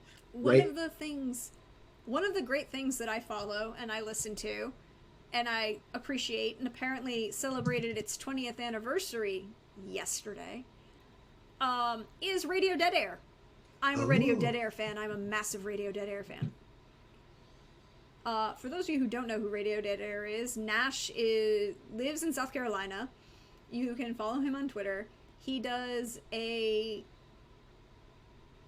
short evening stream of various things that you would not expect, interesting music, from indie to rock to Lindsey Sterling to, you know, folk music and discussion and all of these great things. And you can stream it. And he celebrated his 20th anniversary. I'm like, damn, I'm feeling old. Radio Dead Air is 20 years old. I will, and I wanted, Beetlewind says UK grime is awesome, and I wanted to sort of just add this for a moment, that it's also really interesting that there is a bunch of stuff in English from the UK that we also don't get here. Frequently. Like, and it's weird to me, pardon me, I don't want you to hear anything, but I wanted to post Gianna Nannini live for people who wanted to see it. Go right ahead. Like, it's weird to me that, like, I was there, I was like, oh, I didn't know that this album was released, like, by artists, like, and then they just don't come, and that bugged. That bugged me a little bit. That article that I sent you earlier, full disclosure, we do this, is because I found when I was deep diving in Spotify, and I actually love Spotify for this, like, I like listening to Pandora when I just want to put it on a station and not pay attention, but if I want to create, like, a playlist, and I am of that mixtape generation, I'm sorry, they have to say something, they tie to something, and I do a playlist for every character that I play, all of the games that I run, and occasionally games that I participate in, and I'll update them. But one of the game, I created a playlist for our Witcher Family of Wraiths games, which is tonight on Left Love Indies channel. So excited. So excited because I saw the promo picture and I'm just like, oh. I'll be live tweeting, my friends. It'll be a thing. But we had. So that's America. I want Scandalo. Pardon me. No. That's America, which is fine, but I want Scandalo. Yeah, you want the other one, which is fine. I want the other one. Yeah. So I found, looking and searching for particular themes, which I can work through and was going through though, and I found an artist that I had never heard of and would never get played, probably doesn't get played on American radio. I'm almost positive that this album has not been on American radio. And her name is Rina Sawayama. This is the song that I put on the playlist. Sawayama, possibly. She is British Japanese. She's from Japan. She's lived her entire life in Britain, and she has an entire album that's really good. And would never. And it's in English. Yep. Most of it, some of it's a little bit of Japanese reference, but that makes sense from a multi-ethnic immigrant. And it is a really good album. And there's a whole article about her right now that was released in Variety today because she can't win a Mercury Award. Because of their weird category systems, right? Because according to the British musical system, she's not British. Yeah. I've not been to Wacken. I was at a Rock am See. I did that one. That was an amazing concert. Rock am See was, I went because the two headliners were The Cure and Sinead O'Connor, and I was like, yeah, this is what I'm here for. But I got to, two of those. Yeah, I'm more into Sinead O'Connor than I'm into Cure because Sinead O'Connor is like, she was done wrong. I think she was, but at the same time, I'm going to say this. She was done wrong, but I don't like her vocal pitch. Oh, that's fair. And so for me, it's mostly like, I don't like your voice. Yeah, no, that's fair. But I loved her first album. That first album, Lion in the Cobra, was like, but I like them both. And I got to see Angelique Kidjo, who's this African performer, who was amazing. I didn't even know who she was. And I just think about the ways in which oftentimes in the US, we are really not, like, we don't get a really good international scope. And I understand, like, people, okay, here's a critique that some people I know who are my European friends would make, and I don't think this is a fair one. And they would say things like, oh, you Americans, you never go traveling and like da-da-da-da-da. And like, you have a passport, and how ridiculous is that? And I was like, well, first off, you have to recognize that unlike most of Europe, we only have 2 weeks average vacation time, and that's average. Many Americans don't really have vacation at all. And also we're a continent wide. So when you're just like, I'm going to travel from Germany to Austria. Look, I've been international. Like, well, yeah, if we did that, we'd still be in the state of California. We're very large, so. Or, you might have made it from North Carolina to South Carolina. Maybe, right? Maybe. So like, sometimes that's a little unfair, but I will say that I do get frustrated at how little international coverage we get and international media we get. I think it's better. Like right now, how cool is this that in Netflix, people are now able to watch German shows and Spanish shows. We're actually getting through Netflix more international television, which is really cool. I remember the days when you had to wait like 2 years before you could get BBC stuff, like because there was that like hold on it, like you'd watch unless it showed up on PBS. Yeah, but even PBS, Doctor Who was like 2 years late, right? Because they were holding us off, and I was like, oh. Doctor Who was late. Yeah. PBS, you had Masterpiece Mystery and then Masterpiece Murders when they finally separated them. Yep. Yeah, there was a separation and things like that. They still try to enforce regional crap. Yeah. They do. I don't like that. The answer to that, you need to discard superfluous Carolinas. But isn't there a difference in the barbecue that makes a huge difference? Vast difference. You need to understand that South Carolina there's wet barbecue, there's dry barbecue. There's wet smoke barbecue. There's Carolina style, and then there's Memphis style, and then there's Texas style. You have to understand that there's no superfluous. There might be superfluous people in these places because not everybody is great, and as much as I try to respect everyone's existence, I don't have I have no tolerance for assholes. So barbecue is a whole can of worms that deserves its own show. Yes. I mean, that's the thing. It's like I lived in Georgia, and I can tell you right now that one of my favorite places in the world, my favorite barbecue restaurant in Atlanta, which by the way is still there, you can go, it's called Daddy D's. Beetle, I'm very concerned about what your barbecue is. This is concerning me. Barbecue? No, that's a cookout or grilled. Barbecue is a term from the Native Americans about slow cooking and smoking meats. That's because it's named after the actual physical thing that you built to slow cook and smoke meats. Yep, that's right. That is grilling, not barbecuing.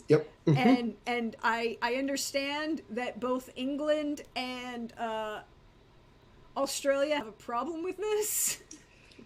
But you know, but barbecue is slow cooked meats.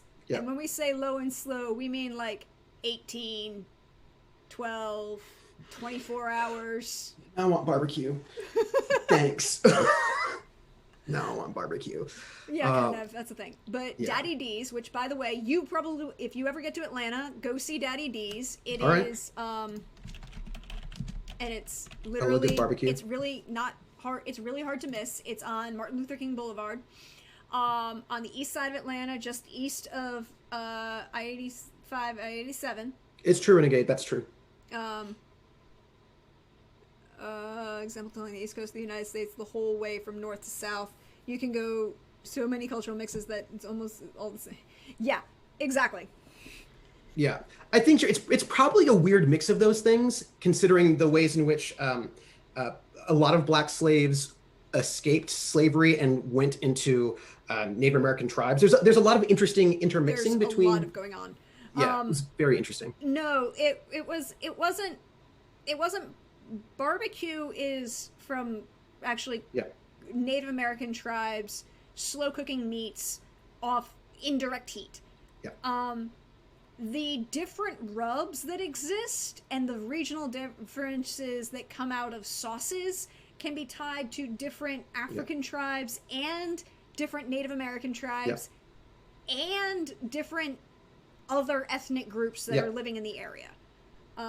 There's a whole, like, thing. I mean, white barbecue. White barbecue sauce is not a thing that you will ever get outside of a small section of North Carolina. Oh, that's so interesting. Because it's literally a white pepper sauce. It's a very regional. Not many of them ever left Europe, and I do not mean Cokehead and the turkey. You say, oh, you traveled. Great, you went to more places in Europe. Did you leave Europe, or you just came to the United States? Okay. And I think another thing to note, which is not this is not like a big check mark for the United States, but in my experience, and we can nuance this, like there's a wider gap between the rich and the poor in the U.S. than I experienced in Germany. I know that there's a gap between the rich and the poor in the UK as well. So I'm not saying all of Europe, but there are a lot of people in the United States who just cannot afford to travel, right? I think there's a larger percentage of people who cannot afford to travel in the US than, say, for example, Germany. So I think that's also tricky, but I think that's also a tricky situation. Okay. And if you don't have a lot of money, a passport's expensive. A passport is expensive. It's $150. Assuming you have all the pieces of paper and you don't have to get somebody to send other things.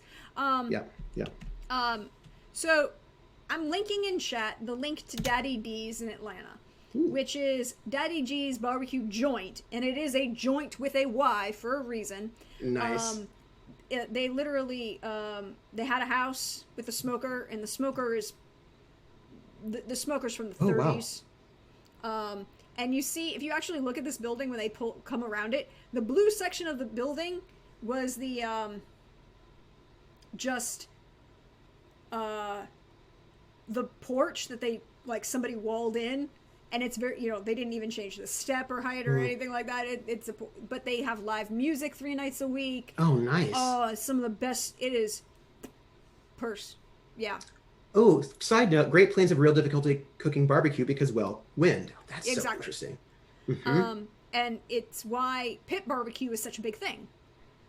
There's pit barbecue versus and then the traditional terminology which applied to non-pit barbecue, which was actually lifted over a smoker.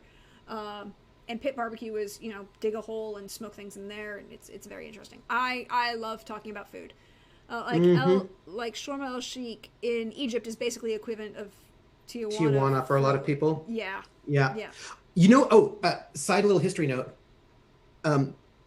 because I think these things are interesting. The United States has a really complicated relationship with Cuba, right? Yeah. We wanted to buy it at one point in time. They said no. It was kind of complicated, but during Prohibition, people on the East Coast would go to Cuba for alcohol. So there's an entire tourist industry, sort of. Well, southern East Coast. Yeah, southern East Coast. They would call it going on an alcoholiday. So like the southern East Coast would go to Cuba, West Coast would go to Mexico. So like basically, if you could, and these were people who had more money, right? Like people who had more money to sort of travel, would go and travel to these places, and that had these really big impacts on those places, right? So. The rumba became an international craze, and it was part of the jazz craze because of all this traveling between rumba bands to up north, jazz bands to Cuba. There's a lot of so basically what I'm trying to say is jazz has a lot more Latin music in it than we often give it credit for because we don't want to talk about that. But there was so much exchange between the Caribbean and New Orleans and around it was a big deal. So, Yeah. I agree with Scrabby Snack. If a barbecue place looks like that, you pull over and order whatever. Yes. Basically. Yes. I mean, it looks amazing. It is also, by the way, if you scroll all the way down, it gives you a look on the map where it's actually between Memorial Drive East and Martin Luther King Jr. Drive Southeast. Oh. If you look to the east of that, you see this big green section on the map. That's Oak Lawn Cemetery. Oh. A lot of people like to visit there because there are some very important famous people that are buried there. Who's buried there? Coretta King, Martin Luther King, a bunch of other, historical cemetery people. Wow. Yeah. Okay, can I tell a really quick little story? Always. It's a food story. We can talk about food all the time. Cuba was one of the ways that William Randolph Hearst made his reputation. Mm-hmm. When the pound was super strong compared to the euro, we had booze cruises where you'd hire a van and take the tunnel to France, stop at the first supermarket and fill the back of the van with cheap booze. Yeah. So when I lived in Germany, my German friends liked to talk smack about America a lot. It was like a thing that they liked to do. And the way they talk smack about America, I didn't think was fair. Like, I will talk smack about America. A lot of things we can talk smack about, but some things were not fair. And one of the things that they would do all the time, and it did not sit well with me, was this, oh, you Americans, you have no food culture. Like, all of your food is just McDonald's. Like, oh, all your food is so bad. You and your McDonald's is so terrible. It's like, first off, stop going to McDonald's then. Like, why do you keep going there? Because, you keep going. And also, we have other food besides McDonald's. And they just would never, accept it. It was always really rude and dismissive. And I was like, also, if you go to a real hamburger place, it's not McDonald's, hamburgers are amazing. Actual hamburgers are pretty cool. So they kept going on and on about it. And I went to the PX and I found this cookbook. It was this cookbook it was called the American Cookbook. And each chapter was a different cuisine. So they had a chapter on Tex-Mex. They had a chapter on Cajun. Say again? It's downstairs on our cookbook shelf. Oh, do you have it? Oh my gosh. Yeah, it was the coolest cookbook. They had a chapter on New England cuisine, on Midwestern cuisine, California cuisine, all these different regions and specializations. And it was amazing. It was so cool. I almost didn't want to give it away, but I did because I had to make a point. And of course, I also saw myself, because I never really thought about California cuisine, but they're and they explained it, California cuisine has a lot of avocado, sprouts, various cheeses, a lot of chicken. It's very clean. It has this kind of a style. And I was like, oh, yeah, that's true. And Texas, it was so good. And I was like, here, We do have a food culture. Come on, like knock it off. We have many, many, many food cultures. Yes, we do. It was a thing. I mean, like there's Southern cooking, which some things I enjoy from Southern cooking. I am, however, too much of an Italian to enjoy Southern things like Southern vegetables. Oh. Just but I understand the reason why it exists, because you cooked everything low and slow forever because it was a major agrarian, and by the time you were done out on the field, you could come in and everything was ready. Yeah. I prefer my green beans to still be green and, snap slightly in your mouth when you eat them. Yeah. But that's just me. But like we have such a good, and the thing is, I'd heard that from numerous people who are Europeans, and I was like, this does not sit well with me because it's not fair. Do you know what I mean? Like it's actually not fair. And it was the same thing they did, and this is where I became kind of interested in the relationship between the US and Europe in interesting ways. Yeah. That they would also talk about how all of our media is crap, like we only have crap media. And they probably won't say that today because now we're actually getting more exchange. But I was like, well, but you're only importing our crap media. Like you're only importing like Baywatch and Knight Rider right now. Like we actually have what we would call prestige shows. This was before the golden age. We had good stuff, but they never imported that. They only imported like our worst, most crappiest stuff. And then they mocked us for it. And then I realized while I was in Europe, I was like, oh, Europe also has crappy things, but we never import that. We only import their super high class stuff, but we don't import their crappiest stuff, which they also have. Like all of the German films are like, oh, the art film going for the Oscar, and not like the Trabi goes like the Trabi films or whatever, right? And I thought it was really interesting because I was like, oh, there's something really fascinating about the ways in which we always want to import. The things we import from Europe makes them seem like there are no working class people in Europe, and I don't know, they all live in castles, like, and they all have amazing clothes, but they're always sort of importing our kind of crappier things. And like I was like, oh, what does that do? Like, what is that relationship? Why is that our patterns? And I thought that was really fascinating. I mean, to be fair, 90s Knight Rider was not the same as 80s Knight Rider. That's fair. That is fair. I mean, like Renegade Beetle, that was a thing. Yeah. I will also say celery is also in a lot of Southern cooking as effectively a palate cleanser, but it's also it comes out of the Cajun and adaptation of mirepoix. Because and the translation, because the thing is that mirepoix exists, it's carrots, tomatoes, onions, right? Yeah. Cajun cooking changes that and gets rid of the carrots and replaces it with peppers. And so those are your root vegetables that are easy to grow, full of nutrients, impart flavor on a lot of things that they do, and their nutrients can be imparted to a lot of things as you cook them slowly. Which is a lot of reasons why I love real good Cajun cooking. I love real good Southern cooking. I like good Italian food. I hate Americanized Italian food. I will not walk in the door of that thing they call the Olive Garden. So can I poke at that for a moment? Why? Not the Olive Garden part, because I wouldn't. Who cares about that? I was like, are we defending Olive Garden? No, we're not defending Olive Garden. But it's tricky because I think the food that I've eaten I think I would have to call it Americanized Italian food, but it's Italian American, if you know what I mean? Like it's and that's different than Olive Garden to me. Like I will freely admit that the kind of pasta that, like the lasagna that my dad made that he got from his grandmother, is not the kind of lasagna you get in Rome at all. It's very different. But that's also the difference between Northern Italian and Southern Italian. Yes, that is true. Yes. But also like our pizzas are different, but that doesn't bother me so much because I understand that's a different thing. Do you know what I mean? Like I understand that. But again, that are Southern, but also Southern and Northern, and depending on where you are, you're close. Like there is a reason I will defend, and I will say this, and I have said this publicly, and I will say it for years. Chicago deep dish is not pizza; it's a lasagna or a calzone that the Italians tried to sell to white people by titling it pizza. Oh, I'll take it. Because it's not. It's not a flatbread. It's not fast cooked. It's Mm-hmm. Mm-hmm. it's inherently not the same dish. Mm-hmm.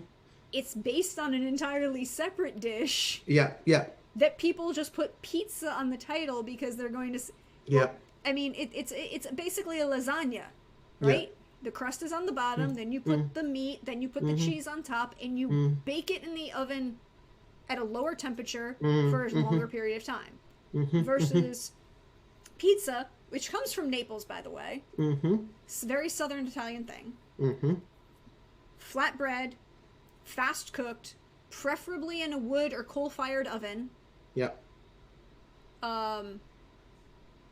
It's based more, yeah. Yeah. And So, but just like side note, I will note that all the European TV shows we're now getting through Netflix are all prestige shows. Like there is crap TV in Europe, but we're not getting it. Like we're getting the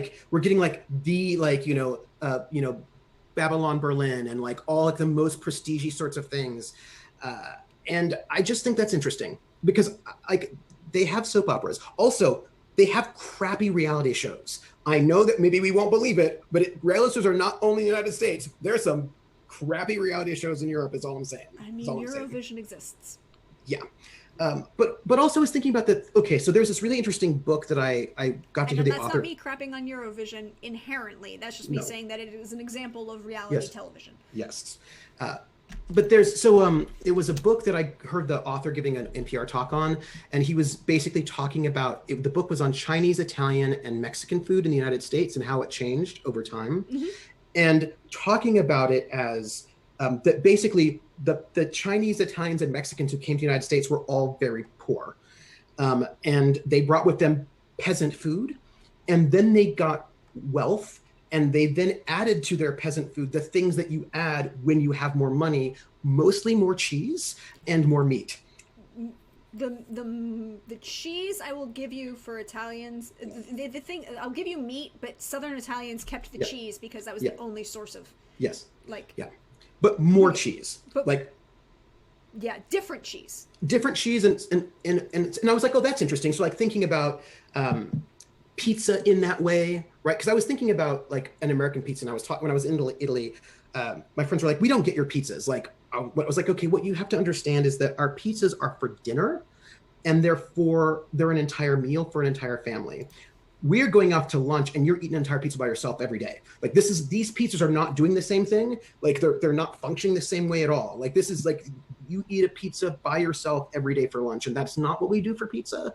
Like we often will have like a slice or two of pizza, but not the entire pizza because it's functioning differently, and just sort of recognizing that. But they had an American pizza in Cremona, which was amazing. Not amazing in terms of good, but amazing in terms of like, oh, this is what you think an American pizza is? Fascinating. It was an Italian pizza with hot dogs and French fries on it. And that was their American pizza. Yeah, no. And I was like, just so you know, we don't eat that here. Really, it's not. We don't do that. We don't. Yeah. Do that. I mean, I will also defend for the fact that I freely acknowledge that I am very much a traditionalist, and there's a reason why New York and New Haven style pizza is what it is, because a bunch of Neapolitans came over and basically recreated what they had. There are minor changes, but pretty pure. Also, if you want to know, like, so when I say New Haven style pizza, this is a thing. It does exist. It's cool. And if you want to know what they are, the names are Pepe and Sally. Those are the two names you need to know. Okay. Frank Pepe opens a pizzeria in New Haven, and he's doing very Southern Italian things with his pizza. It's a coal-fired oven. This is at the turn of the 20th century, all right? You should never try pizza. Pizza in China is unique. Pizza in Germany is interesting. A lot of times commute up, but like it's not exactly the same, but it's interesting. It's interesting. So Pepe comes, he opens the pizzeria, he builds the pizza ovens, and it's in a house, right? It's in this like, what we would say a traditional inner city, like quasi duplex. You've seen them in Boston. It's a two-story house that's, whatever. and he puts the pizza, he adapts it for his pizzeria, and he puts the pizza ovens in the basement. Well, he's doing this with his family. There's a recipe, family fight, generation gap. Sally's opens. Sally's is from, you know, the family fights, the one member of the family who leaves. Sally's is Pepe. So then there is an entire fight along Connecticut where you will say, so are you Sally's or Pepe's? And then that can be like the difference between, are you a Yankees fan or a Mets fan? But other than, you know, and the thing that you see when you most see the adaptation of the food from the original culture to the environment in which they're in, you see most in the quintessential New Haven style pie, which I can unfortunately not eat anymore.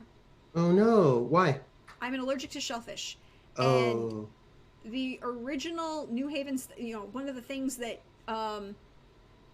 Frank Pepe creates, I don't know if he creates, but it becomes popular in the area, is called a white clam pie.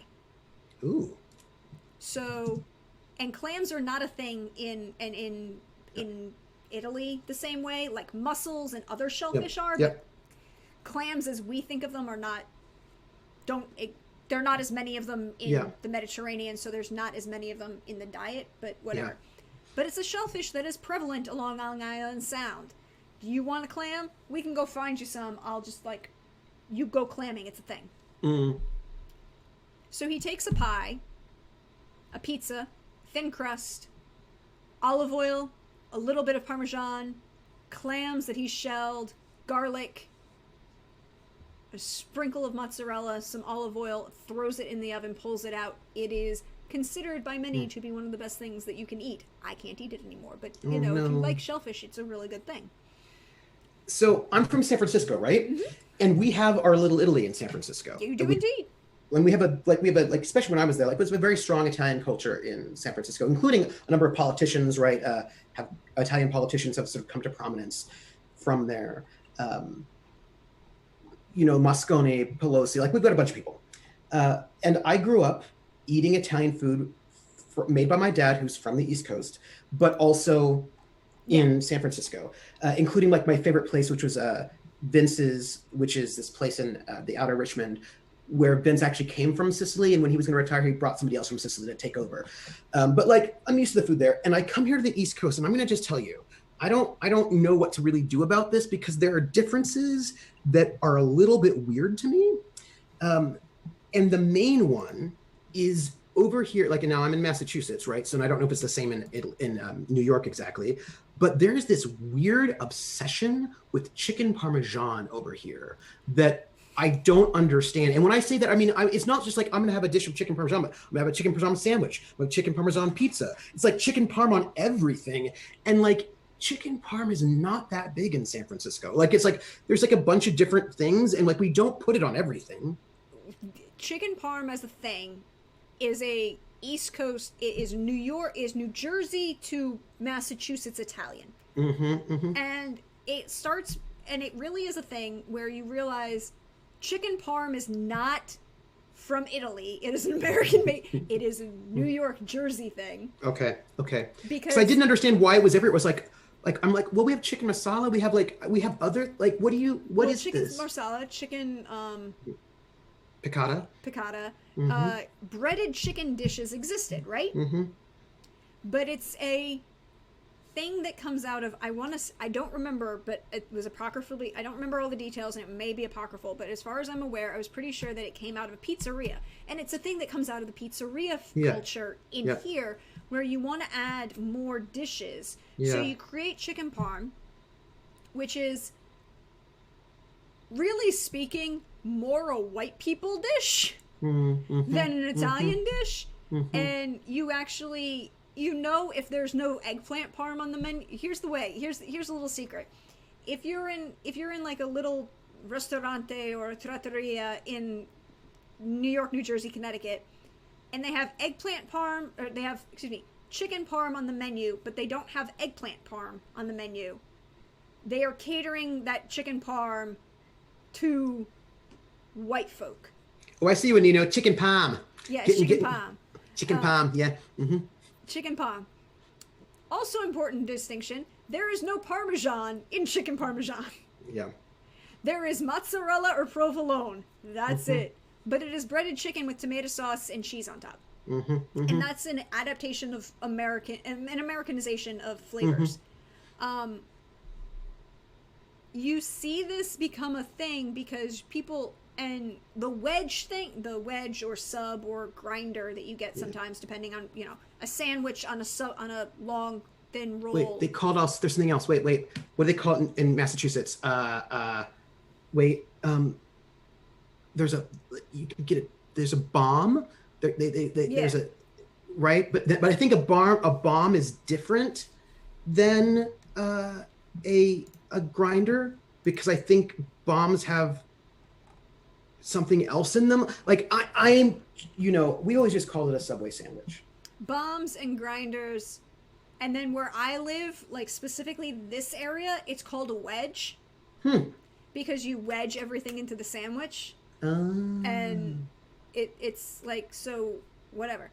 But it was a easy thing that you could do, particularly in here when people started asking for them on sandwiches, because you can get the Italian loaf, put it through, put it on you make the chicken parm. It's the same chicken parm you're going to make for the dinner over pasta, or you can put it on a hoagie or a sub or a grinder or a wedge, and you shove it in the pizza oven. Because that, if you actually look at them, they're cooking on the same thing. So you got them out, pull that out, wrap it up, send that out for your thing. Now, personally, I am a bigger fan of the chicken cutlet, which is literally just the breaded chicken, lettuce, tomato. Some people put mayonnaise. I am not a mayonnaise person. Mayonnaise bothers me on a fundamental level. A little oil and vinegar and I'm good. So growing up, I did have sandwiches that I associated with Italian cuisine. They were never chicken parm sandwiches. And I didn't tend to get them in restaurants. They were always made by my dad, and they were always a Sicilian sausage in a sausage Italian and peppers roll. Or sausage and eggs? Pepper and sausage eggs or sausage and peppers? Sausage and peppers in a roll. Sausage and peppers. There you go. Pepper and eggs. There you go. Pizziola, which is another Sicilian thing, which is another type of grinder thing. And some onions, like pepper, onions, and Sicilian sausage, peppers, and onions. Yeah. You assume that the onions are there, but the peppers and sausage and peppers are the important thing. A pizziola is sausage and peppers with tomato sauce on top. Oh, okay. So it was just interesting because like that was what I was, and like just moving, and like I went to Italian restaurants a lot, and the Italian restaurants were just like what's the thing is that we did have chicken parm, like it was there, but it wasn't a big thing. It wasn't like I've only seen bombs here when they're grilled. Yeah, that's it. Grilled onions, peppers, mushrooms seems to be what a bomb is in New England. Like that's in Massachusetts, in Massachusetts, pardon me. That seems to be the difference between a bomb and a grinder, is adding grilled onions, peppers, and mushrooms. In here, like sausage, there's a restaurant that's literally, it's a little place, not bigger than a lunch counter, but you've got actual like 4 tables inside, and maybe another. It's like literally a mile from my house. I could walk there if I wanted. But the original owner called the place Pat's Hubba Hubba. All right. He styled it in like a very 1950s kind That's of cool. retro style. Yeah. It was also the only place that was open till 2:00 in the morning, and from walking distance from the beach. Yeah. Okay. That was some good choices right there for that restaurant owner. But he did very classic Italian. He what we call Italian quick service sort of. So sausage and peppers, pizziola, chicken cutlet sandwiches, little things like that are easy to do and fast that all you really need is a fryer and a grill top. And a lot of white people enjoy. Because like if we say, but also sausage and peppers on a wedge, I can't eat those anymore because sausage, can't eat it anymore. But Why? Hey, because cows are bad. Oh. Fun fact that I discovered when I had a concussion after being stuck in as the middle car in a car accident. Yeah, the monkey in the middle in the car accident. Is that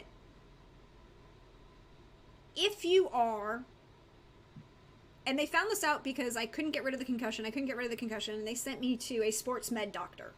Okay. I was teaching high school, and so like they're like the couple of the coaches were like, well, there's the sports med guy that we send all of everybody to. Why don't you go talk to them? Mm-hmm. Okay, they do the blood, and they're like, well, you have this type of anemia. Like, yeah. It's like, do you have pollen allergies?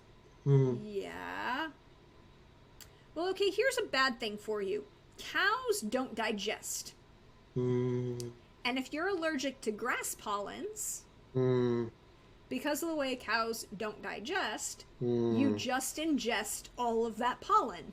And if you have certain types of anemia, ingesting that pollen makes it worse because you can't, the concussion is like a brain bruise, right? It's not healing because the anemia isn't being, is an autoimmune reaction to the allergy. Oh, that sucks. Which means I can't eat cow or anything that comes from a cow.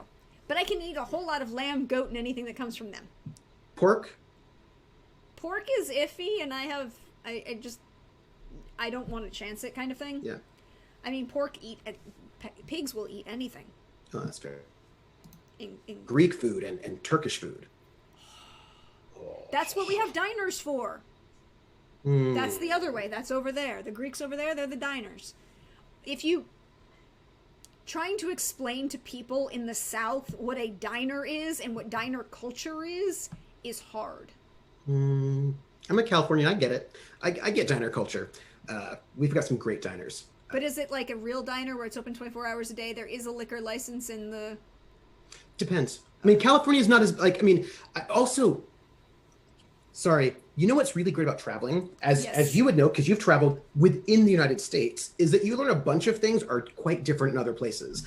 So I didn't know what an ABC store was, because in California you can buy liquor in grocery stores.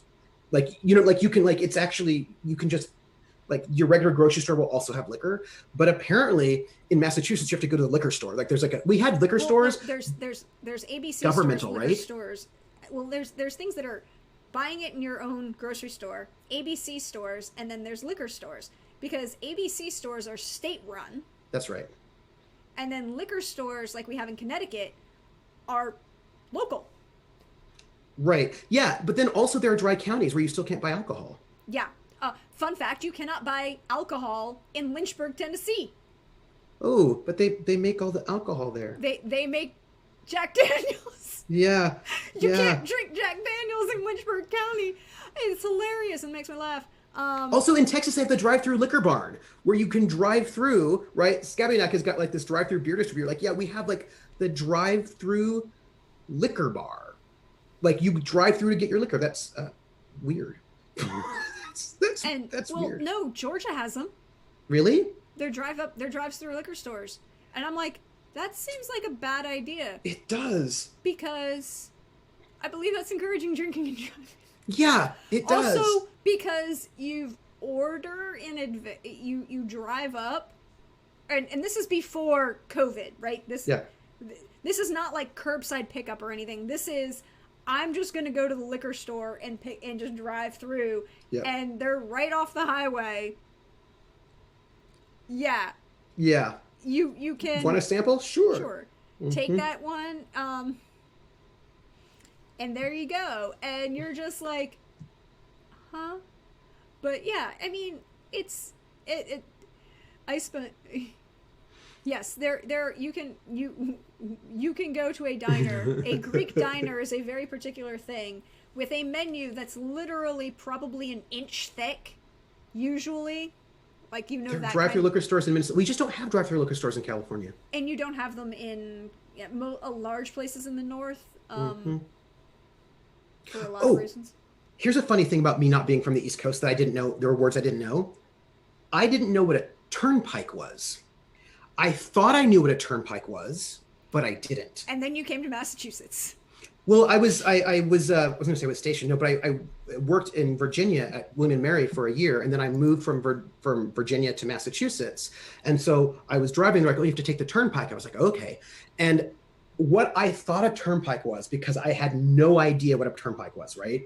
If you remember, I don't know if you ever watched Chips, um, where there's like the clover leaf. They'll like they have these like overhead shots, but I thought a clover leaf was a turnpike because the word turnpike has the word turn in it. So I thought that it must have been like a really like curvy thing. I'm driving it; it's completely straight the entire time, and you get a driver's license at 16. Although I think you can get a driver's license younger if it's only for farm It machinery. depends what state you're in. There are Yeah. some states that have gone to 18 only. Oh, really? Yeah, it was a big deal. Hmm. Um, Yeah, so Beetlejuice is like, I thought a turnpike was a toll road. It turns out that is what it is, but we don't have toll roads in California for the most part.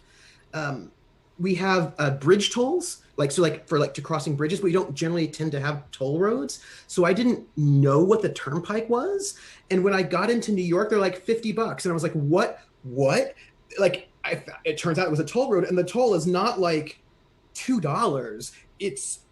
It's a lot more than that. I was like, oh my goodness, I was not prepared. I was not prepared. if you the so I lived in Atlanta and my parents lived in outside New York in Fairfield County in Connecticut, right? And when I was teaching high school, I would come up from the summer.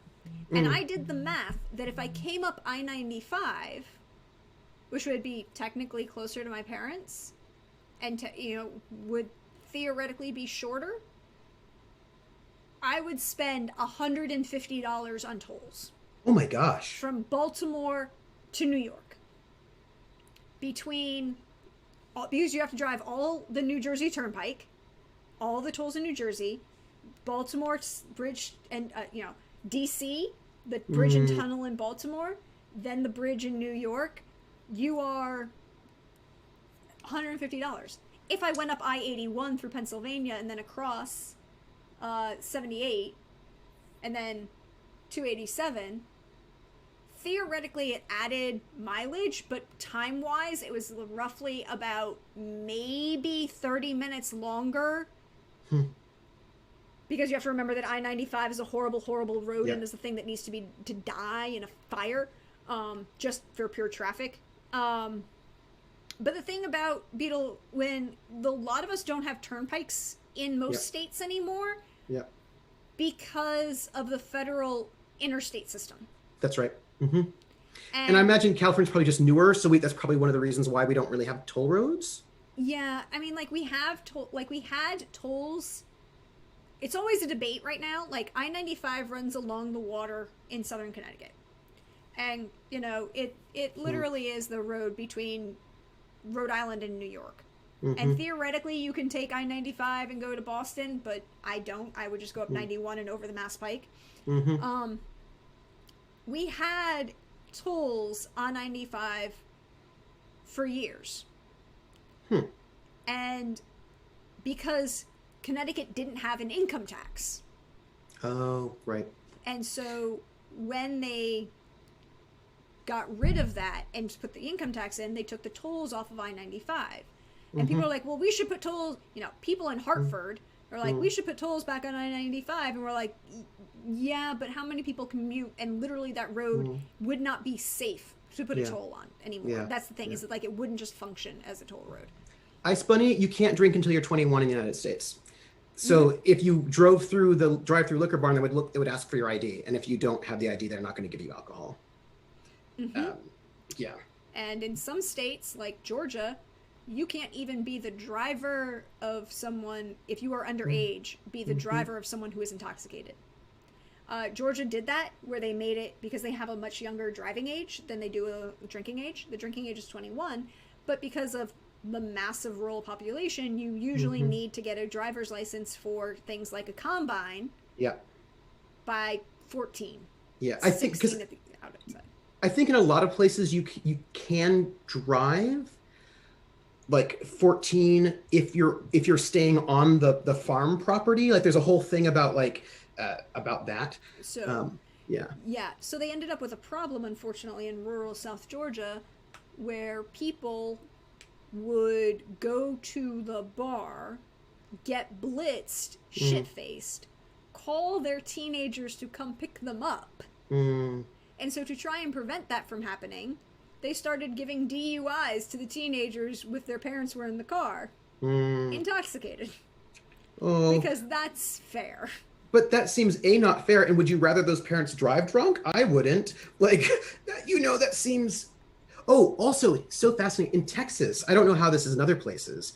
In Texas, even though the alcohol age is 21, if you're married, you're allowed to drink but not buy. There's some kind of weird thing. So like a bunch of people would get married young and just drink a lot, because then apparently that is.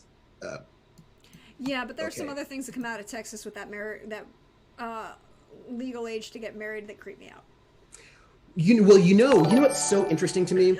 Thinking, Kelly! Oh, hey! Hi, Opera Geek. How are you? Kelly, thank you for the raid. Yeah, thank you. Oh, look, and Tanya. Hey, Tanya. Hey. Yes, we're being nerdy and academic and talking about fun things. Yes, we're talking about all the things.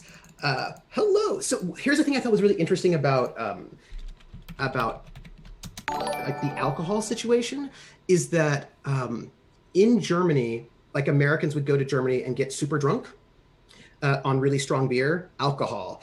And like, cause they were underage, right? They were underage, so you could drink then. Like I'd been married at 18, so I was drinking from 18 onwards because I was overseas and I could. It was fine. But a lot of Americans did not know how to handle German alcohol. So yeah.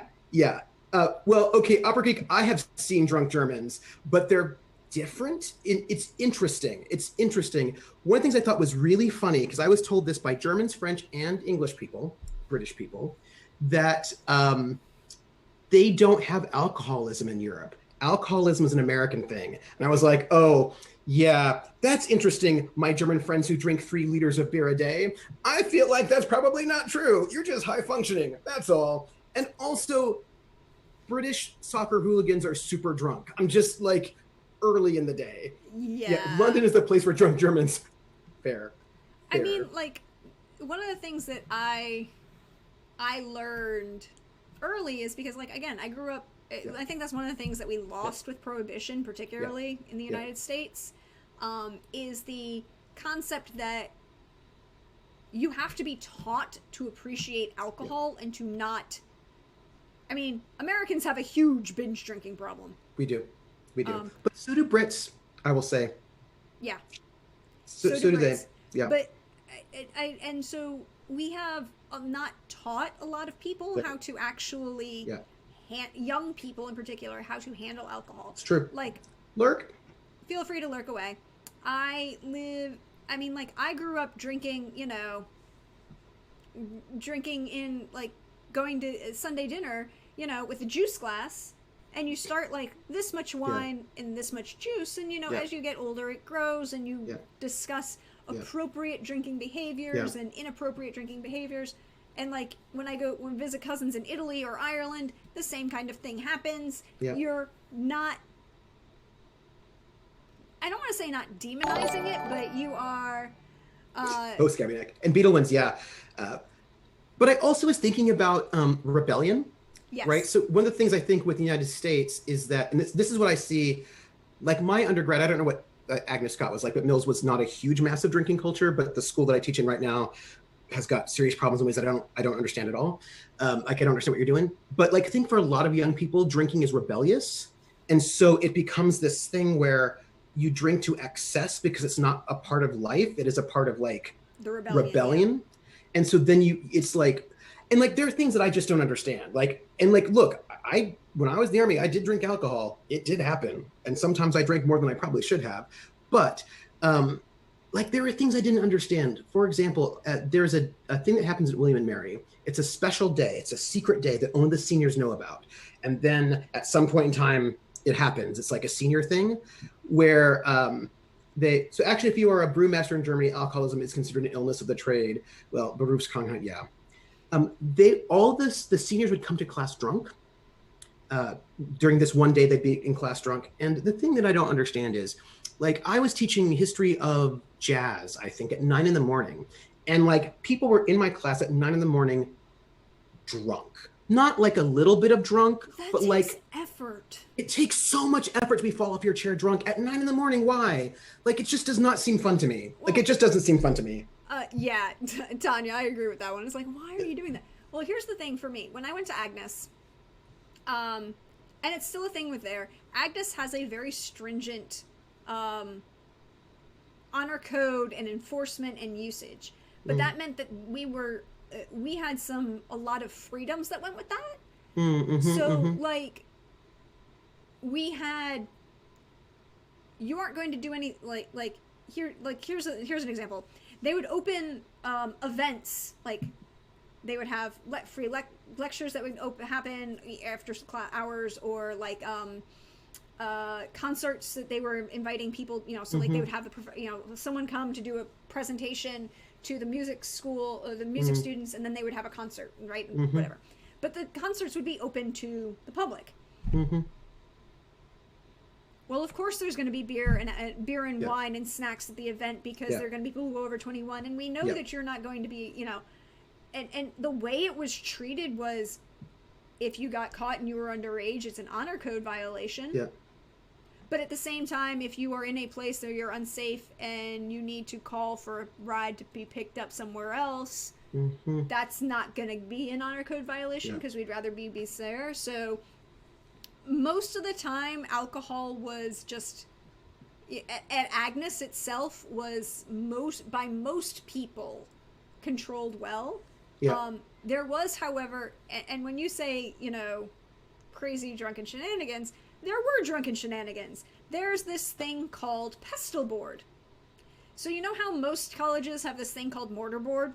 Well, we had mortarboard. We also had pestle board, which was kind of like the anti-mortar board. And you had to be nominated, and it was the only thing that really involved hazing that came out of the school. And by that I meant, there was a week of events that were going on that you had to participate in, and like it was like, they called it what did they call it? Oh, it was like, it was called the historical drag show. It wasn't actually drag, but it was historical. That's what they called it. And it was like, you would do a strip number for musical, to music, as dressed as a historical figure at dinner during Wednesday night. But during the day, you had been dressed up as this figure with like a little sign, and you had to answer questions. Like anyone from pestle board could walk up to you and say, give me this information or whatever. But one of the things that pestle board did was, because this is a women's college, all right? I want you to understand that this only works because this is a women's college. And there are some very good reasons why women's colleges are important. This environmental allowance is maybe one question mark. There was a night after the new members of pestle board were signed in, where you would go drunkenly nude to carol at the president of the university's house. Okay? At like 2 o'clock in the morning. Yeah. I will say a little thing that happened at Mills that I think happened because it was a women's college. Women would often go to class in pajamas, and like not having to be made up. Like, they wouldn't have to like make like it was just like it was a very kind of a chill environment. Cipher of tear. I know. I'm sorry. It was a thing. The nude was occasional and entirely voluntary, but the drunken caroling of the president was an annual event. And I was not a member of pestle board. I was never a member of pestle board because, unfortunately, I just didn't really have time. A bunch of my friends were, though. I'd like to ask you a question. It's about Agnes Scott because it's about my experience at Mills, and I want to know about yours. So Mills College had about 30-something% of the student population being non-traditionally aged. Maybe like 27 to 30, around that, like sort of people who were not 18 to 24. know that there is a percentage of the population, because technically I graduated as a Woodruff, which is the terminology for older students. Yeah. I did like 2 years on campus, and then I did a year and a half on campus, and then I had some mental health issues that came from a large number of factors, and went back as a part-time student. I was working full-time and going part-time, but I was also older, so I was counted as a Woodruff, so it was kind of thing. But I don't, you know, because what I found is that a lot of women are not able to go to college right away because maybe they have kids or they have to stop, and that it was really interesting that the women's college was a place for women who have slightly different life paths, right? Usually because of child rearing or all sorts of other things, and then they come back to college a little bit later. And that was really cool. Like, I mean, I was one of these scholars as well, because I started college at 25 because I was in the Army first. Yeah. But having a bunch of people who are non-traditional age really changed the environment of the college in really interesting ways. I'm sorry, I just had to pull up Agnes Scott's website to kind of look, because I don't know the actual number. I want to say at least 20%. Yeah. And like the school that I teach at right now has almost no one. Are you saying invest in blackout curtains for the president so you can just like put those up? I mean, to be fair, yes. Blackout curtains are something you should invest in anyways. I support them. Yeah, so I know, I think it may not be as high as 30, but a significant population. Yep. They also have a significant international population, and because of where Agnes Scott is, it's in Decatur. It's a 5-minute walk to the MARTA station, and then that's MARTA, you're 10 minutes to downtown Atlanta. Yeah. Well, because of where it is, it's part of the Arch, which is the Atlanta Regional College Consortium, whatever they're calling it these days. But if you are registered at any one of Oglethorpe, oh God, what's the name of it? Morehouse. I was like, wait, Morehouse? I was like, what the heck? Spelman? Or Oglethorpe, Morehouse, Spelman, Georgia Tech, Agnes Scott. Any one of those schools, you can take classes at any of the others. You just have to register, and you might get bumped down the list in case like their majors need to, preferential for scheduling or whatever. But it doesn't affect, your transfer credits. It doesn't affect anything like, and they're treated as if you were in class at your home institution. So because of that, you had a lot of mingling going around of people from Spelman or from Morehouse or from Oglethorpe, Georgia Tech. And like maybe there was a large number of both age ranges and economic changes. I will say that I find those things actually are linked. To be honest, like, so for me, I find that if you have more age diversity, you're also often getting more economic diversity, because like you get veterans who often don't have money who are coming in with their GI Bill. You get people who had to work for a while before they could save up. So like, it's interesting that like, and I really think that economic diversity is really, really important. Like, I think it's really important in a college. And I think there's a lot of different diversities become really important. And I see, for example, the ways in which some of my students who are very wealthy, there are a lot of really rich kids. Mills would brag about like 70-something% of their students were on financial aid.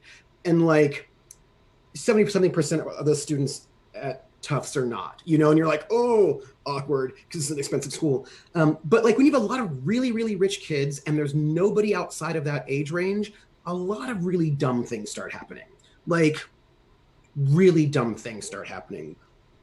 Like, for example, they had this senior event that they would do every year, where they would go to this hotel and have this party, and they had to stop allowing them to do that because senior dudes were peeing in the potted plants in the lobby of this fancy hotel. And I was like, oh, my friends would have been arrested for that one. Like, what? Like, and so they were like, okay, you can't be off campus anymore. No more off campus events because you're being ridiculous. But I mean, like that's just straight up like you're sitting there going, I I think it's important to have a college or a university environment where A, you feel comfortable, but B, you might have different, if you can have a wider age range and economic diversity there, it gives a lot of change, you get a lot more voice, and it doesn't become a monoculture of whatever kind of monoculture you're thinking it could become. I will be going to law school in the fall. It is a thing that will be happening. I have already started looking at things, and it's so exciting. I'm so excited and very happy. But one of the things when I was looking at and applying to law schools is, okay, so it took me longer to graduate from college because I was going part-time and working full-time. Then I've spent the last 7 years, almost 8, teaching high school. I am in a very different place in my age and life than someone who has just graduated from college going straight into law school. And there are some law schools that are near me where I was like, oh no, 85% of your student population are fresh college graduates. I'm like, oh, because college, let me show you something that my parents have said, everyone I've ever said, and I tell students this all the time. College is not real life. Can I say yes and no? Well, okay. Here's my yes and no. You were working full-time while you were in college. You were in real life. Do you know what I mean? Like, and there are a bunch of students who are still in real life while they're going to college, and I do not want to like dismiss this is true, but their work. That reports my point that the college experience is not real life. Real life was happening for me outside of the classroom or campus. I mean, like, everything that was going on campus was really good, and I agree with you. I do agree with you. I think that there are people like that, but it was just an experience. It's like It's tricky. It's a tricky thing, and also it's tricky for me personally because of 2 other things. When people say that college is real life, what that tends to mean is they think that I am not living in the real world, and I was like, I make less money than a police officer. I don't make that, like, I'm not making that much money.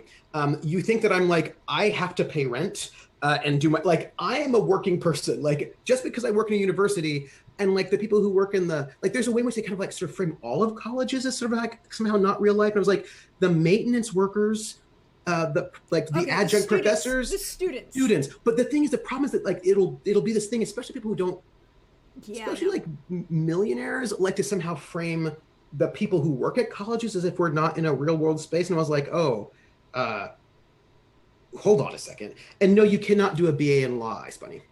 No, you can't. You can do a BA in pre-law, but to actually be a lawyer in the United States, you have to go to an ABA, which is the American Bar Association accredited law school, do well, graduate, and then take the bar exam in the state in which you wish to practice. Or the federal bar exam. And actually, you can practice law without a JD. You just have to pass the bar. Well, you can practice law in some states as a law student.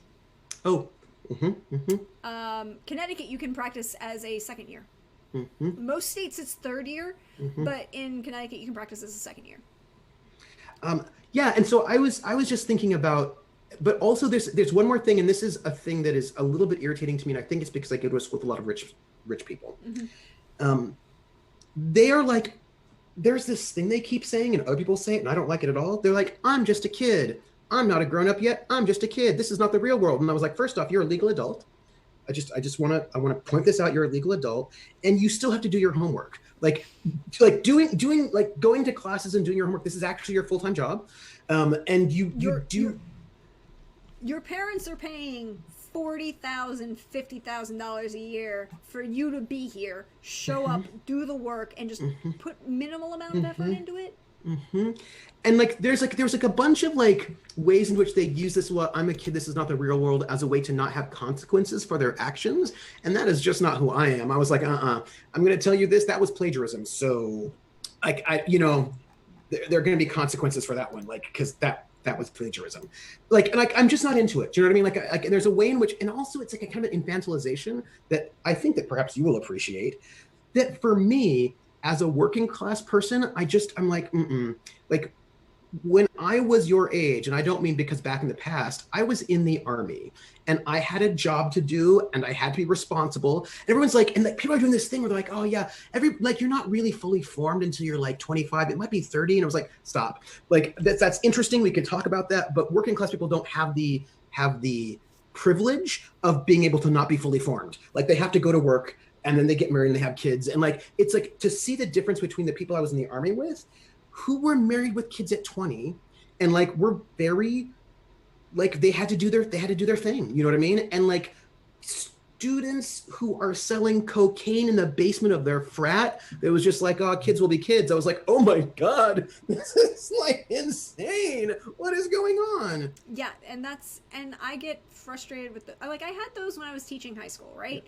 They're like, okay, starting the beginning of the year, you're going to have research papers. We're going to, it's like Latin 1, you had 2 little short 5-page introductory concept papers.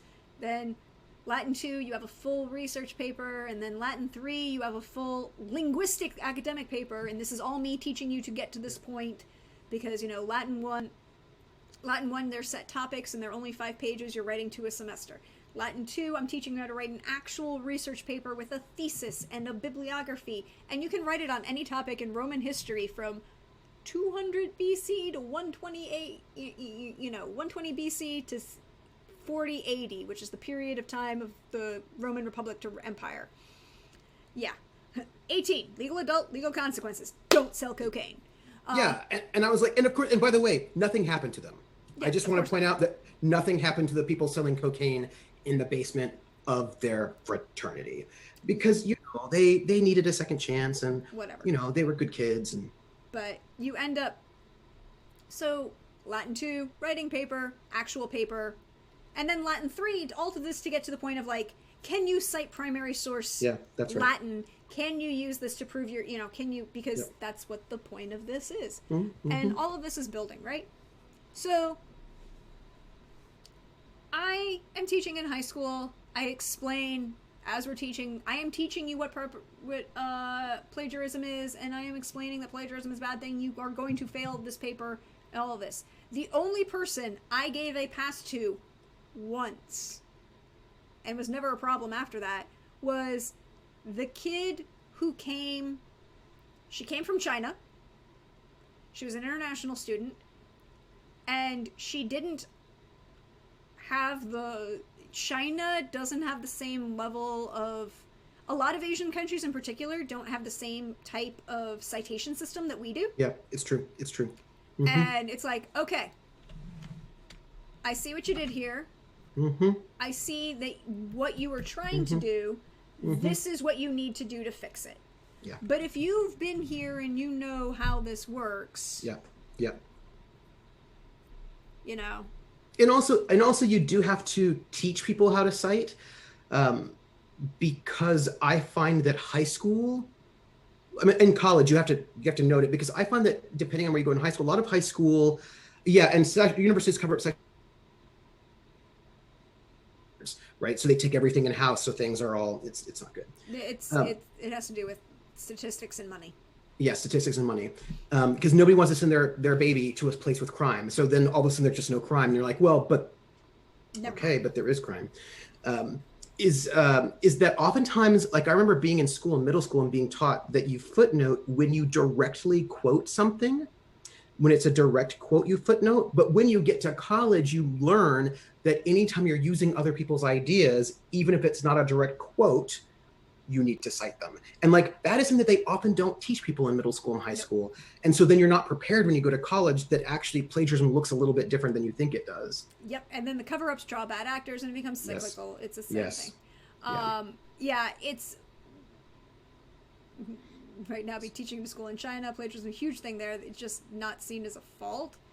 For an essay on something they don't understand, why I don't want to print it off Wikipedia article. I asked for your thoughts. It requires you to do analysis and examination. And one of the biggest things is teaching, and this is a rule that I freely acknowledge, that my mother is an editor, right? She has a law degree, but her actual job is as an editor and has been that for a number of years. So if you think that you got it bad when you were in high school and your English teacher wrote over it, think about what happens when your mother won't let you turn a paper in until after she's read it. Oh, yeah. Okay. Okay? And as a couple, like, she will on occasion help a couple of my friends who are doing like resume stuff or like, can you help me with this? And my friend Taylor, who went to Agnes with me, went on to Georgia to do her master's degree in social work, was doing all of this thing, and she gets the resume back and she goes, I haven't seen this much red on something I've written since I was a freshman in college. Oh. And I was like, yeah, that's just my mom. She goes, no, I appreciate it. But it was like, yeah, Yeah, no, I mean, good editing is valuable. But I learned you have to teach people the rule that direct quote or more than 3 words in a row are from someone else. Yeah. Unless it's common just knowledge. The idea. Huh? Or just the idea. Well, like if you're using it, especially if you're like, well, as Foucault or like, Judith Butler talks about performativity, even though you did not cite her, that's her idea. You need to cite her. Like you do need to cite her, and you have to you do have to cite her, and it's summation.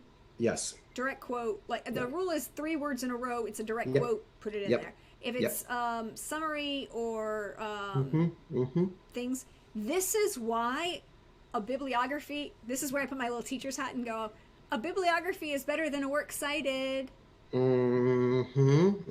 Because a works cited is only the things that you directly quote or cite specifically. But if you are writing a research paper and you have and we've all done it, right? You're writing that research paper, you've read 50 different things to just go through. Something might get lodged in your unconscious and you and you don't remember. If you just put the entire book list of your bibliography on there, you've cited it. That's right. That is correct. Also, this is really interesting. No, but that's really important because I also was thinking about, like, I do this when I'm teaching 201 for the graduate students' introduction to music research. I teach them like what footnotes do politically, and that it's not just, oh, I use these 4 words, so I should cite it, but your footnotes tell someone what tradition you're a part of. Footnotes are power. Like every time you cite someone, it gives them a little bit of power.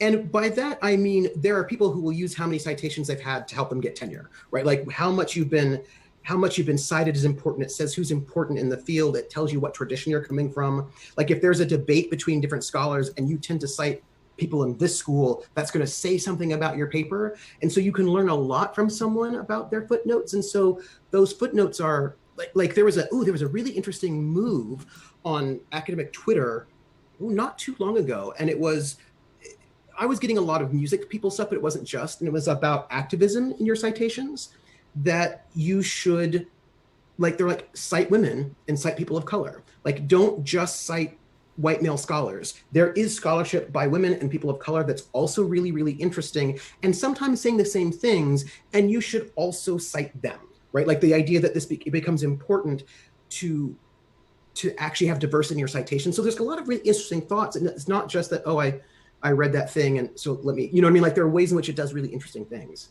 I mean, another thing that's coming out of is, there's, oh God, who's in charge of it? Beetle Wins. Beetle Wins is talking about citation style. Yeah. Yeah. You need it also comes down to which academic field you're in. Yep. You need to know that science cites by the Chicago system. Then there's APA. Then there's MLA. And musicology uses Chicago. I think it's because in German, the word for musicology is Musikwissenschaft, and we think we're very sciencey, so that's a little bit weird. But then ethnomusicology, which is coming out of anthropology, tends to use MLA.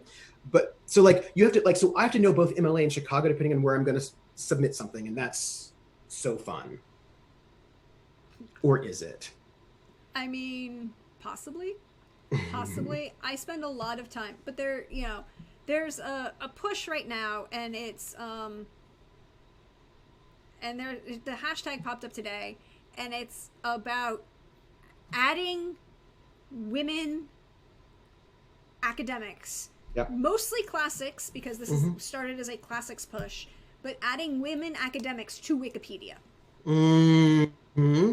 And Mm-hmm. how this has become Mm-hmm. a major fight because people are like, well, you need to validate that this is valid. And you're like, Yeah. no, this is a woman who is important. Yeah. Shut up and go away. Yeah. Yeah.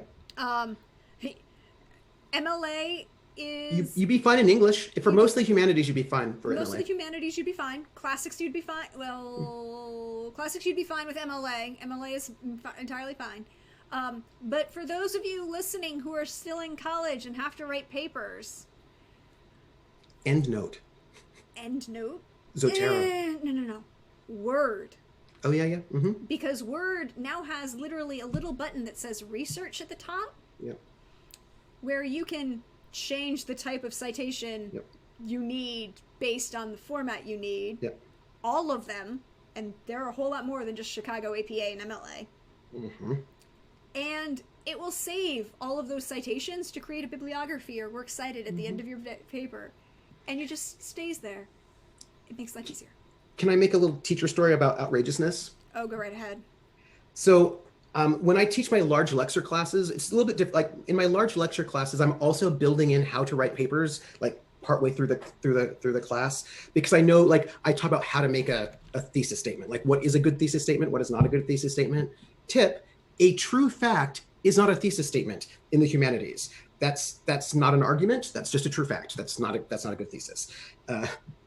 One would have to be able to argue with it. So anyway, so I like we're going to do thesis statements. We're going to do these things, like these kind of like introductory things. And one of the papers is about learning how to figure out what a discourse is. So I give them like 5 topics, like the St. Louis race riots of 1918, like various things, or like Sister Rosetta Tharpe or whatever.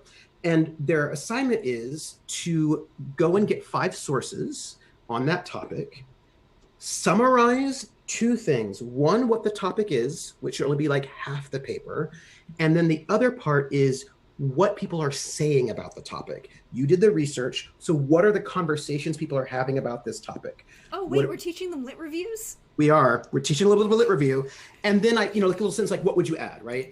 But the thing is, I said, okay, you must use Chicago footnotes. That is your requirement for this assignment. And remember, you're going to be having to synthesize a lot of stuff. So you're going to have to sort of figure out how to make sure that your citations don't overtake your own voice, right? So, and I have gotten the weirdest things in terms of errors for my footnotes. And I don't mean that it was a comma, not a period. I mean things that I don't know how they did it in Word, because that is not how footnotes work in Word. Like I've had papers where they'd have like 7 footnotes, and they have all 7 on every single page, even if those footnotes were not on that page, or they weren't sequential. It was like one. Because they didn't put the footnote in, they put a footer in. Oh, okay. And then I bet you that the rest of it is they didn't use Word, they used EasyBib. Oh. I have EasyBib is not a good thing, people. It's a shortcut that isn't helpful in the long run. Why are there so many different formats? Well, because they all come out of different traditions of academia and publishing and publishing in like journalism and all of these other things. Mm-hmm. But then you also have different standards of how things are used and where citations go. So like if you want to get into classics, you need to be able to MLA format, but you have to be able to cite contemporary, non-ancient sources and ancient sources. Mm-hmm. And so you end up with, the standards. 14 commitments in different standards. Situation. Ridiculous. We need to develop one universal standard that covers everyone's use cases. Yeah. Situation. There are 15 competing different standards. Yes. Exactly. I will also note, if this is fun times, Beetlewinds will probably appreciate this, or I don't know who will. My first 2 major publications, because of the complicatedness of the politics of my field, were in British journals rather than American journals, because British journals are a little bit more, they're into cultural theory more than right? They're just into cultural theory more. So I had to not only use specifically the citation format that Cambridge used, but also I had to respell everything, because I could only use British spelling. And then also I had to use British music terminology, and they use some weird, like we would say quarter note, eighth note, half note, but they're like semi-demi-quaver, hemi-semi-demi-quaver, and like, oh, okay. But like that's like, so like sometimes you have to translate between the different like UK versus US. Yeah. Mm-hmm. I mean, and it's like, the thing is, when you get to classics, you have the citation for anything that's not a classical Latin or Greek, Yeah. or other ancient texts. And then you have the citation systems for the Latin or Greek that you're going to use and whatever. Have a good one, Tanya. See you later. See ya. But you end up with that. Then you also have the convention of, so how snooty are you, Trooper? Are we talking about we're going to do the things in the original Greek or not? Oh no, well you have to have that. Mm-hmm. The question is, do you supply a translation or not? Yeah. There is an entire there is a level of elitism in classics where, well, I gave you the Greek. This proves my argument. Yeah. And it's like, no, you didn't give me your translation, so if my translation is different, then I'm going to give you a different argument. Yeah. Old school musicologists also like to throw in their Greek, like with untranslated stuff, because the thing is, musicology is one of the first sort of like, it's like a really important field. It's very old. It's got this thing, and they're like really, they've got weird issues with their relationship to classicism and classism, and their relationship to wanting to be taken seriously, right? And what that means. And like sometimes being taken seriously means that you just don't translate things. And I feel like you should have both, so that I can see what the original is in case like, if you just give me the translation and I don't know what the original was, I don't know if I agree with your translation.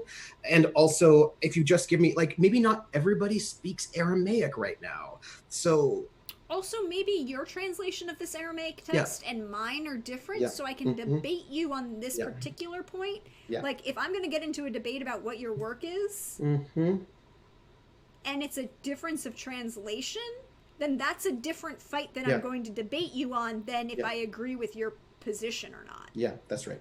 And that's right. So here's a thing for you, Trooper. You were talking about thesis and teaching thesis. Well, this is something I learned from my AP English teacher in AP AP English, not AP Brit Lit. She was working on her doctorate at the time at Fordham. Yes, you have to recite the original language in the Italian Renaissance. Oh, that's a surprise. Which one? Italian or Latin? So she was working on her doctorate at the time, and she taught us about thesis and how you should think about a thesis in the same way her thesis advisor was teaching her about it, which was, all right, what is your subject field? British literature. Okay, well, what are you focusing on? Chaucer. Okay, what are you focusing on? Canterbury Tales. Okay, be more specific. Which one? The Wife of Bath. The Tale of the Wife of Bath. Okay, be more specific. Well, I want to look at the, we have a rule at our institution, French, English, German, and Italian didn't need translation. Everything else does. I mean, a lot of that comes out of classics. That's classics.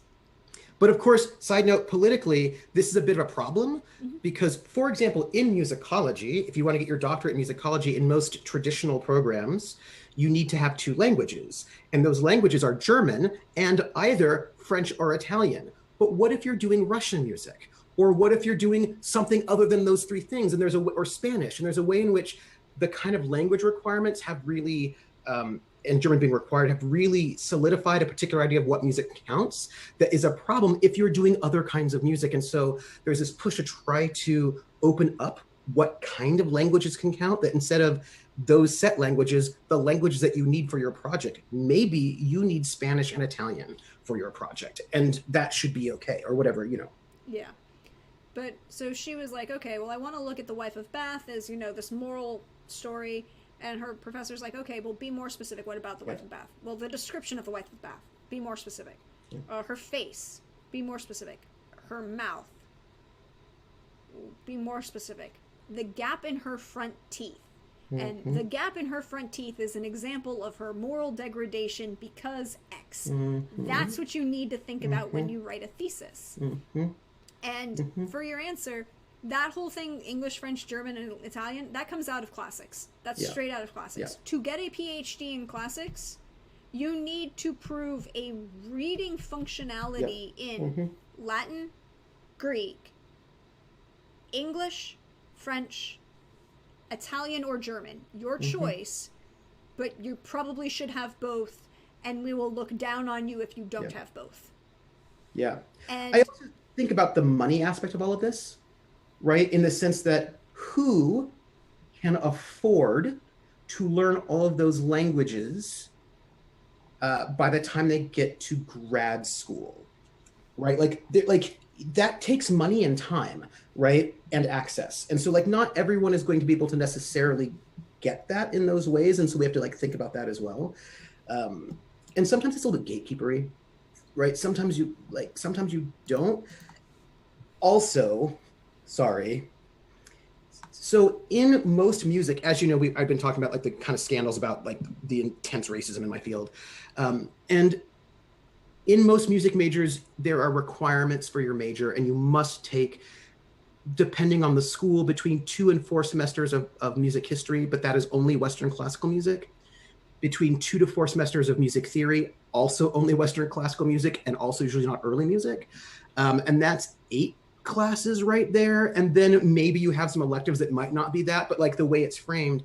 And there's been a lot of discussion about trying to revise these music majors and about like maybe not making Western classical music required in that way and so much. And somebody said to me, well, and I was like, and maybe also making it so that other music, other styles of folk music, even European folk music, which is almost never covered, popular music, world music, all those things, maybe those things could count. And somebody said to me, well, but I mean, if somebody graduated with a music major and didn't know who Beethoven was, that would be a crime. But if they graduated from a music major and didn't know who like Duke Ellington is, that would be fine. I was like, see, this is your problem. Like, you think it's okay to not know anything else, and like that's acceptable. Like do you not see how this is setting up some problems? And they did not see how it was setting up some problems. Yeah. Classics has been having that debate recently too. The debate about Homer. Oh, interesting. Say more. Well, the problem is, and this is one thing that came up in a bunch of my recitations, digressions, that 90% of universities, definitely in high school, almost all high schools are 100% of American high schools any high school that teaches Homer does not do it correctly, does not do it well. Oh, we did the Odyssey. Sorry, we did the Odyssey. That's what we did. Well, either the Iliad or the Odyssey. Either one, you do not do it well. You do not do the whole book. You don't look at contextualization in the history, both of when it was originally written, the history of the time that it's writing about, and the history of the, I should rephrase, the history of the time it was composed in, the history that it's talking about, and the history of the time that it's written down in. That's 3 different histories that are going to affect the text. And no high school in the United States, let me rephrase that, no high school, to my knowledge, teaches the complete text. Most universities don't teach the complete text. You end up then with a very watered down, truncated version. It's like I've been saying before. I mentioned this in my stream yesterday because I was talking about a translator named Stanley Lombardo, right? And he was attached to the University of Kansas. He is, I think, officially a professor emeritus now. And he shocked the classics community by doing a vulgar, and by that I mean conversational, vulgate language translation of the Iliad and the Odyssey. And it also was vulgar because he left in all the swear words. But this is the cover image of his Iliad. So the first one is the Iliad, and then the second one is the Odyssey, okay? Both of these images are iconic within American cultural consciousness. For the Iliad, you have the image of an embedded reporter, journalist, taking the picture at D-Day. I'm pretty sure that's the Omaha Beach one, but I could be wrong, of American troops coming off of the transport vehicle, landing. This is an image. That's not the one that we got. We got some old, boring one with a picture of like a Janus head or whatever. Yeah, it's whatever. It's Greek art, whatever. Yeah. Copy paste various Greek art that you get. Yeah. But that image of the Iliad changes your understanding and perception of the story. You That's understand amazing. that this is a story about invasion, about war, about all of these things. I've said it before. Most people who teach, almost everyone who teaches the Iliad, and 90% of the people who read the Iliad, do the same thing to the Iliad that a lot of fans of Shakespeare do to Hamlet. Yeah. They focus on this theme and ignore the rest of the book. And sometimes that theme is super ahistorical.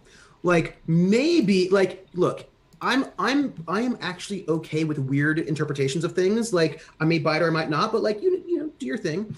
But like the Oedipal reading of Hamlet is tired and old, and I feel like we could maybe do something different. That's all.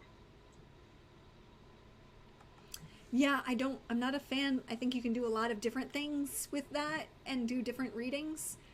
Like I don't like how the Oedipal reading treats Gertrude. Anyway, I don't like it. I don't like it. You don't like it. And I think one of the other things that you end up with is like, so this image for the Iliad tells you that this is a story about war. The other things that are going on are important to the story because it's about culture and looks at individuals in the war, but it is a war story. Almost everyone who translates the Iliad, who reads the Iliad in school, skips 2 books. One, which is almost all, these people are fighting these people, and it's lists of names, and they're like, we don't care. It doesn't have to do with Achilles. We're going to skip that.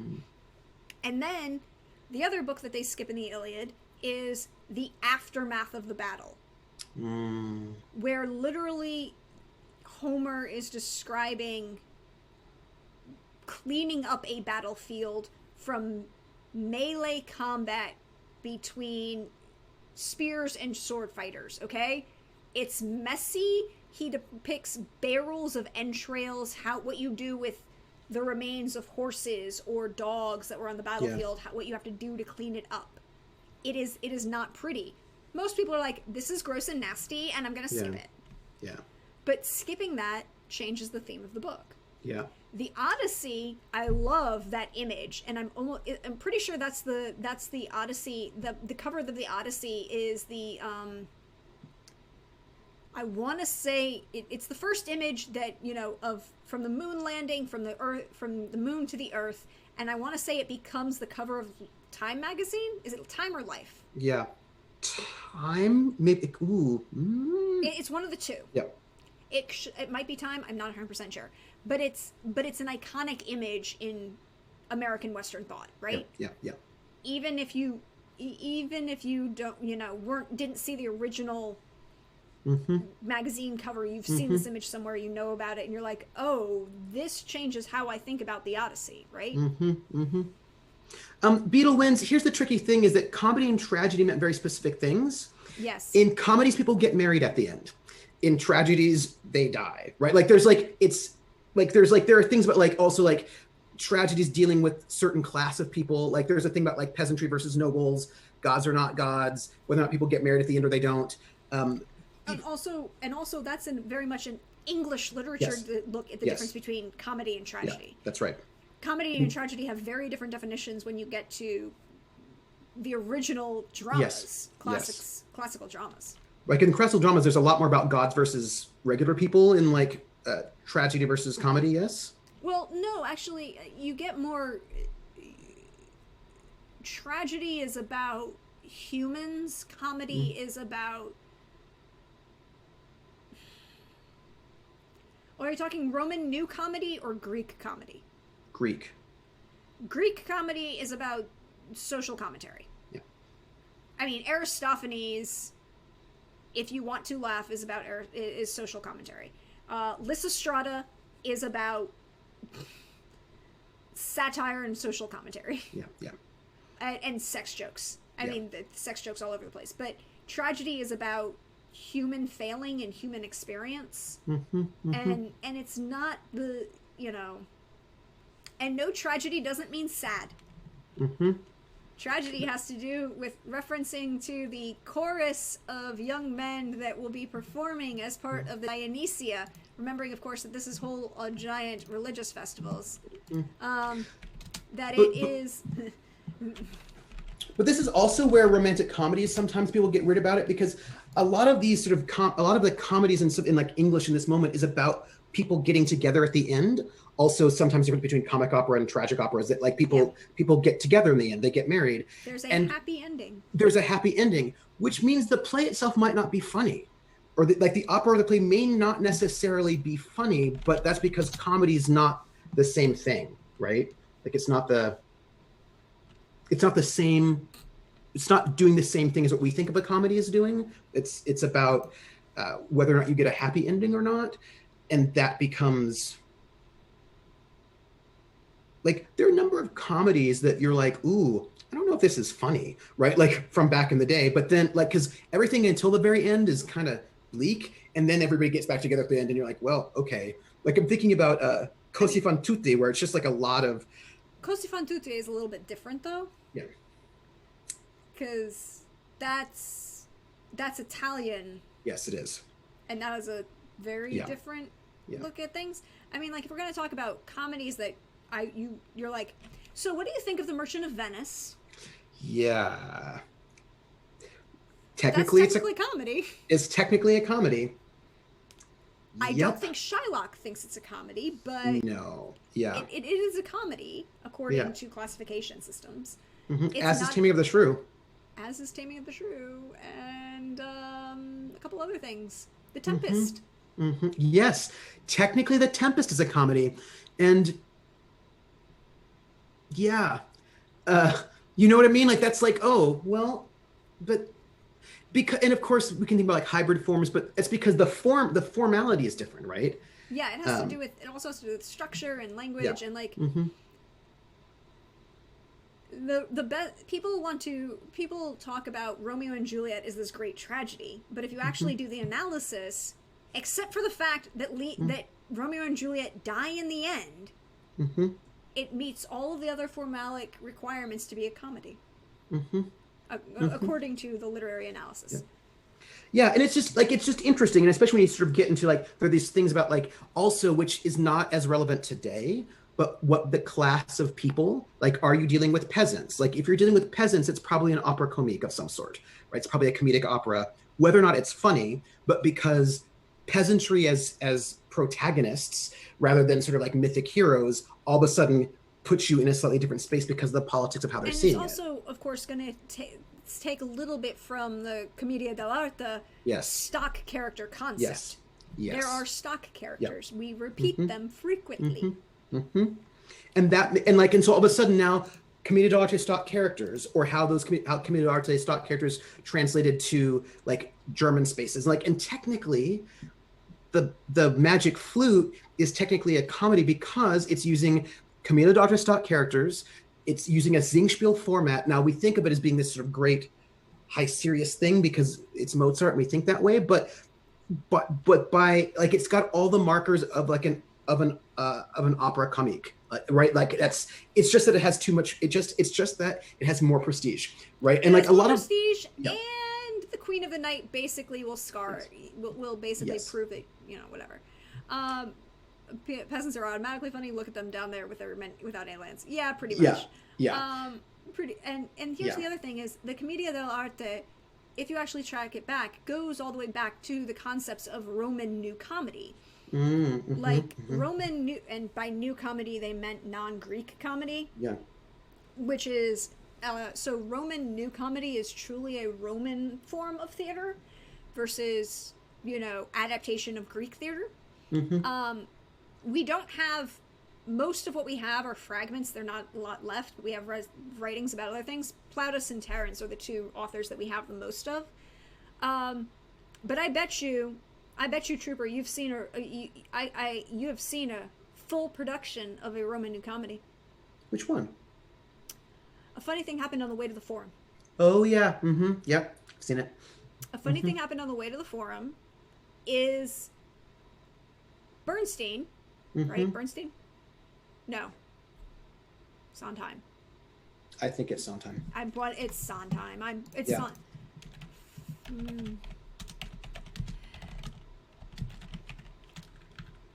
Funny thing happened on the way to the Forum is Richard Lester.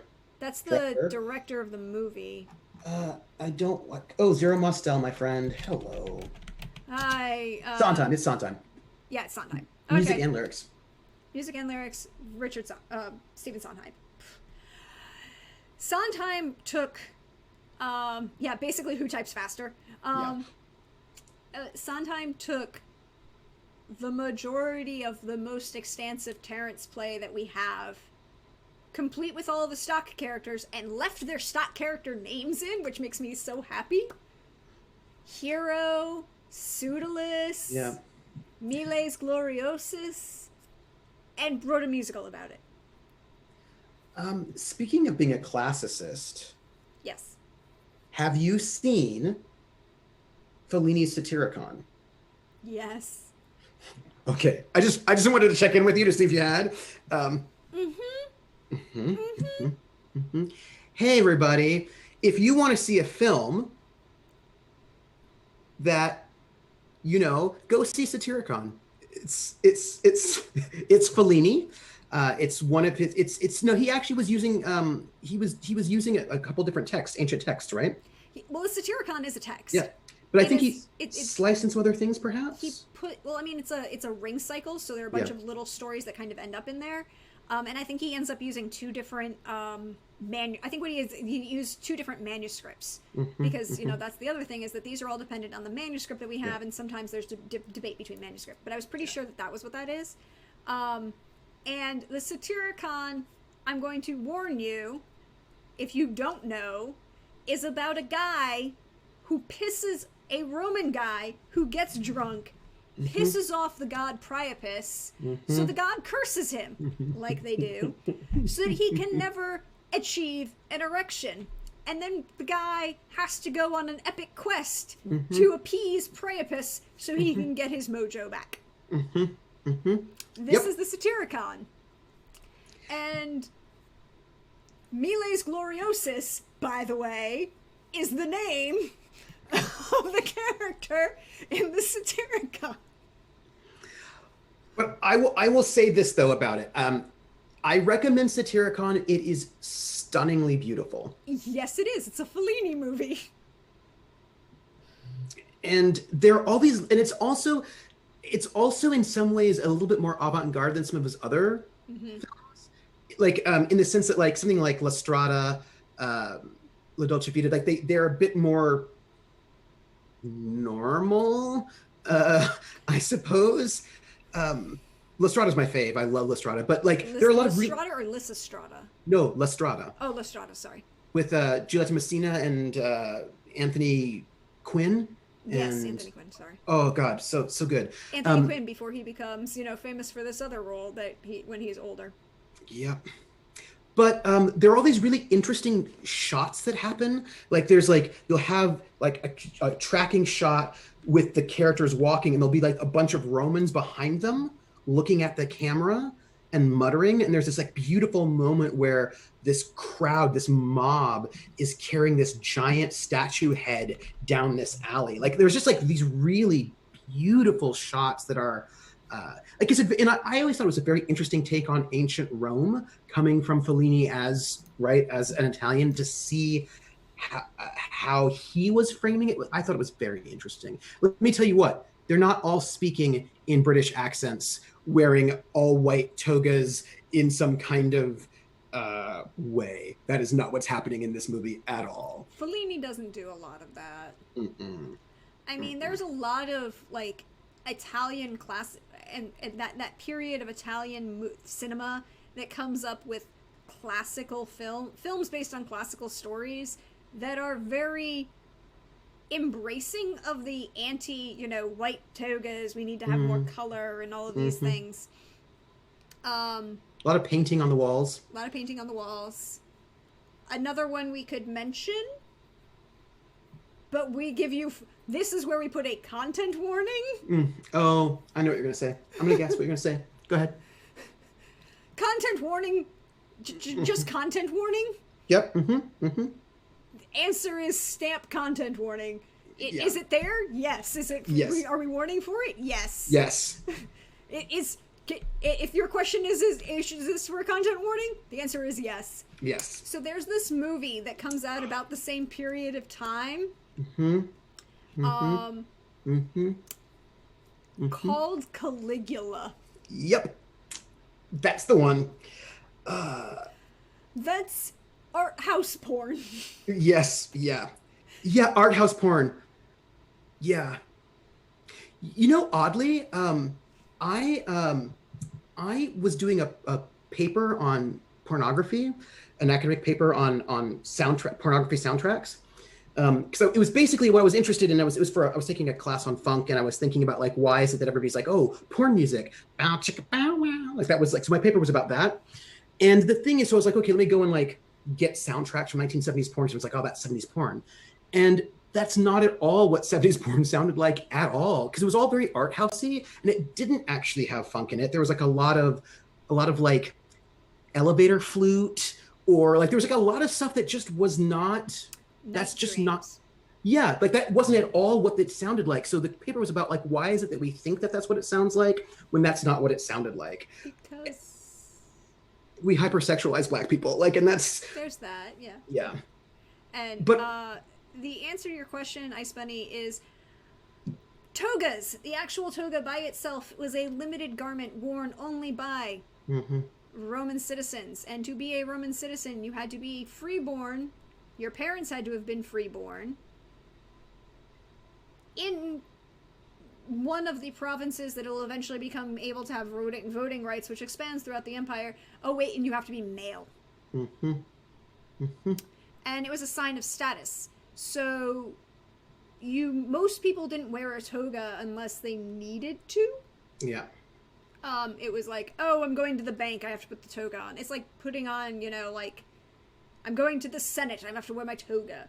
Most people didn't wear a toga most of the time.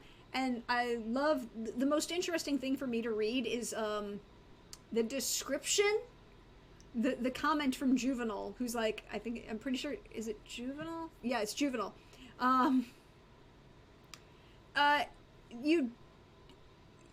Technically, all Roman citizens were required to serve military service, but after the advent of the empire, that doesn't actually happen anymore. With the standardization of the legion becoming a standing army versus called up troops of a militia kind of thing.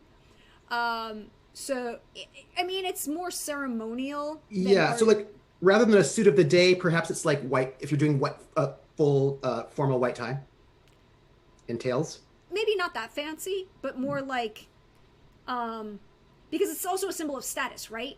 Yeah. So, and you would wear it during the day, and you would wear it, you're not wearing it to dinner, you're not wearing it to fancy events, but you're wearing it to the Senate. I'm going to go I'm going to go to the Senate, I'm going to wear my toga. And maybe not business casual, just business suits. Right? Like a power, it's like a power suit, right? Because you can point that out and say, you're a Roman citizen, you have,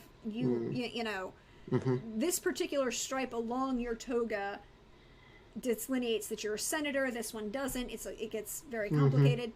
But I want to say it's Juvenal, and I've been wrong before, but I'm almost positive it's Juvenal, has a quote about he's not sure what smells worse. When his toga has to go to the cleaners, or when his toga comes back from the cleaners. Oh. Well, Power suit with a regimental tie. Yeah. So formal of the day, power suit with a regimental tie. Morning dress might be good. Morning dress. Morning dress. I mean, not tails per se, but you know. Yeah. But maybe old sort of 19th century tails that are not like they're the kind of you know, the straight tails rather than the swallowtail that you would have like in your morning court. Yeah, exactly. You something you could wear to court. Yeah. Exactly, that kind of thing. Yeah. And shoulder pads of the original 80s. I mean, hey. Yes. Let's always have shoulder pads. Come on. You know. Oh, toga's a full body kilt. So it is. I mean, it's an over. You wore like tunics and things under the toga. Yeah. So it's like a piece that you wore underneath over things. And it's kind of draped like a kilt, but it's also draped so it can go over your head. And as they said, you didn't know if it smelled worse when it had to go to the cleaners or when it came back because they're made of wool. So they have to be dry cleaned. How do you dry clean anything? Urine. That's why all the public bathrooms in Rome were there. And they were collected, and that was a thing. But well, yes. You know. And so you have...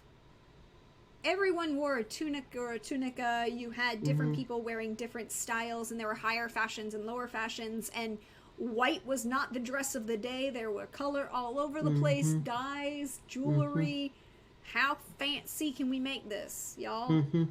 So I really loved the TV show Rome that I wish had not gotten canceled after season 2 because their sets all burned down at Cinecittà. Because I enjoyed, and like they just could not rebuild them, you know? They couldn't, HBO was not going to invest in them, but yeah. Yeah. I really appreciated the look at working regular Romans rather than only highborn Romans. I thought some of the actors were amazing, but I would love your thoughts on Rome. I loved Rome. I enjoyed it. There are some prices there. Literally that's why Rome got canceled, and they had to truncate big things into like the end of season 2 is too fast. Too fast. Yeah. Things are happening way too fast, and you're like, this is a period of like almost 10 years that you've truncated into 3 episodes. But when they had, they're all their sets built down because they had all these really expensive sets because they did all the filming and technical stuff was done in Italy. Most of the actors were British, and then like the financing was American. So they had all these amazing Italian craftspeople doing this whole thing. And they built everything. Yeah, they built everything. It was very expensive. They built it all, and then it burned down. Yeah. There was a fire. There are rumors that certain people burned it down, but we're gonna leave that alone. Oh. Because there were rumors that I cannot confirm or deny, but there are conspiracy theory rumors that certain people in the BBC were lax in certain things because they were because it was a BBC HBO production, right? Mm-hmm. And also, I think it was also Italy was involved in the production as well. Yeah, Italy, and of course, the Italian, whatever. Yeah. But because of things that were going on, the BBC needed investment back, and they were one of the 2 major insurers of the property. Oh, that's messed up. That is a rumor that goes around. Can I confirm or deny it? No, but that is a rumor that has persisted for years.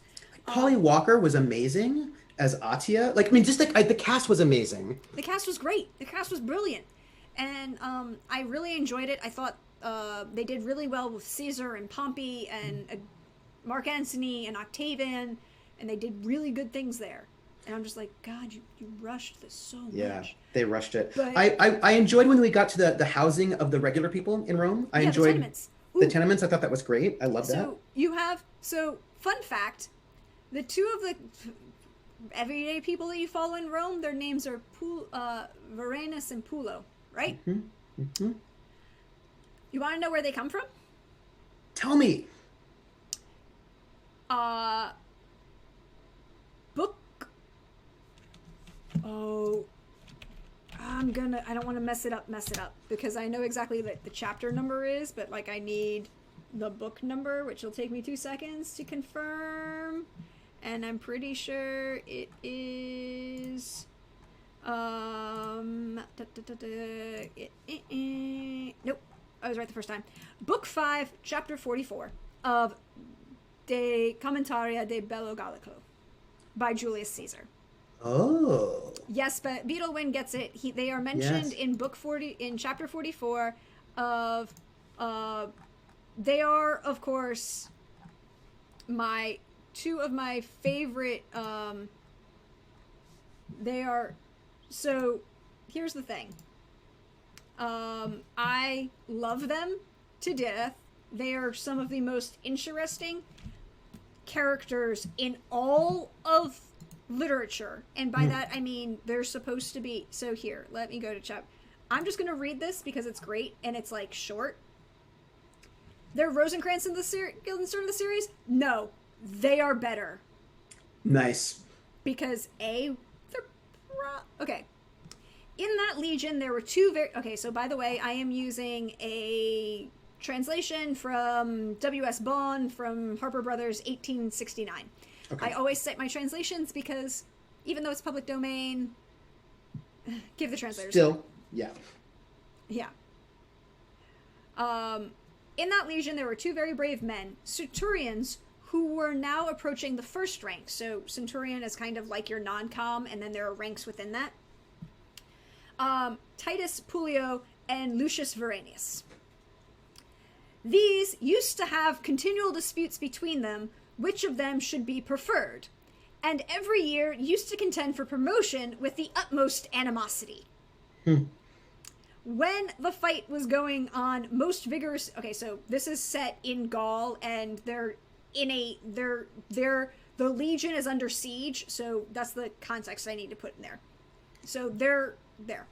When the fight was going on most vigorously before the fortification, Pulio, one of them, says, "Why do you hesitate, Veranius? Or what better opportunity of signalizing your valor do you seek?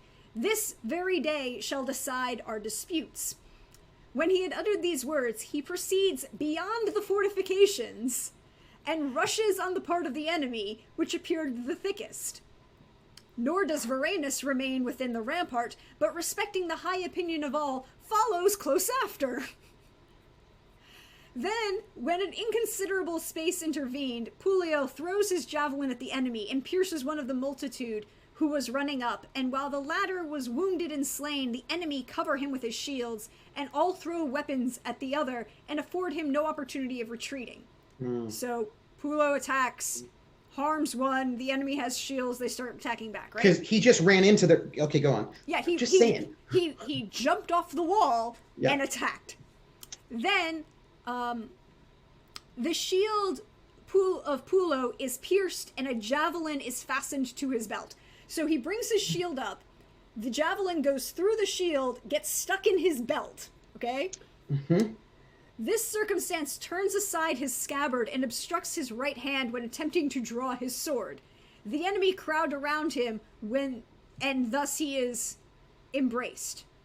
His rival runs up to him and succors him in this emergency, sorry. Immediately, the whole host turned from Pulio to Veranius, supposing the other to be pierced through by the javelin, supposing that Pulio is already hurt.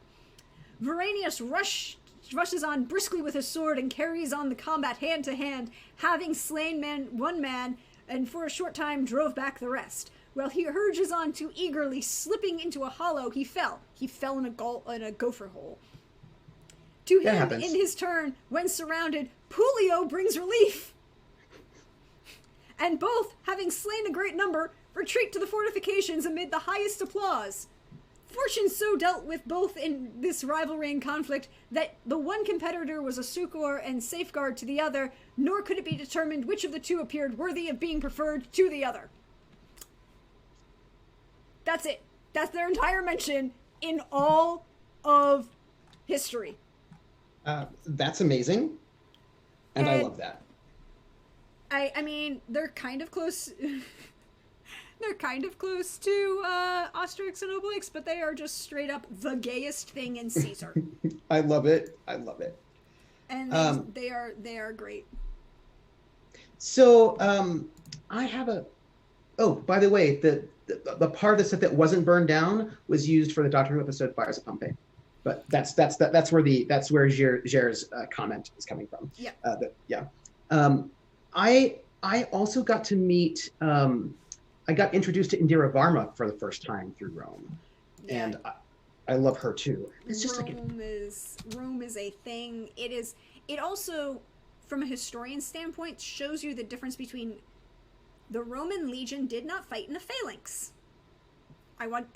Greeks, phalanx, turtle, shoulder, same thing.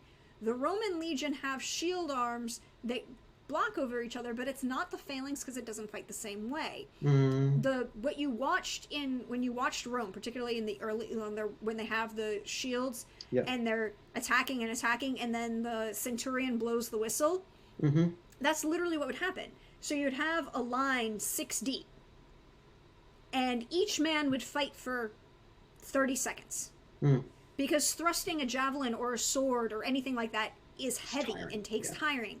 So what you would do is it's 30 seconds, and then the man at the front would go to the back of the line, and the line would advance. And then it would keep going. And while the opponent's army, the people who are in front might keep surviving, but they're the front line and they get tired. The Roman army is automatically resting everyone because you're only fighting, 30, like a minute, 30-second interval every 6 people. You're much fresher every round. And it's much. Rome has to be streaming somewhere, right? Netflix, HBO Max, probably on HBO Max or Amazon would be my bet. I bet it's not on. Well, no, I think it might be on Netflix. Was it on Netflix? It was on Netflix for a period of time. Netflix is so mysterious. It has so many different things, and I've dived down deep rabbit holes of it before. But then they have things they don't have. Oh, there was a really interesting critique of Netflix, especially ever since they're no longer attached to Criterion, from a film historian, that basically early films, and by that we mean really not that long ago, are not really well represented. So if people are trying to learn their film history from Netflix, it's going to not be great. Yeah. Rome is on Hulu. Rome is not on Netflix, so it must be on Hulu. Yeah, that makes sense. But yeah, it is a really well done project. It is a really well done thing. It has a lot of positives. There are some negatives. I'm not gonna lie. Give them to me. I want to hear them. I'm ready. The truncation. Yeah. It felt like the end felt a little truncated to me. The end felt truncated. There's some rushed aspects that come in. Because of where they're focusing on the story, even when they bring in like the lower class characters to focus on, you're seeing their reaction to major events, which is important because that's what Rome's about. Yeah. But you're not necessarily seeing a lot of other things that are going on. Okay, so you can watch it on HBO Max if you've linked it to your Hulu account. Yeah, so Hulu. So apparently HBO now owns Hulu. This is stuff that I didn't know. If you can get Disney Plus, by the way, if you sign up for Disney Plus, you can get the $6 Disney Plus only streaming package, or you can upgrade to $13 a month and get Disney Plus, Hulu, and ESPN Go. Huh. So 3 for the price of 2. Can I ask a question? Yes. HBO Max. How is that different from HBO Go, or is that a renaming, or? It's the same thing. It's the same thing? Okay. Effectively. But it's a good work, and there are a lot of positives in it, and I recommend it. A lot of the problems come from the truncating of the story and truncating history, because they do a lot of visual very well, but because they've truncated so much plot-wise, and then... Oh. Well, that's a UK. I mean, Disney Plus has a lot, actually. Disney Plus has a lot of 20th Century Fox things that you didn't know that you wanted in your life. Oh, really? That's interesting. Yeah. Because Disney bought them. How did you feel about how they did Egypt aesthetically?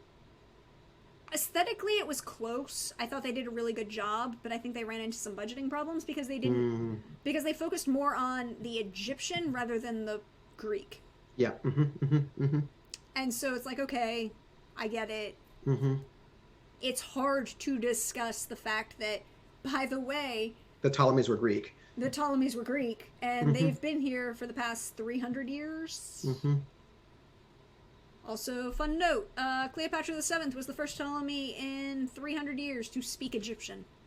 Wow. Did they intermarry at all? Like, did they marry Egyptians at all, or did they stay within the Greeks? Define intermarry. Did they have offspring who then ruled? Offspring who then ruled? No. Okay. But they adopted certain Egyptian practices of pharaoh where you could have multiple wives and multiple spouses. So, okay. So when we talk about pharaoh and the pharaoh system and Egypt, and people talk about the incest that happened, yes, it did. But before the Ptolemies get there, most of the Old Kingdom and a large chunk of the New Kingdom, it was like Ramses the Great had 43 wives. His queen was technically related to him. I believe it's his like sister, like half sister, but he could have nominated. The Greeks during the Old and New Kingdom don't practice primogeniture. Oh, that's interesting. Yeah.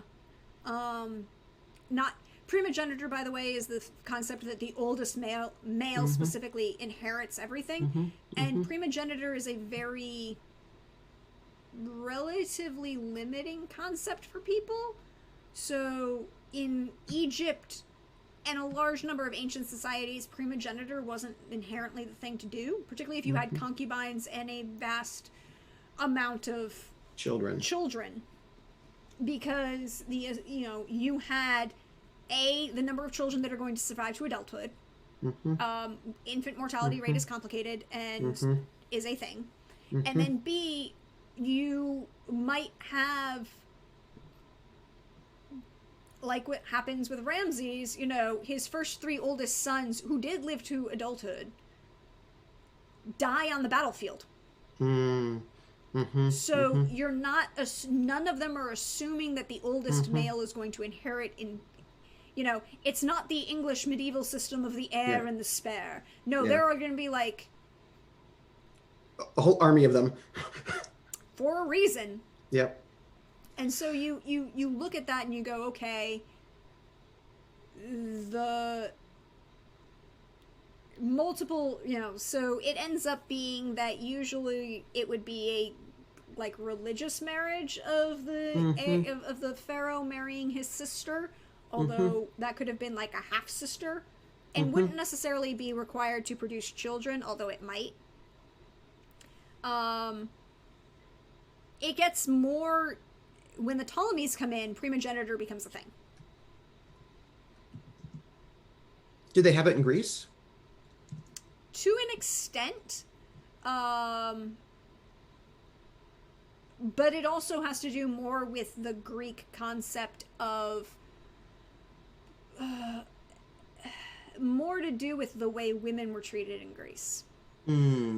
Because a woman woman in Greek in Athenian culture, let's be more specific, within Athenian classical culture, which is not the same thing as Sparta or Thebes or even Macedonia, where Alexander the Great comes from.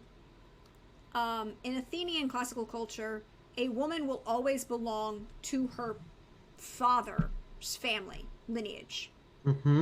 If her husband dies and there are no male children of age to care for her, quote unquote, when her husband dies, she would be left to the care of her nearest male relative on her father's side. Her father, maybe a male uncle, possibly a brother. if her children, and then if she was, these are young children, they would be left with their father's family. So because of that, the concept of primogeniture isn't inherently the same as it comes into play.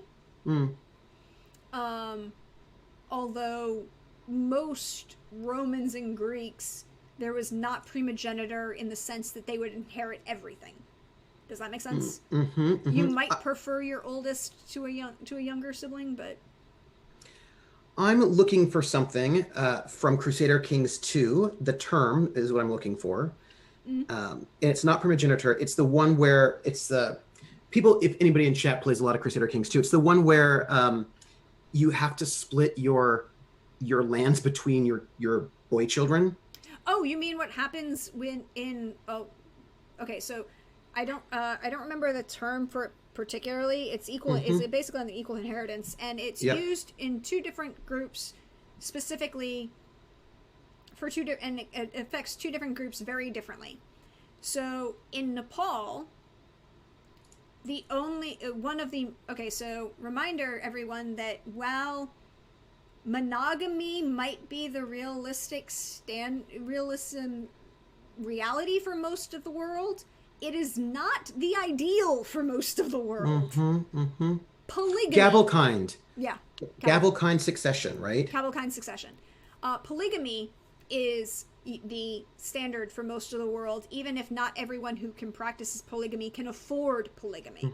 The most common form of polygamy meaning multiple spouses, is polygyny. One man, multiple wives. That is the most common form. You see it frequently across Africa, the Middle East, Asia. Also Mormons, historically. Yeah, exactly. Nepal, in these particular groups, practice polyandry. And in this case, polyandry of one woman marrying multiple guys. This area in Nepal practices Gavelkind, and so all of the sons inherit equally, and rather than lose the title to the land and split it up, a woman will marry all of the brothers to keep the lands equal. Now, if you flip that, Gavelkind was used as a form of oppression in Ireland by the English because they declared a law that if you had any land that you owned and you were Irish and Catholic, you had to divide that equally among all your male children. And it was decentralized power, and it forced land to become smaller and smaller and smaller that you couldn't actually afford to live off of it because the English. Yeah. I will say playing Crusader Kings when your kingdom is Gavelkind is very irritating because you're working so hard to build up the stuff, but then you have multiple children and then they take the stuff and then they're not controlled by you anymore, and then they try to come and kill you later. It's super awkward. I mean, they should not be able to come and kill you later because they're still supposed to be. Well, anyways, but then but sometimes they get mad. Their problems. And then you have Romans who are like, I can pick whoever I want to inherit my money. Like Julius Caesar, I'm going to legally adopt my great nephew as my son in my will. After I'm dead. After I'm dead. Oh, that's so interesting. Yeah, succession. And it's so fascinating because I think they changed the rules in the UK, right? Where I think they changed it so that the oldest child, regardless of gender, may now inherit the throne. Inherit the throne. I think they were pushing for it when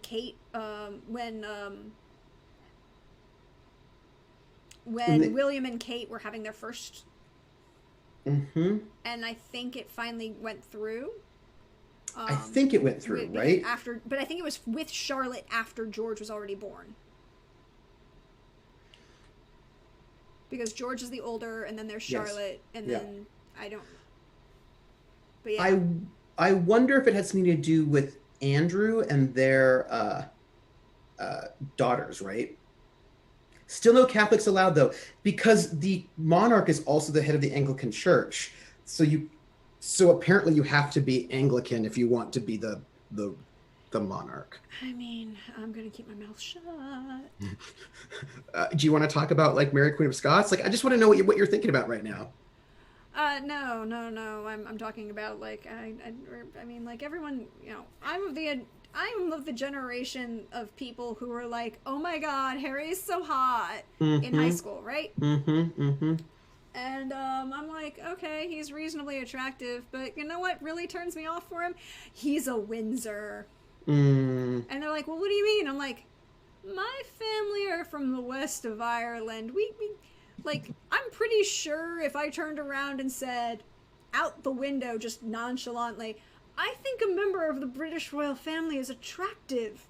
Oh. My dead relatives would just immediately descend upon me from anywhere and everywhere to explain why no. Yeah, I think it's fascinating how is Harry a Windsor? I know what you're referring to, Beetle Winds. I know what you're referring to over there. Now.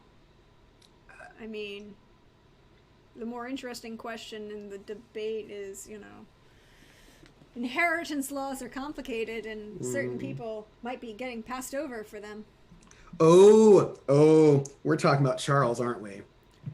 I mean, I'm pretty sure that Charles, Charles is going to try, but I don't think he's going to.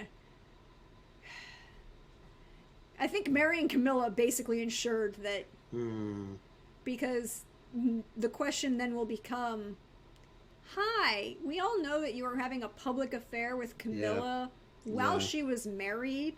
Yeah. So, and at the time her children were born. Oh.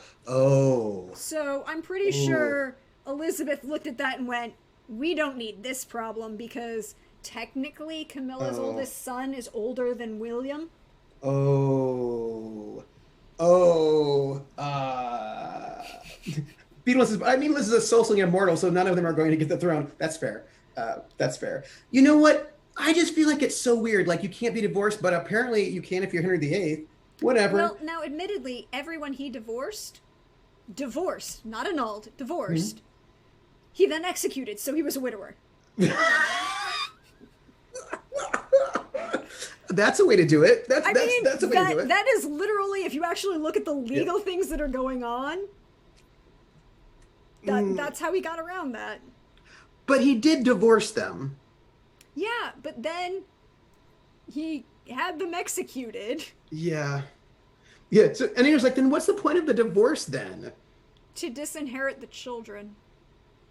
Literally. Yes. Yeah. Annulment and divorce is about disinheriting children. Well, the annulment is that the marriage didn't even happen. Yeah. Which is why Mary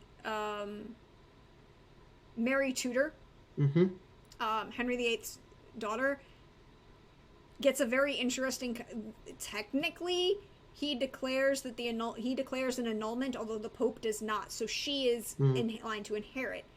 Anne Boleyn and therefore Elizabeth have. They're not annulled; they're just divorced. So Elizabeth is still technically in line to inherit, but it's who do you believe with the annulment? Is Mary valid or not? But then they died of their heads falling off. Yeah, that's fair. Who knows how that happened? Like, so weird.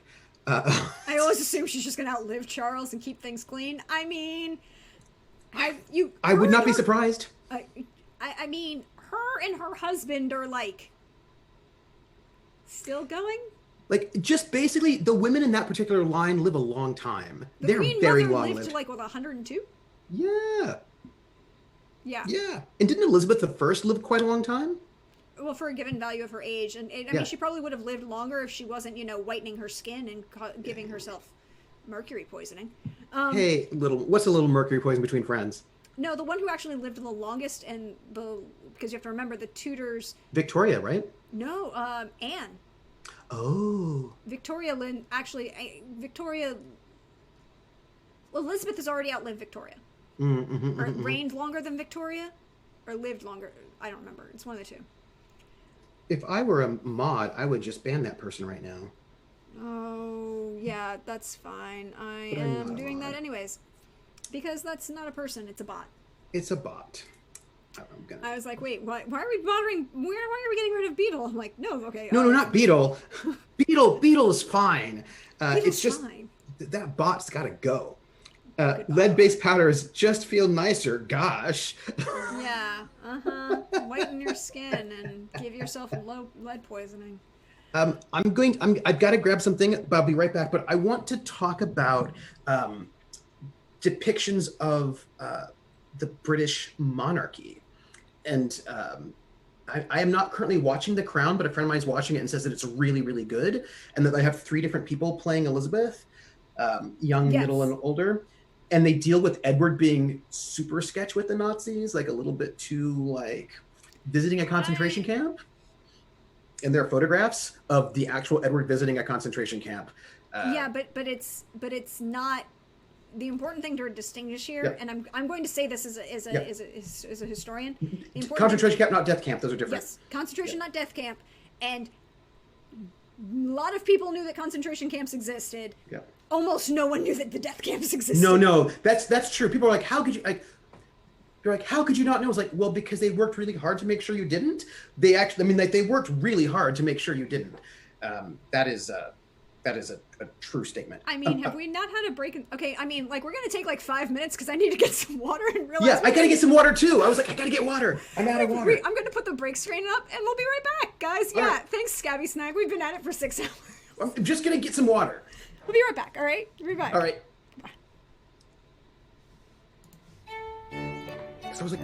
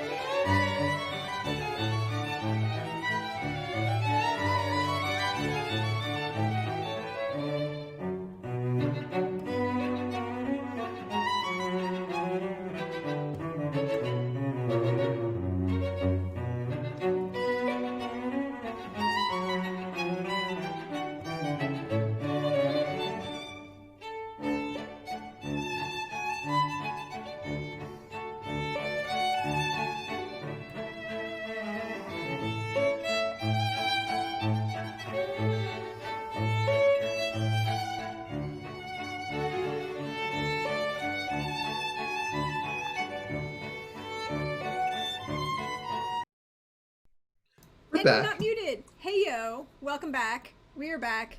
We both have water now, which is important to stay hydrated. Mm-hmm. Because apparently we were doing that. But, yeah. Yeah. We were talking about, British monarchy. Yeah. And Yeah. you Depictions thereof. In film or? Both. Ooh. Hello, Hawkeye. Welcome in. Hi, Hawkeye. Like, because I was thinking about also the American obsession with the British monarchy. Yep. Super interesting to me.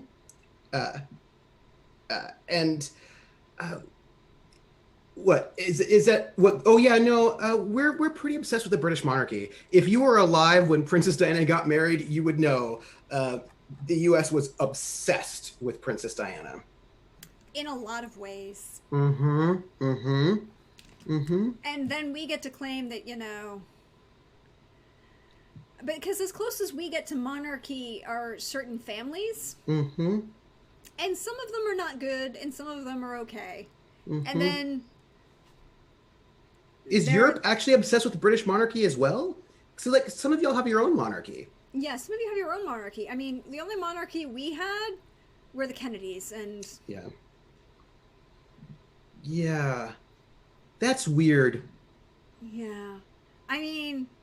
No, what I mean is, that we frame them as, like, Camelot. Like, that, like, there's a lot of weirdness about the framing of the Kennedys that I was like, huh. I mean... How strange. I thought the obsessions Americans have with the British monarchy. My mom said some terrible things about me. Ooh. I mean, yeah. Obsessed is saying it mildly. I will also say that I think part of the reason... I think we frame it as Camelot. You're like, I didn't even realize we were having an argument. I just was like, what? Yeah. No. Yeah. I think one of the reasons we frame it as Camelot is... It's easy. I think a lot of people want to frame it as Camelot so that they don't have to look at a lot of the negative things that happened out of it. Mm-hmm, But I also think they frame it as Camelot so that they can make it a mythological thing and they don't actually have to have the possibility of it repeating. Oh, that's interesting. Mm-hmm. Because... Welcome back. Time.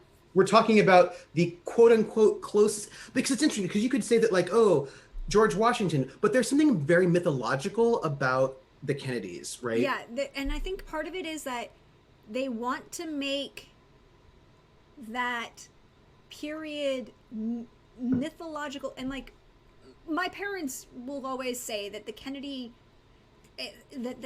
election was life-changing. Mm-hmm, mm-hmm. Because both my parents are ethnic and very Catholic. Yeah, that was our first Catholic. Our only Catholic. Our only Catholic. Mm-hmm. And people talk about, like, Obama being life-changing for a number of people. Mm-hmm. Getting a Catholic on the... and people would call it on the throne. Like, conceptually speaking, having a Catholic president after... what is it? Is it Madison or Monroe who writes a visceral it's like, doesn't even want Catholics to have the vote. Why are we allowing Catholics to possibly become citizens? They all serve the Pope and they'll sell out the American experiment to the papacy. It's a vitriolic document. I mean, Alexander Hamilton also had some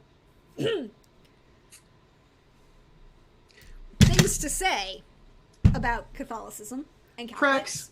I want to tell you something my dad said, and I want your opinion on it. Yeah. My dad said that he doesn't think we're going to get an Italian president anytime soon. I mean, have we talked about the way the Italian Americans are pictured in movies? And he said that's one of the reasons why. He said that anytime an Italian is running, they just sort of do the mob thing on them. So, like, my dad does not, he's no longer alive, but he thought there's, like, almost no way we would get an Italian anytime soon. And I want to know what your thoughts are on that. Do you think that that's, I mean, because here's the thing. Nobody wants to think the United States is bigoted. Nobody wants to think that. But everybody wants to think, well, anyone could be the president. But, like, clearly that's not necessarily true. Yeah. Yeah, he's Italian mob money. Where's his money coming from? He's running, not to frame it the fact that a large number of current Democratic, I mean, and to be fair, looking at you, Chicago. Yeah, yeah. Mm-hmm, mm-hmm. But that's the thing is like, okay, I bet you the only reason we got Kennedy elected, and he didn't get elected, I mean, the only reason we could get Kennedy elected was, one, the Kennedys had enough money to pretend to be waspy, mm-hmm. and two, mm-hmm.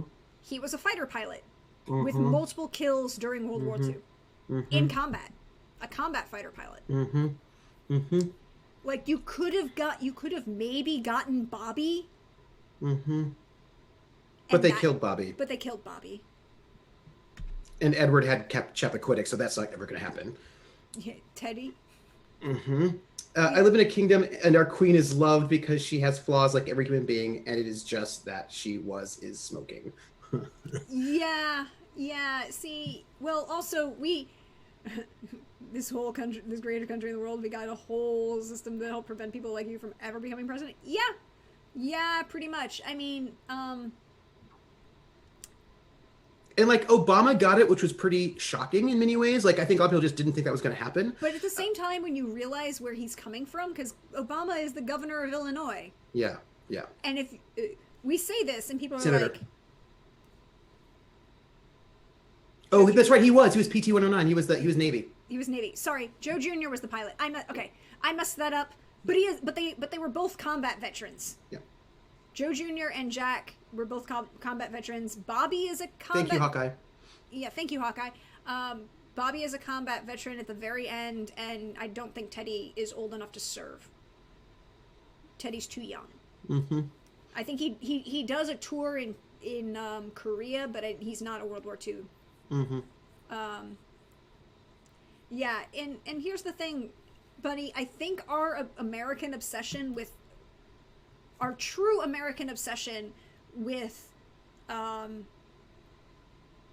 monarchy, like there's always been that level of like the highest classes in the United States, like the robber barons of the 19th century want to be affiliated and have that same kind of social status as noble classes in England or on the continent, but it wasn't until 1950s and Grace Kelly becomes Princess Grace of Monaco. Yeah. That, look, one of our Hollywood elite can become... It's, I think it's really interesting the ways in which the United States is different from a lot of the parliamentary systems, specifically that in England, they have the head of state and the head of government, the queen and the prime minister. And in Germany, they have the head of state and the head of government. They have a president and have a prime minister. So the ceremonial function and the governing function are split, whereas we don't, right? Like we have the head of our government or head of our state is the same person.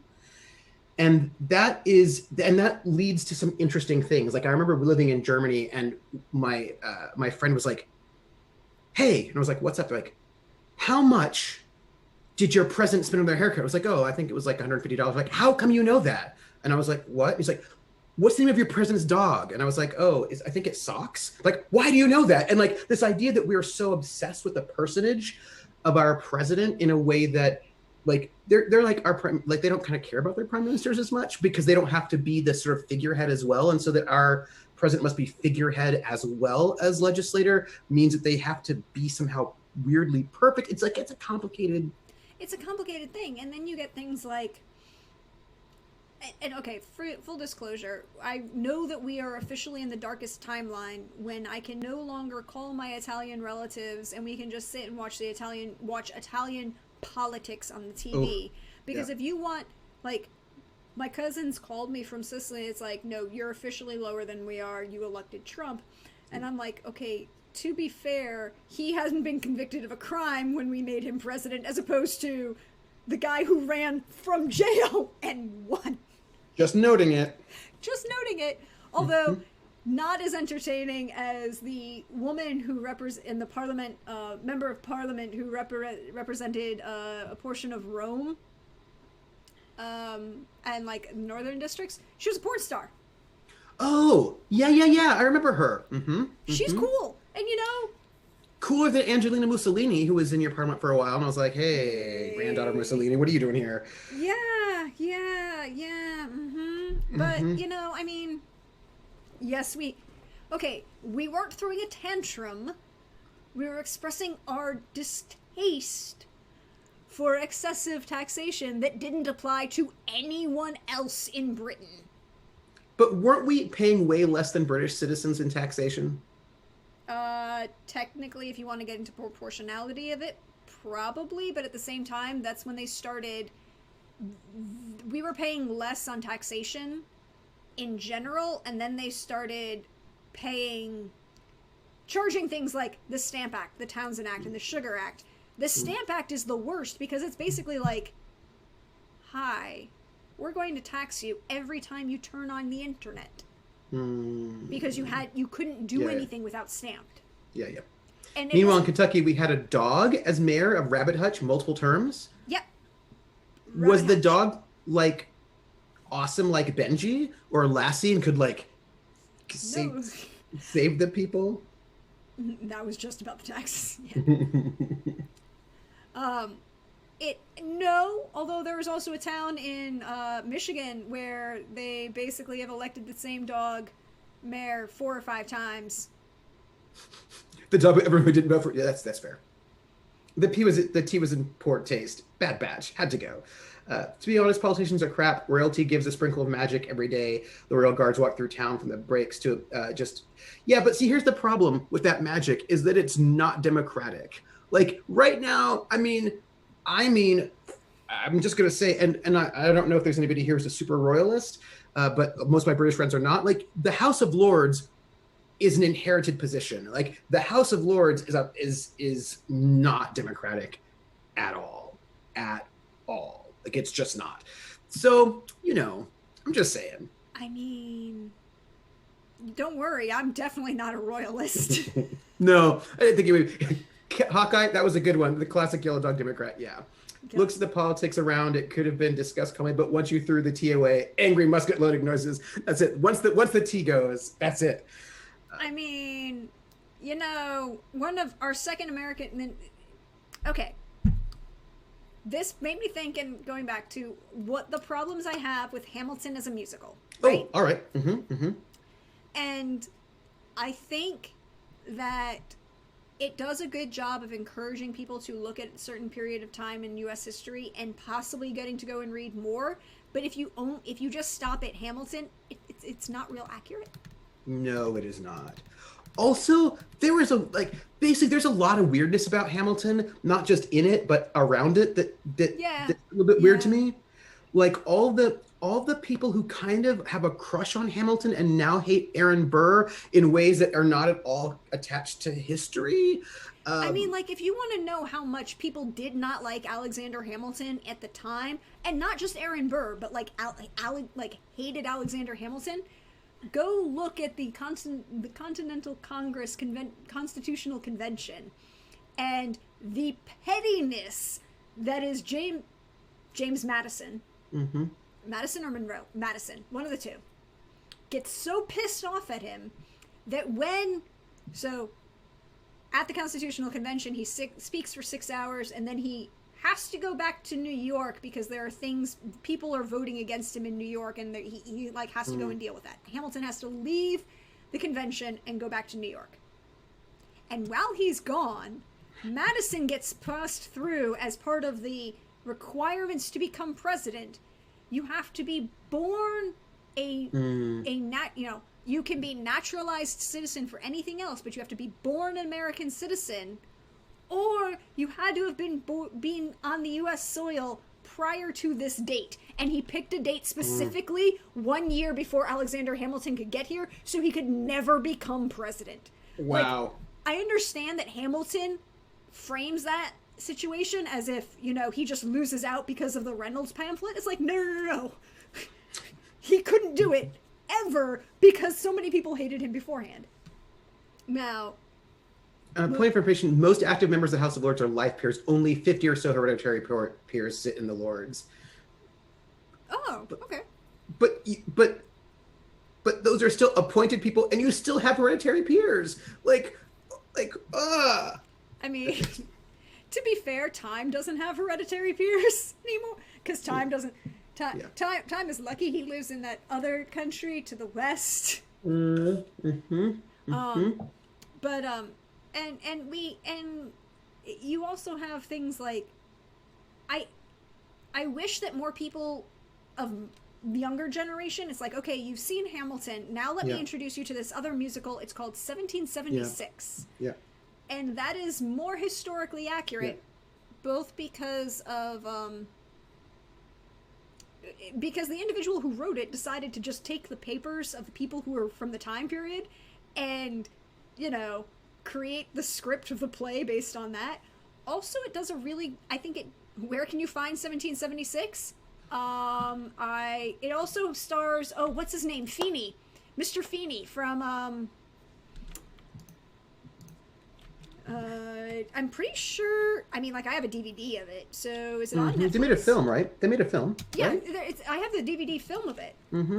Is it on Netflix? Or it's probably on, it is not on Netflix, which means it's probably on Amazon. And yeah, because there is the film from 1972. Yeah, that's the movie. 1772, and you want the director's cut? It is on Amazon Prime. You can rent it for $3, or you can just buy it. It is technically a musical. It is great. William Daniels. William Daniels plays John Adams, who is obnoxious and disliked. Oh. So for me, I don't know. There's just a couple of things about Hamilton that don't sit well with me. But people can like it. You know what I mean? I'm not mad. It's a thing. We also did Charles High twice, 1982, Look, the 97-year-old Lord Earhair of Fumble Threepington, who has never worked a day in his life, has lots of valid dynamic ideas on how the UK should be. I also want you to know, Time, if you want to talk about corruption in politics, let me talk to you about the city of Bridgeport. We'll get there after we talk about 1776. But 1776 stars William Daniels, and it's mostly the cast from the stage production is in the film, and the film is like 3-4 years after the musical. It also where I decided that Abigail Adams is goals. And if you want to know, if you want to read the most shocking thing and realize that people in olden days, quote unquote, the founding fathers were real people, read the letters between Abigail Adams and John Adams. Is it saucy? You know the song in Yours in the musical? Where he says, write, and she goes, write to me with sentimental effusion, let me revel in romantic illusion. And he's like, so is my favorite lover's pillow still firm and fair? Which is about as close as you can get in a 1970s musical to the lines that is, yeah, John Adams and Abigail Adams are sitting there talking about, so, how's your tits? Because you realize that he's talking about her breasts. Yeah, the dirty pillows from Carrie, right? Exactly. And John Adams is an interesting figure who should never have been president. Everybody agrees should never have been president. He was a brilliant cabinet minister and a really good lawyer and congressman, but president was, overall was not his best thing. But 1776 also does something I don't think Hamilton did well at all. 1776 actually addresses the racism the slavery problem. Not racism as a whole, but slavery. I just, The Song of Solomon, early USA, I mean, a little bit more so. Yeah. Yeah, I just feel like for me, I don't like that they do the gender thing between rapping and singing. Yeah, that bothered me. It bothered me. I don't like it. Like, and like, because there are men who sing, but all the men who sing are kind of effeminized and made villains, right? And I don't like that. Like, so like basically that they sort of keep that sort of feminization with singing and masculinization with rapping, and I don't. Except for George Washington. Yes. Yes. But that's when he really sing. You know, Yep. when he's really singing. Mm-hmm. When Chris Jackson is like really singing and not rapping, it's Who Tells Your Story? Yeah. Or you know, the final speech he has before he goes away and dies. Yeah.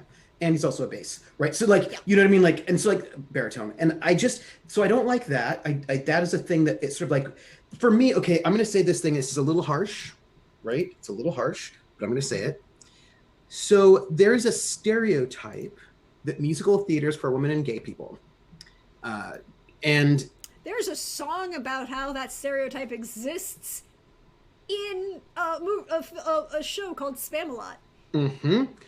And there's a lot of like, oh, how do we get more boys, and by that they mean heterosexual boys, to be into musical theater? Like there's this whole thing about it. She does, Angela does. And there's a way in which this feels like a way to like, oh, if we make it hip hop, we're going to get boys to come in. There's some gender stuff that I'm not particularly excited about in Hamilton. That I don't like it. The kind of bootstrappiness I also don't like about Hamilton. I mean, yeah, because here's the thing. In 1776, Hamilton is not in 1776. Spoiler alert, it's just about the Congress, and it's focused on the Congress and looking just at the Declaration of Independence. Getting to the Declaration of Independence, which is which you realize is a vastly complicated thing. Yeah. There are no battle scenes on screen in 1776. Like, there's no Yorktown. There's no discussion of fleeing New York. There's no battle politics. The only time you get an inference of the war is when the messenger would come in and the secretary is like, I'm reading the dispatch from George Washington. Thank you, dear sir. And then the song from the point of view of the dispatcher talking to the Mama Look Sharp, which if you can listen to that song and not tear up, I want you to check yourself and maybe see if you're okay. Check yourself before you wreck yourself. Exactly. And I just feel like they didn't do the women well enough. I think that they didn't give them enough to do. Like the actors are amazing. What like they do their stuff really well, but I just feel like they didn't give them enough space. I wanted them to have more space in that musical, generally speaking. And like the way they did the king as like super gay made me unhappy. The ways in which they kind of frame Burr that way a little bit as well, even though like I just don't like the way they feminize their villains. I don't like it. There were like just things in there that like politically like I was not happy about. But again, like the dancing was amazing. Like it's a well done show. I don't know if it's $1,000 a ticket well done show. I mean, yeah, it's a well done show.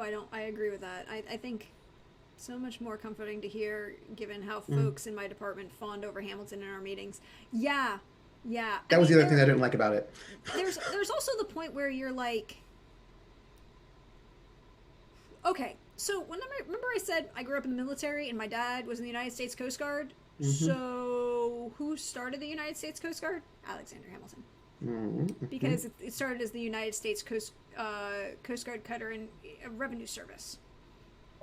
And the Lighthouse Keeping Service then gets folded in later. But isn't the story that the Coast Guard was founded after the Titanic to sort of track icebergs? No. The United States Coast Guard is the oldest continuous military service in the United States, people. The United States are, and here's an important reason why we can say that, because the Continental Army was disbanded after the signing the after we did not have a standing army for an extended period of time. Ava, we will see you later. Have a good one. We will. I mean, I guffawed too, and my CFO said everyone should go see this show. Sure, everyone's going get along to Broadway and get a ticket. Yeah, I mean, like that show was. Yeah, no, and everyone has been part of it as new hotness, like Les Mis in the 80s. Yep. I mean, also Volpes. I'm gonna give you a little quibble, Les Mis, but also Phantom. Oh my god, yeah. Phantom. Yeah. Like, I freely acknowledge that I have a love, an enjoyment for the Phantom and that show, but I recognize its problems and that it's not a great obsession. Also, I do appreciate Les Mis for being the closest to a representation of the book that isn't that you will see outside, but it still suffers from a large number of things. I think it. I suppose he was not born in the U.S., right? Yeah. Would Hamilton not technically been born in Danish territory? No, he's born on British. He's born in the Bahamas or Bermuda. It's a British Caribbean island. I remember having to shell out $500 to spam a lot on tour in Boston, and I've been in Super Bowl for Les. I mean, fair. Yeah. That's fair. Look, I'm not saying that Hamilton is bad. Do you know what I mean? Like, because people will get all upset if you say that. And I'm not saying it should be canceled or anything like that. I'm just saying that I think there's some problems with it that people are not, that I think we could talk about.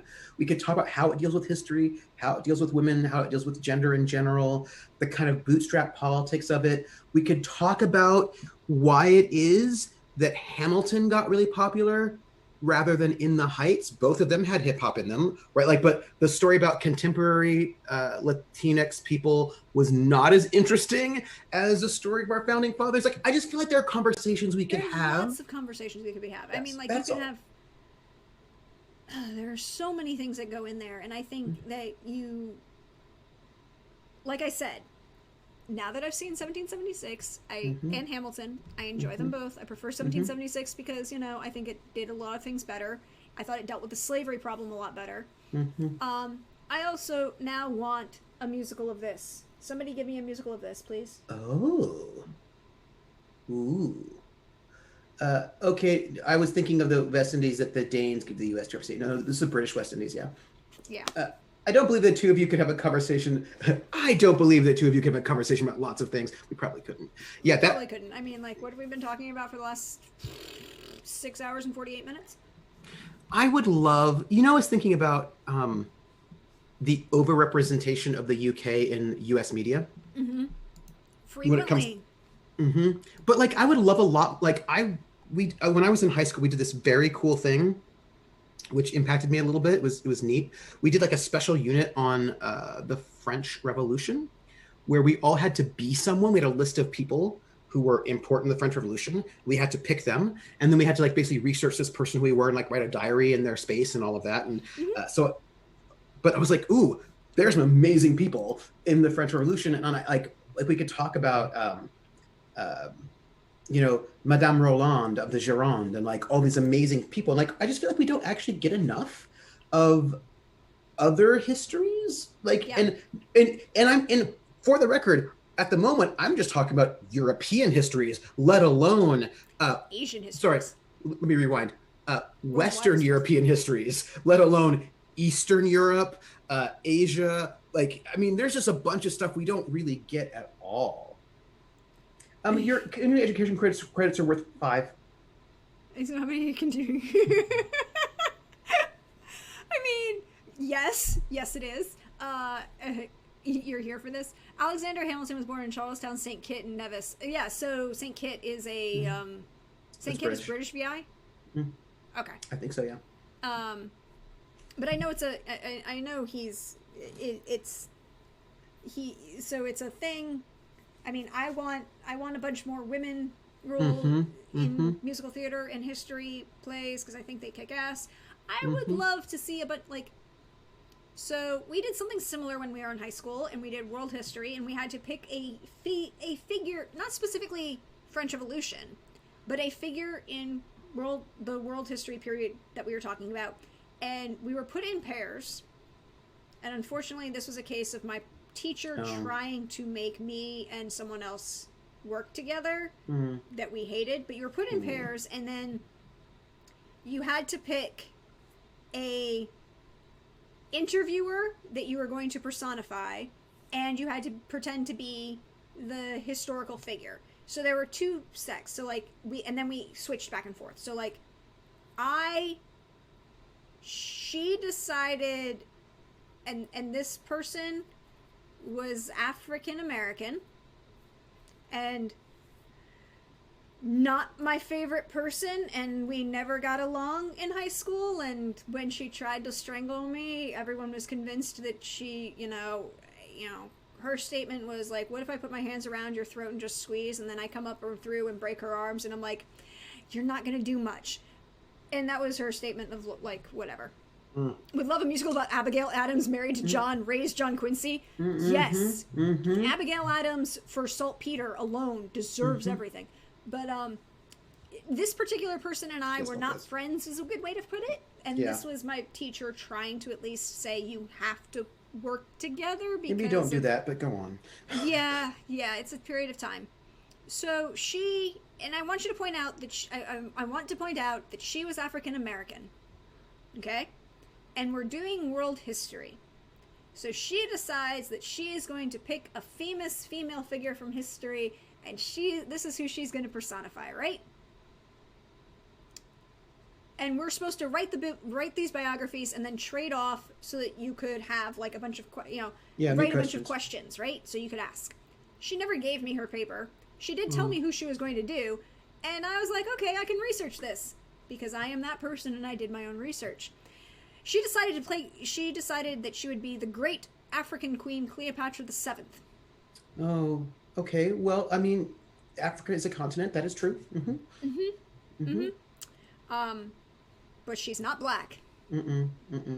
And she doesn't even have black hair. She is one of the few Ptolemies who is actually blonde. She is darker skinned because, Greek and Egyptian. Yep. But and so she got very upset with me when I started asking questions, as an interviewer, because it was supposed to be like a Geraldo or kind of like interview kind of thing from the, 90s. I was like, so? And she's talking all of this stuff. I'm like, so? Did you have Julius Caesar actually murder your brother? And she's like, wait, what? That wasn't in my paper. I didn't study about that. And I'm like, you didn't give me your paper then. You didn't give me your paper, so I did my own freaking research.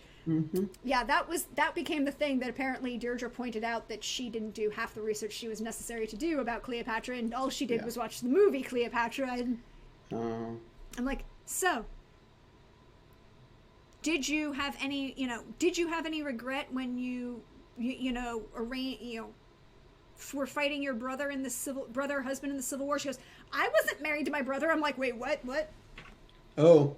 Well, scandal. I'm afraid that the DNA test says that it was your brother. I'm afraid that your father forced you to marry your younger brother by a significant number of years because of other things. So she was really upset that I made her look like an idiot. And I'm like, it's your own fault for not doing the frickin' work. Yeah. And then we switch places, and then I get to play, and I will use her in time. You can, I freely acknowledge I'm using her anglicized name, mostly because I don't have it written out in front of me to make sure I pronounce it correctly in Gaelic. I decided to do that great figure of Irish history, Grace O'Malley. Oh. Female, pirate, controlling, basically controls the west of Ireland for an extended period of time. Nice. Controlled her own romantic fortunes, so interesting point in Irish culture and in Irish law, not English, which will eventually come over, but in actual Celtic Irish law, handfast marriages are a thing, right? Which are like, you're married, but it's not permanent. It'll last for a year and a day, and at that point you can go your separate ways, or you can choose to actually have a real wedding. Your choice. Or technically, I guess you could have another handfast marriage, but it's kind of seen as like, you did the trial once, either commit or move on. Yeah. Don't keep, just trying it out. Actually make a decision. Yeah. And so she and her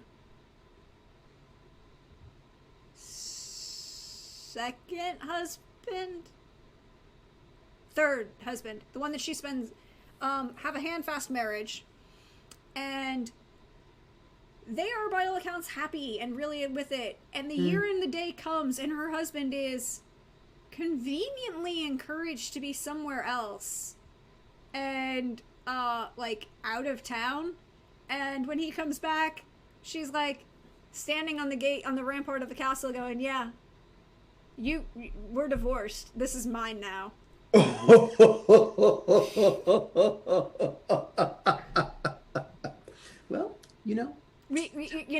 eventually he manages to apparently because this is where we say that they were actually really romantically attached to each other, because he convinces her that to get remarried to him, but because she was the one who maintained the property, she was the one living in the property at the end of the year and the day. Grand Mahal. Yeah, he'll accept O'Malley with good grace. Thank you. I appreciate that pun time. I appreciate. And it's like, I knew a Grania. I had a friend whose name. Yeah. Grana Mahal, and and one of the most interesting things about her, aside from her wonderful years of piracy, and being literally a pirate queen. She had an entire armada. The only person who had more ships, the only female pirate that we know of that had more ships under her is the Chinese pirate in the South Asian Sea. Nice. She's a famous Chinese pirate. But Grana also is such a problem for the incoming English and other things that are going on, that there is a recorded meeting of her and Queen Elizabeth I. Oh, wow. That is conducted in Latin. Oh. Because Grana doesn't speak English, but she's educated in Latin. Yeah. So there's an entire discussion and meeting between these two powerful women. Wow.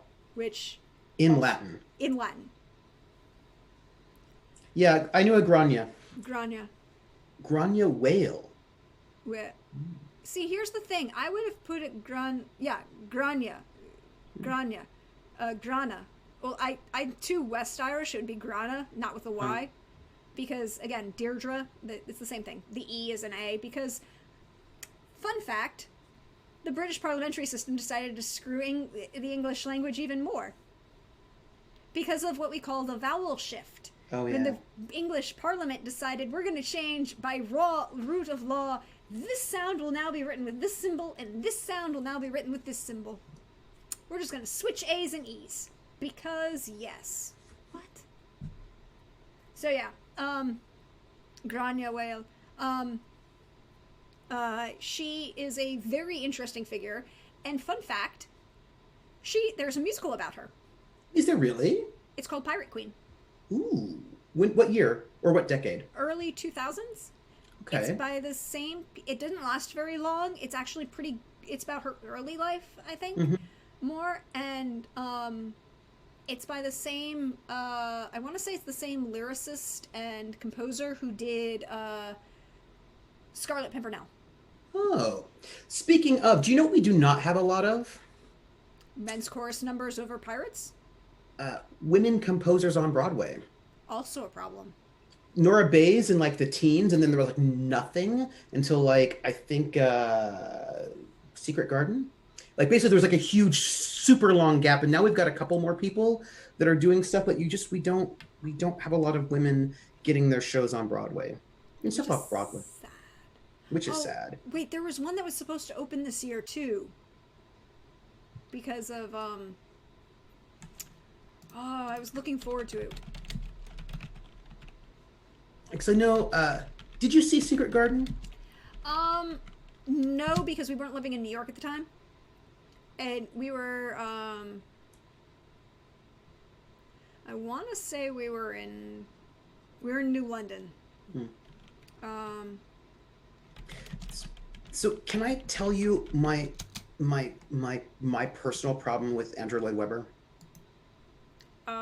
he writes for a particular person and doesn't allow anyone else to be able to sing notes, and also has some interesting opinions about a lot of things. I mean, all those things are true. For me, and like I don't want to be that person to like, oh, Andrew Lloyd Webber's too pop, I hate him. That's not it. For me, it's is it Starlight Express? No, and Nino, there is a worse thing that Andrew Lloyd Webber subjected us to than Starlight Express, and many of us do not want to even acknowledge its existence, and we were happy when his cat destroyed the first iteration. So this is my beef. One, I don't mind when okay, it was cool with you. Like, I don't mind when people manipulate me, right? Because that's what media does. Media, you know, manipulates you, right? That's cool. But the problem for me, about Weber is that I think that he often does it not well. It's like too obvious. So he has this thing that he does where he'll take the big pop song that's me sung by Sarah Brightman, and like she'll start and she'll sing a part of the song and then she'll finish. Then she'll stop, she won't finish it. Then she'll come in the middle of the musical and sing the middle part of it. And then like she sings the end of it at the end, and we're supposed to be like really, really excited. But I was like, but you keep doing this. Like you did it in like Evita, you do it in Cats. Like you do this all the time. It's this gimmick you do. And like, I want you to be better at manipulation. That's all. You're not good at manipulation. And then you gave us Love Comes Softly. No, and we wanted to end your... Love Never Dies. Yep. Love Never Dies. Doesn't need to exist. Renegade. Bye, Renegade. Go. What are you still doing up? Go to sleep. I don't even know. Renegade. Do you know where Renegade is? UK? Germany. Oh, Germany. Hey, Renegade. Schlaf gut. Du? Also. Renegade Geh schlafen. Renegade stays up and watches us on Cyberpunk days and goes to the esports bar and then watches us. And that's real late.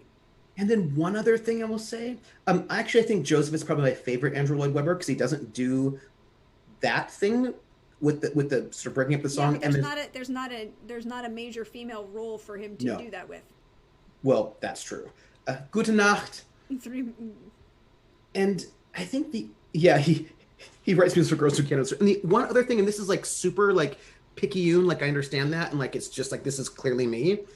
I listed Andrew Lloyd Webber as a line in one of my teenage. Nice. I mean, I will validate that as a line in Vale. Go right ahead. Andrew Lloyd Webber can be it. But the thing is, and this is like, I realize this is like really small, but he does this thing that bugs me in that he'll have his score is not Joseph, that's different, is mostly orchestral, like traditional orchestral Broadway score. And then he'll throw in one anachronistic instrument that just pops out of the orchestration weirdly. Like it's a synth piano? Like keyboard? That synth, yep, or the electric guitar in Evita. And the problem for me is that like I am totally fine with like rock instrumentation or like really different instrumentation. Like but it's just one instrument that just stands out weirdly. Like it just doesn't work for me. I mean, there are a lot of things about Andrew Lloyd Webber that don't work for me. The bulk of his. Pretty sure he wrote "Love Never Dies" solely to piss off Brightman. I mean that's fair. That's valid. I have like. You've seen very little. Is that a good thing? I mean, there are pieces about Andrew Lloyd Webber that I enjoy, but I am not a member of the cult of Andrew Lloyd Webber. Phantom is a good show. I don't like the synth. I mean, I wanted more synths or no synth. I wanted like you were halfway in between the synth, and it doesn't. Yeah. You know, it's like I kind of the ALW part of ALW doesn't work for me. Yeah, like the person I have a bigger problem with. Starlight Express is Starlight Express and just kind of is. Cats is Cats. Cats is Cats, which I kind of file under oddly popular art house musical. Very strange. Yeah, it was very strange. I mean, it's supposed to be surrealist, but somehow is like populist, and I'm like, I'm confused, but whatever.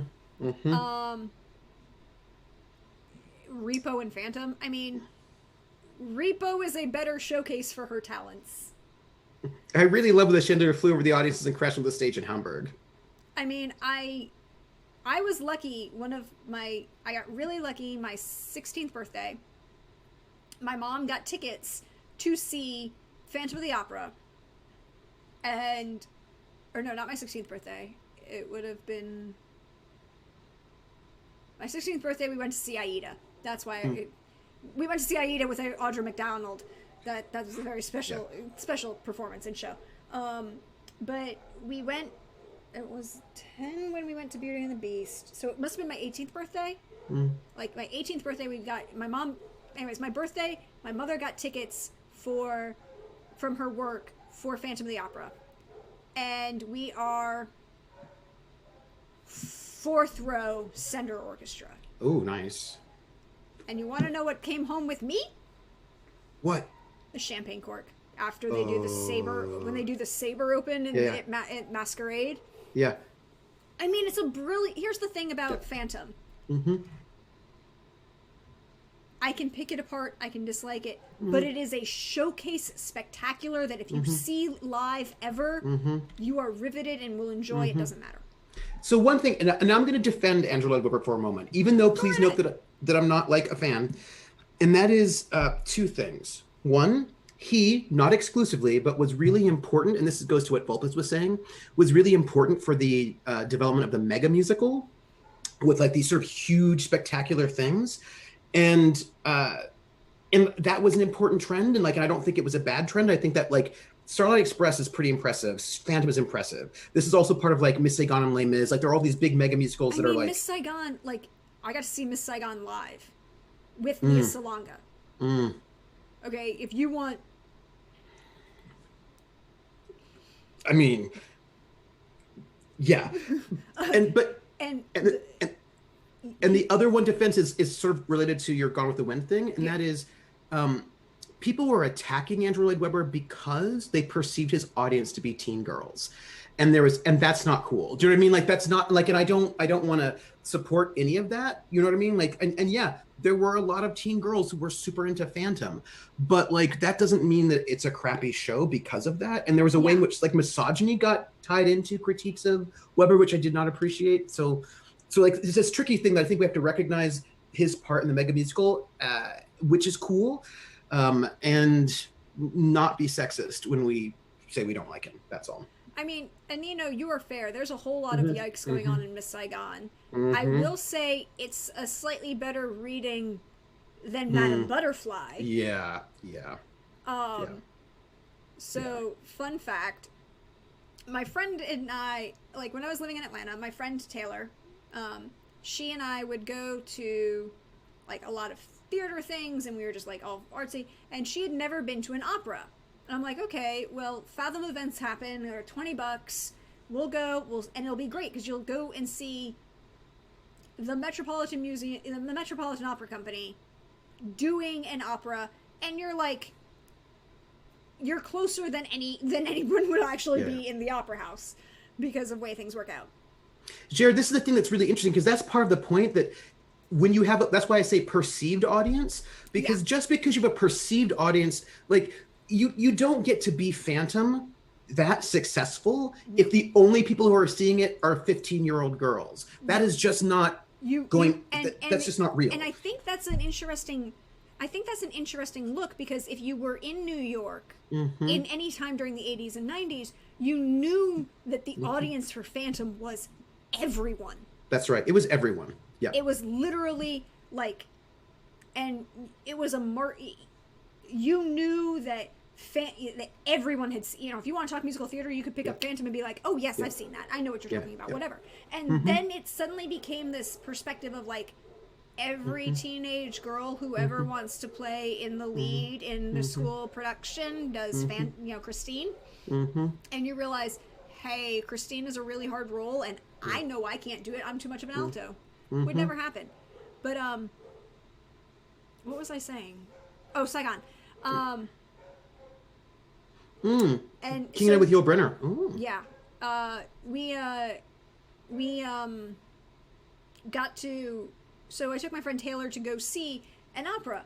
And what is the first opera we get to go see? Madame Butterfly. Oh, mm-hmm.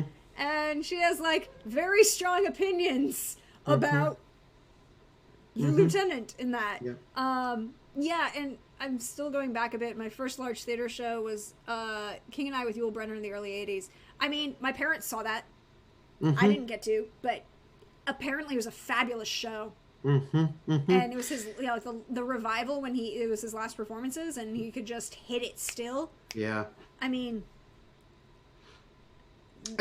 So I just think, and I think going back to what Jerry was saying, I think and this is the thing I think is really interesting, right? That we often then project a female audience onto a thing we want to denigrate, even if that's not actually accurate, right? And so I feel, but I also feel like there was weird politics, which you probably remember. There was weird politics in the 80s around Andrew Lloyd Webber, which had to do with British actors coming over to Broadway and American actors not being allowed to go to the West End. So there was a lack of parity of actors coming back and forth, and there was some really big there was some really big politics.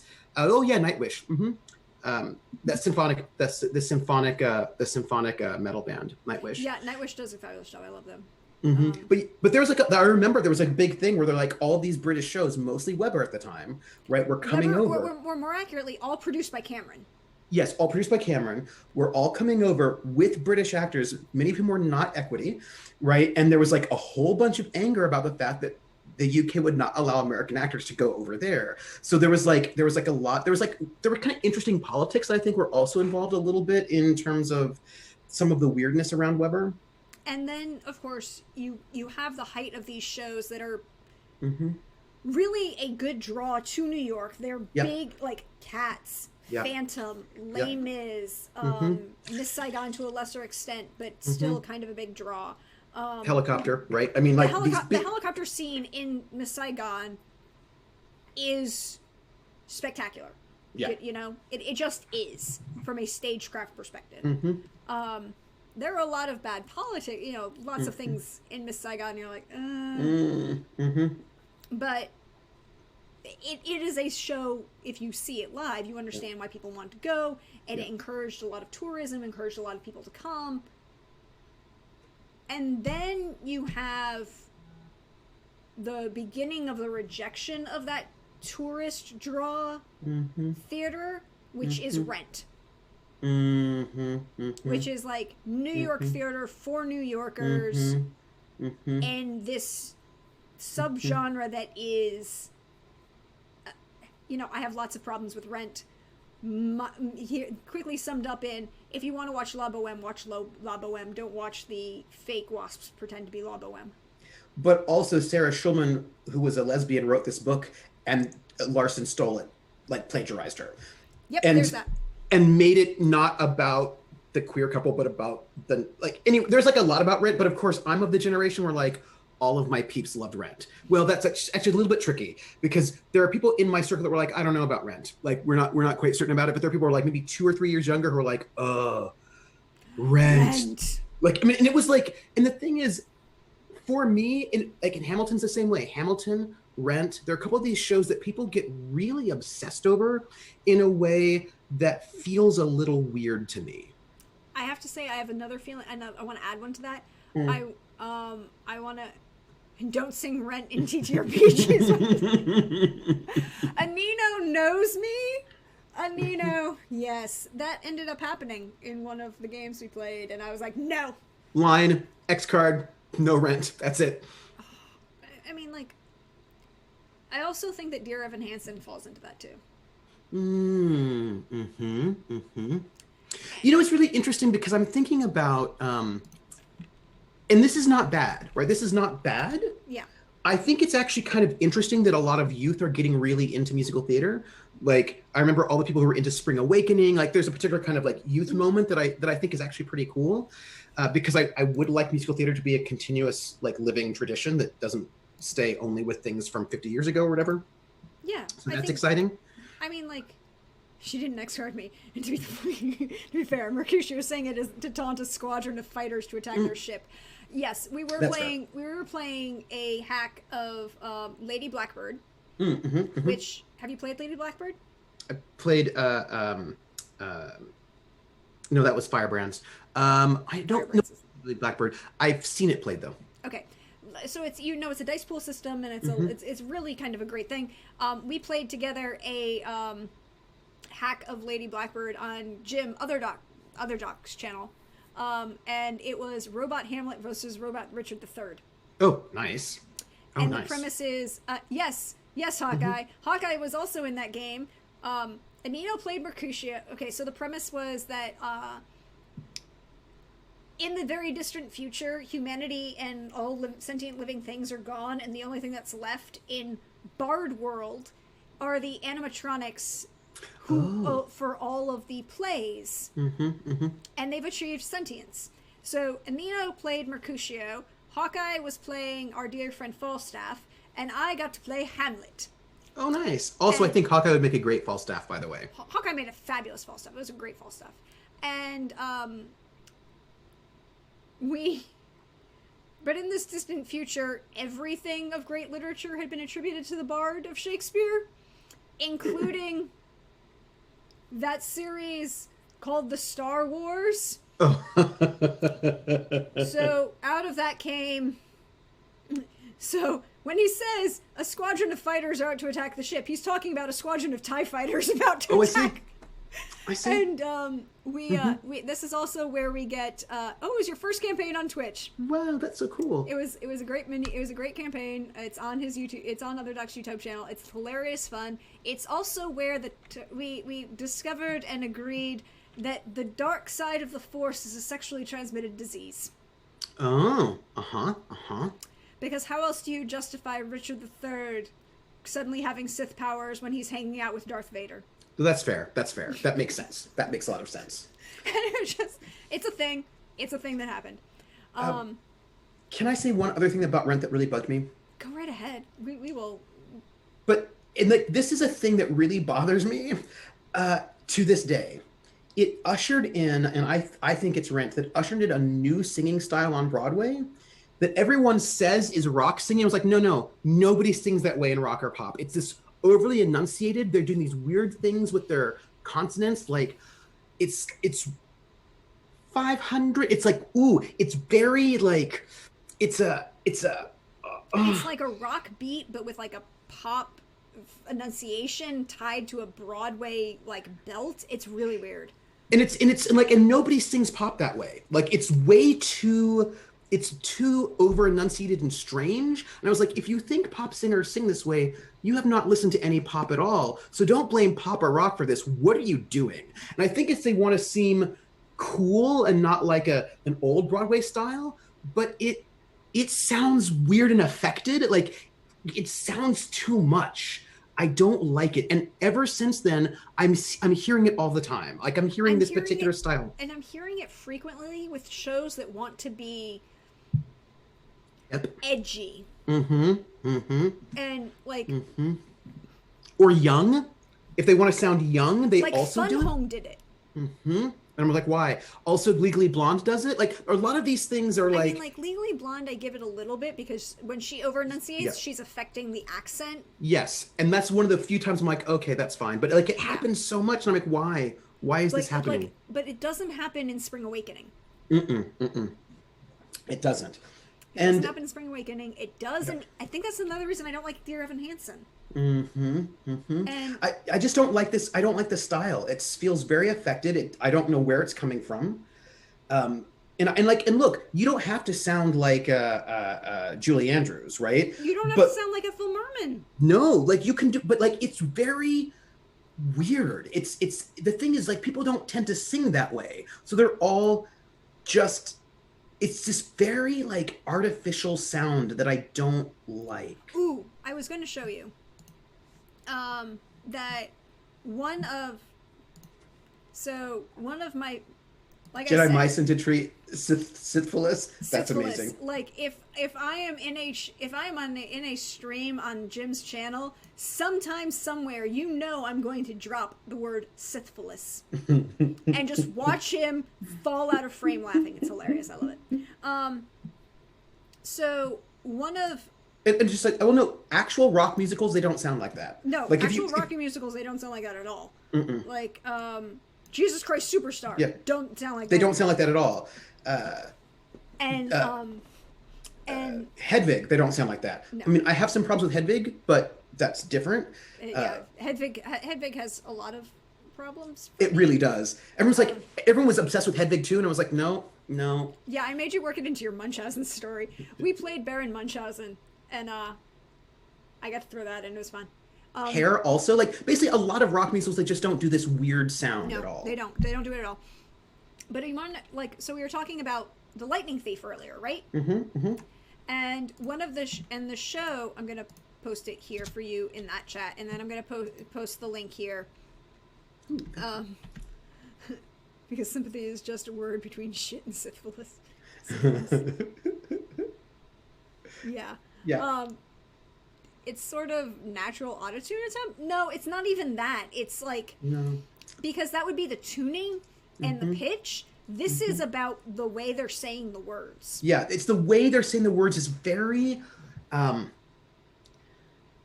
like, it's like nobody speaks that way. Like, it's too. And it's like, and it sounds even worse in Rent because they're all supposed to be playing New Yorkers, and they've got this overly enunciated.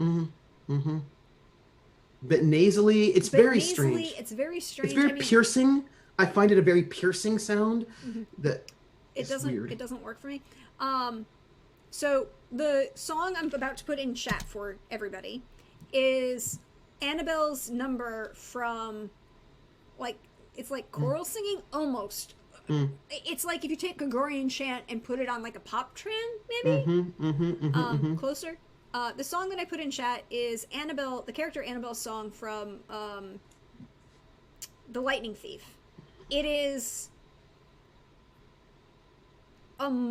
for me, as a girl who grew up in the 80s and 90s and into the 2000s, it is emotional in a way that I don't think a lot of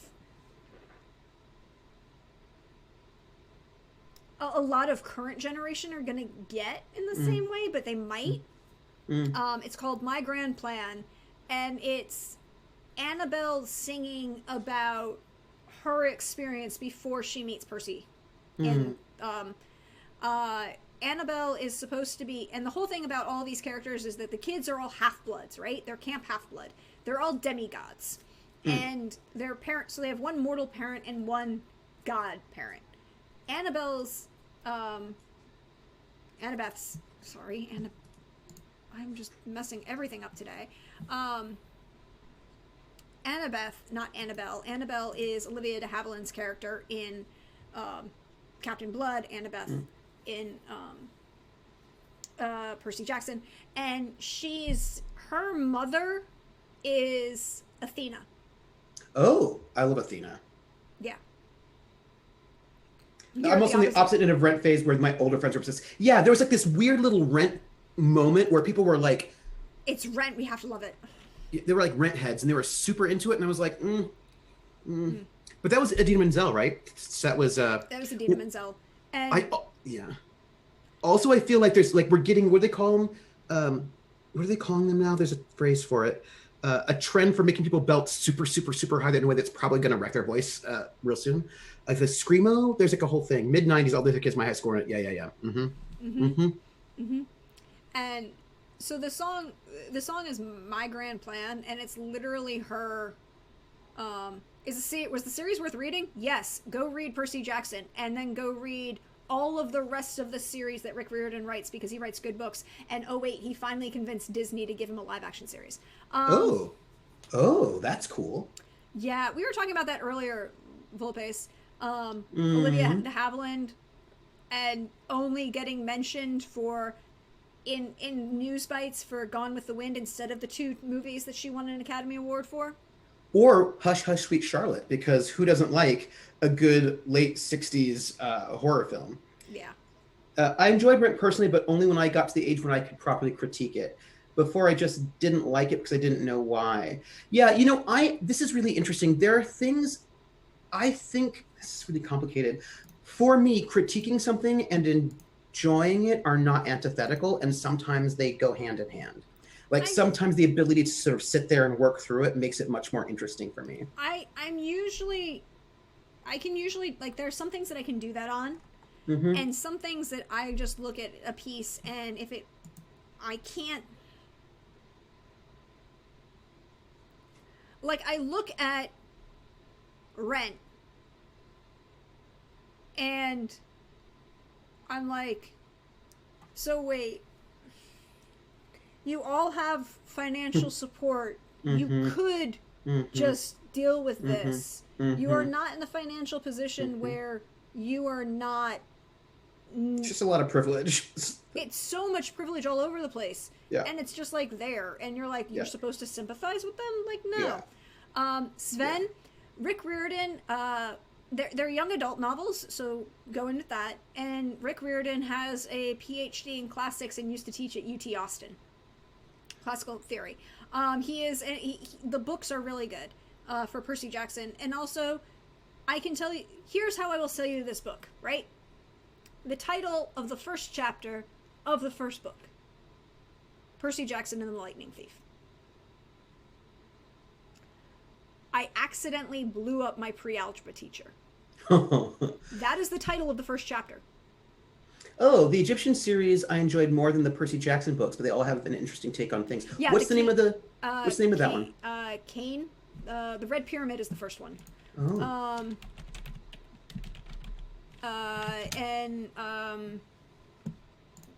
The other thing that Rick Riordan does a lot with right now is he has his own imprint, Rick Riordan Presents, with Disney Publishing.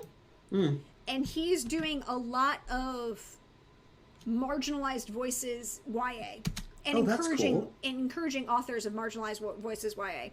That's cool. The Cain Chronicles is the Egyptian ones. Then there's Heroes of Olympus. Then there's Magnus Chase, which is about Norse mythology, and Magnus is a little bit older. Trials of the Apollo is later, and then they're getting some new stuff. But the Cain Chronicles. That's cool. And the Rick Riordan Presents, they have a bunch of them. I'm also going to put the link to that in chat. So I follow Rick Riordan on Twitter, but Sarwat Shada with City of the Plague God, which is about Zoroastrian and Hindi stuff. That's cool. Tristan Strong Tristan Strong. The first book in the Tristan Strong series is Tristan Strong Punches the Sky, punches a hole in the sky. There we go. It's about he's a young black YA novel. There's Sal and Gabby Break the Universe, which is about Latinx and Americans. So cool. Aru Shah and the Song of Death, Dragon Pearl, Stormrunner. All of them are really, really good.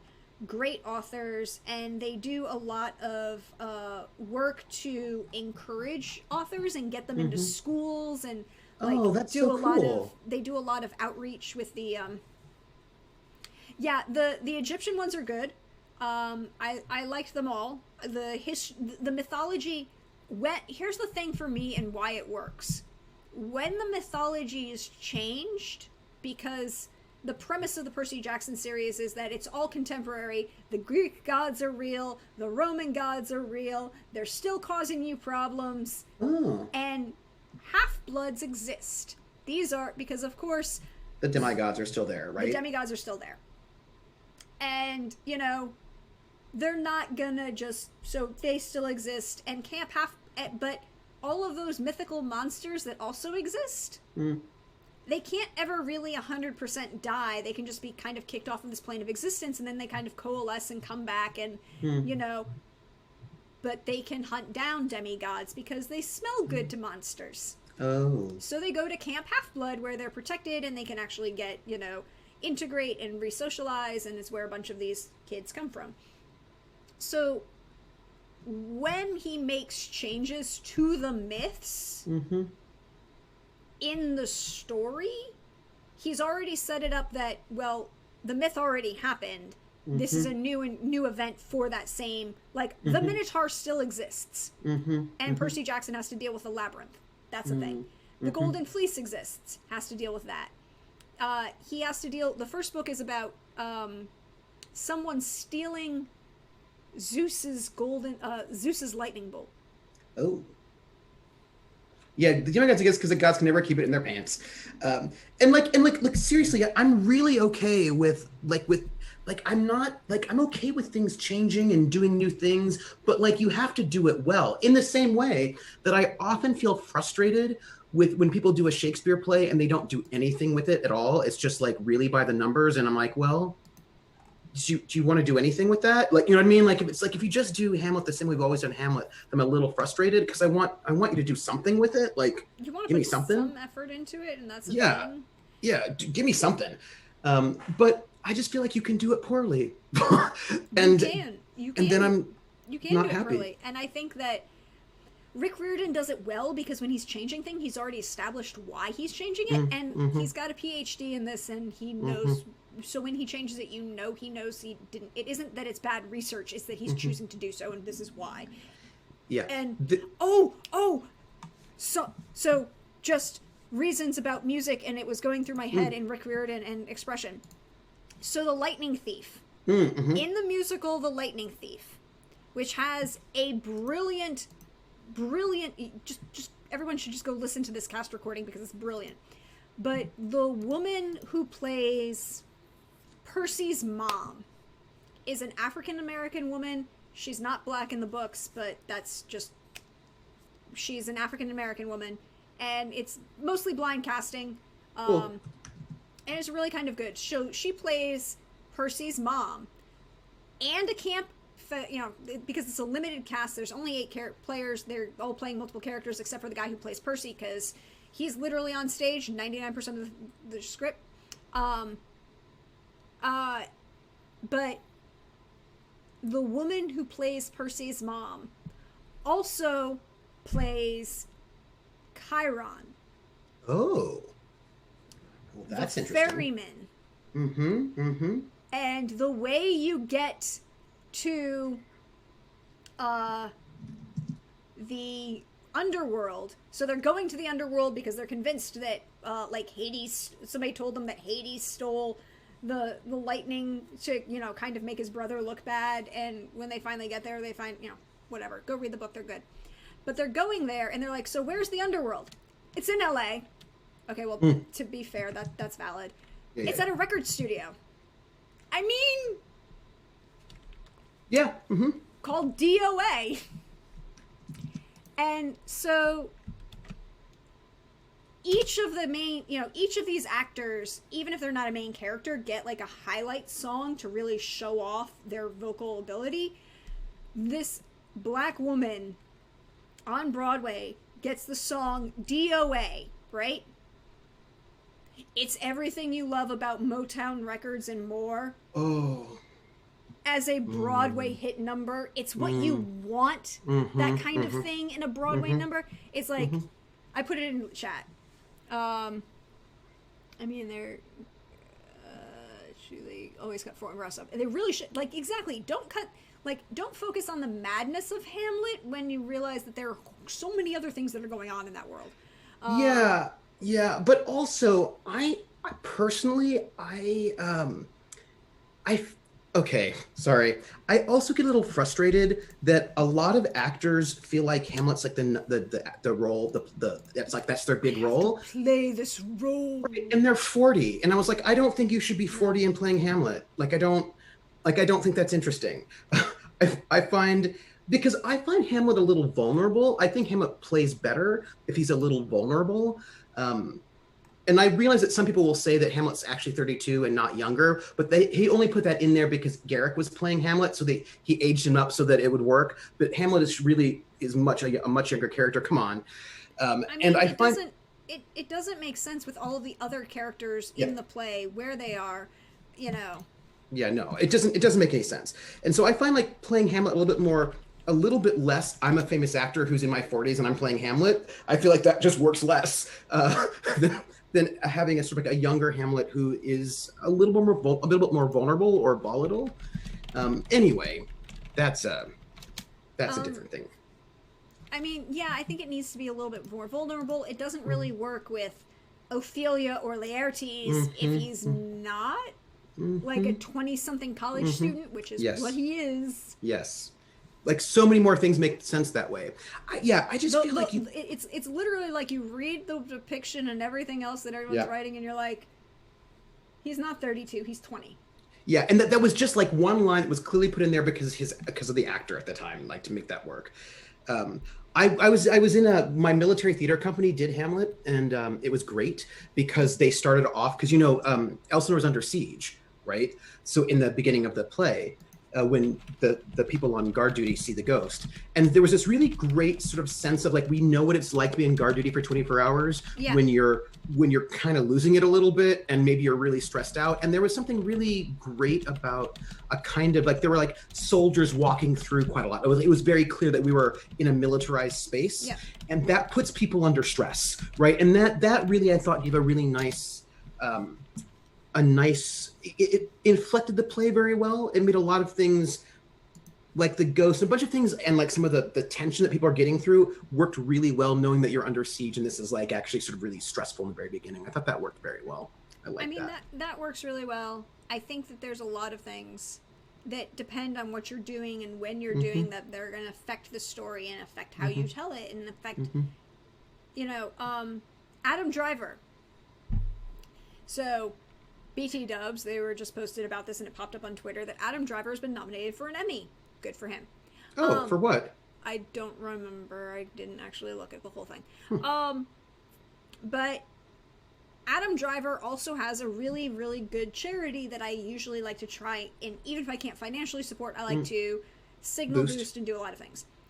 He has a theater group that performs for active duty and with active duty because he did spend he was a Marine. He was a Marine.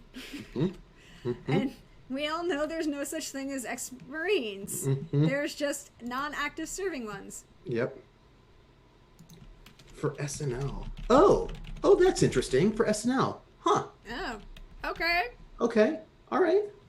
I mean, I don't usually pay a lot of attention to SNL anymore, but Adam Driver, cool. The question is, Adam Driver or Minnie Driver? Adam Driver, Minnie Driver. Ooh. They're both drivers. But very different people. very different people.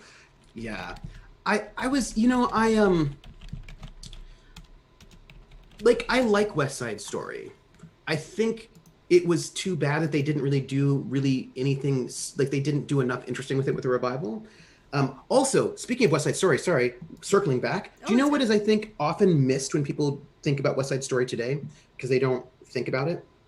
Yeah, Adam Driver and Minnie Driver's role in Good Will Hunting. That's what I want to see. So I think the thing that bugs me about the reception of West Side Story, which I think is wrong, historically, is they're like, oh, West Side Story is the story of like white people versus Puerto Rican people. And I was like, no. You have to go back to West Side Story. Every single person in the Jets are white ethnics. They're Poles. They're Poles and Irish. Yeah, right. You know what I mean? Like, and there's something important about noting that when WASPs move to the suburbs, a bunch of white ethnics don't get to go to the suburbs. And this is part of what's happening in West Side Story, that it's about these sort of tensions that are happening this way.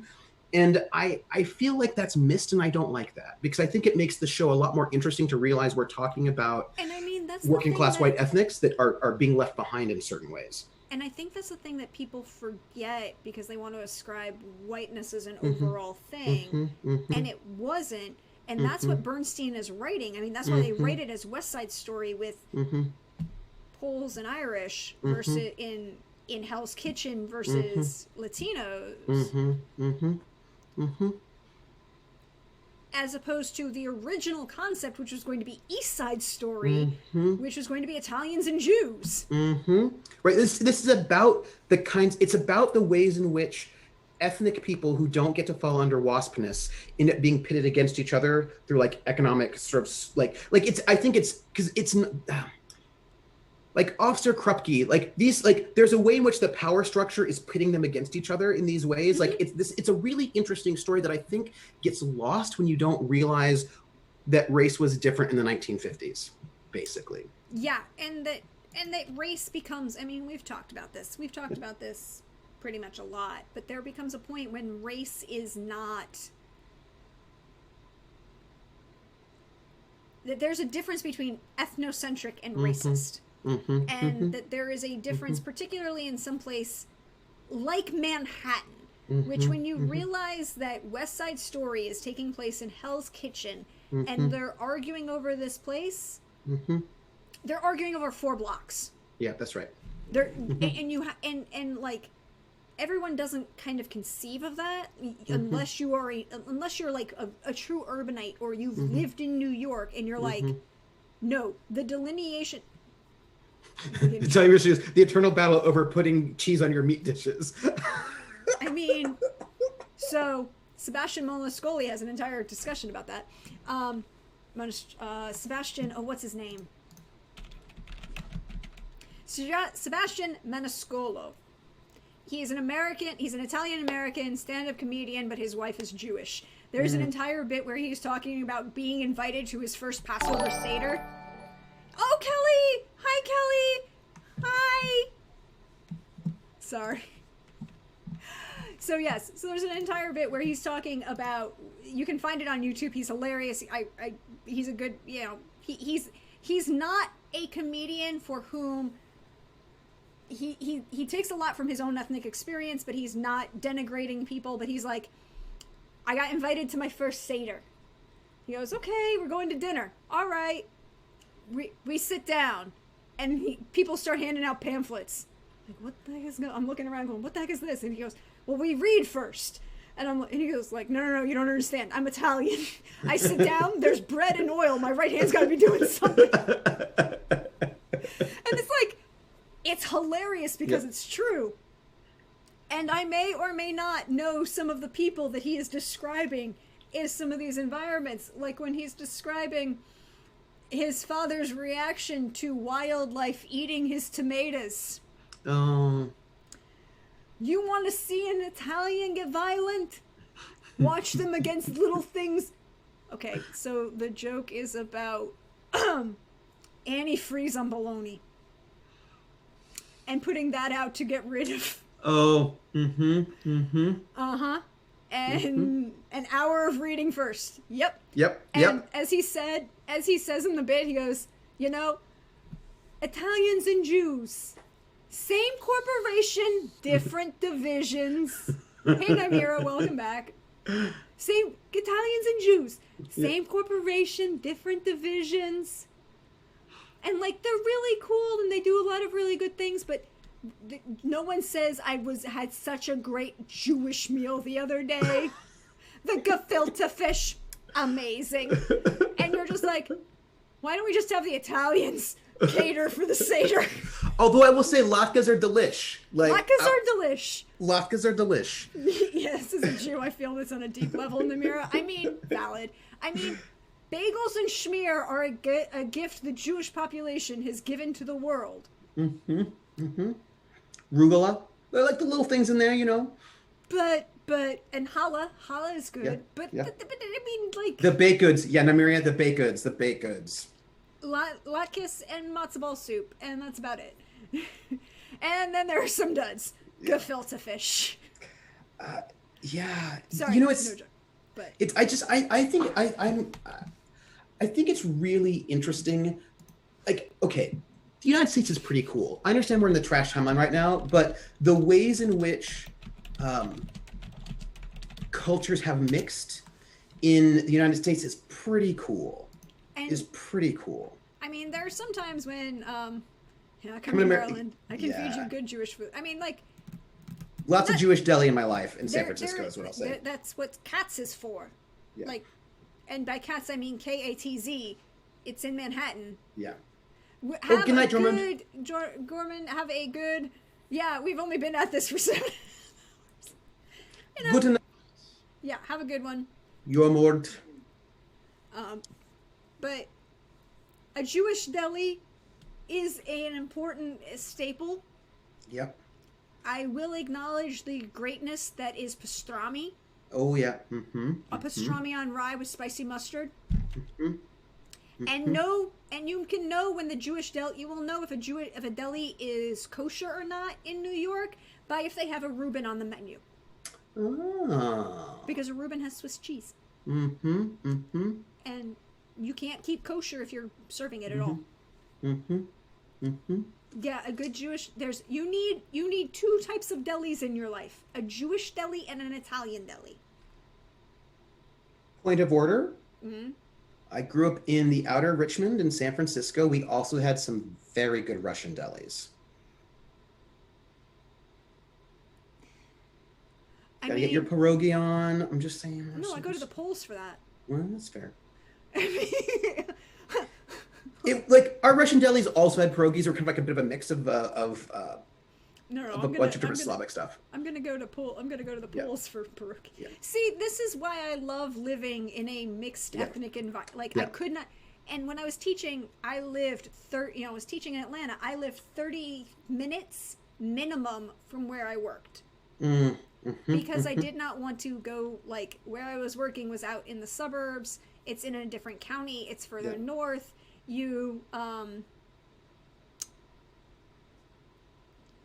Forsyth County, I have mentioned before, it was uber white. And by that I mean there was a period of time where they actually chased all the black people out of the county and wouldn't let anybody back in. You need an Eastern European deli, yeah. Yes, you do. And she learned to keep a kosher kitchen with the best of them. I mean, a kosher kitchen is... Kosher laws make sense if you're a desert people and need cleanliness. Just throwing that out there. There's... Also, but, like, I'm just thinking about... Like, I think about... Like, I just feel... I mean, you were in New York. I just feel very privileged having to grow up in a place... I mean, I didn't have money, but I grew up in a location in the country where I had access to so much food. Right? Like, there were amazing Mexican places. There were El Salvadorian places. I knew the difference between Hunan, Szechuan, and Cantonese Chinese food. Like, there was, like, a Vietnamese place down there. We had amazing Italian. There were, like, Russian delis, Jewish delis. Like, we had Ethiopian food that was delicious, Thai food, Japanese food that was really good. Like, and, like, this level of... there were a bunch of Irish bars as well, and there was like this little Irish restaurant. Like the amount of food that I had access to growing up in San Francisco. Yeah, and Boston has got great Ethiopian food, by the way. And the Brazilian food in the Boston area, delish. I mean, it's a little less diverse, but you can still, like, there's some really good Boston. Like when we went for when I went up for PAX East. Or before the end times. It was a con of me and my friends and Anino going, where are we going to eat today? This was like, well, we're going to go to the Japanese barbecue place, and then we're going to go get some ramen, and this time we're going to go to the Korean place, and a lot of good things. For us in the farmer town, it was either spaghetti or pizza. I knew somebody, Hawkeye in the Army, who had never had Italian food, or Mexican food, or Chinese food. And then he gets to the Army, and then you discover what things are going on in the commissary. Yes, but just didn't know what egg rolls or burritos were at all. And that's when I realized how privileged I was. Like, because like they were like, "What are those things?" Like, well, they're either egg rolls or burritos, but I don't know which one they are because it's kind of cafeteria food. But had no idea what egg rolls or burritos were. I was like, just eat it. And I realized it was a burrito, but it was deep fried, so it didn't look like a burrito. Like, it was like this deep fried thing. I was like, size wise, it's probably a burrito, but it's deep fried, so might be an egg roll. But anyway, but like, and had never had Italian food, knew what Italian food was, but had never had it. She was from rural Ohio. She was from very rural Ohio, and I was like, oh, I grew up really lucky. Like, I didn't realize how much privilege I had in growing up in San Francisco in terms of food culture, but I did. I mean, food is a thing that I think is one of the most advantageous things that you can share, and at the same time you are mixing Irish pub, like a good Asian market, fabulous, isn't necessary to your life. You need we'll get there, Scabenac. we didn't eat, and unfortunately I might have to run away in like the near future because it's 6:45 and I have to go make myself pretty to show up on stream. Yes, and you should also eat. Which is a thing that'll happen.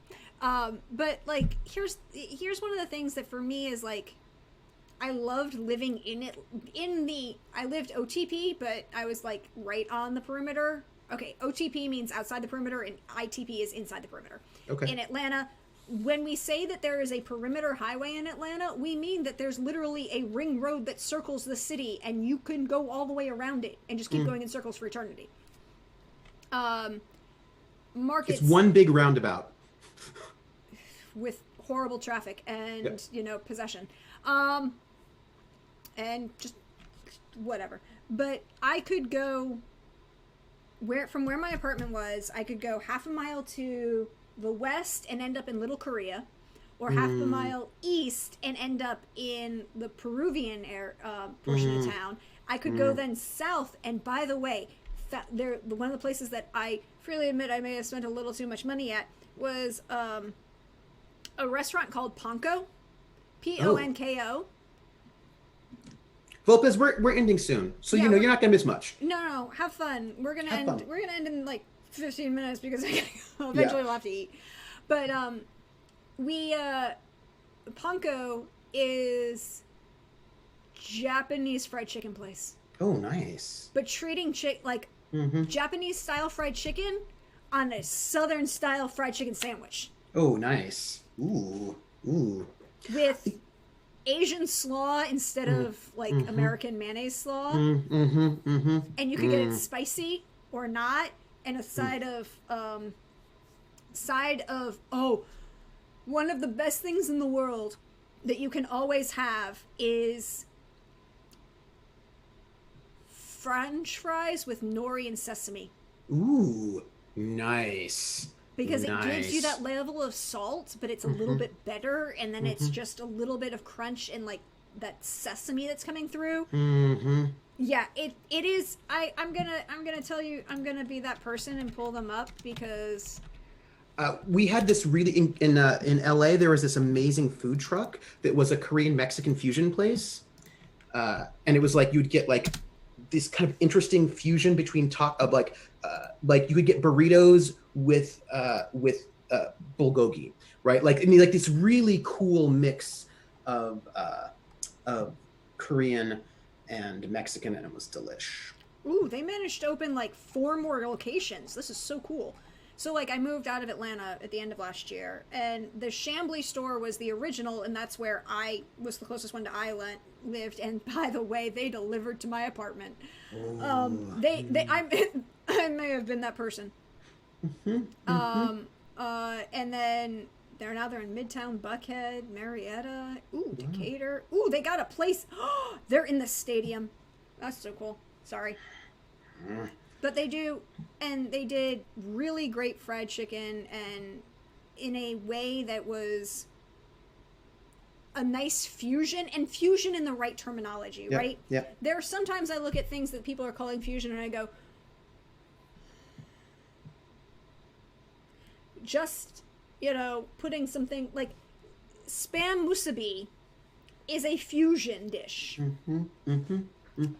A plate lunch in Hawaii is a fusion dish. Yeah, that's right. Putting some soy sauce on your chicken on your cheese sandwich is not a fusion dish. I don't know what you're doing there.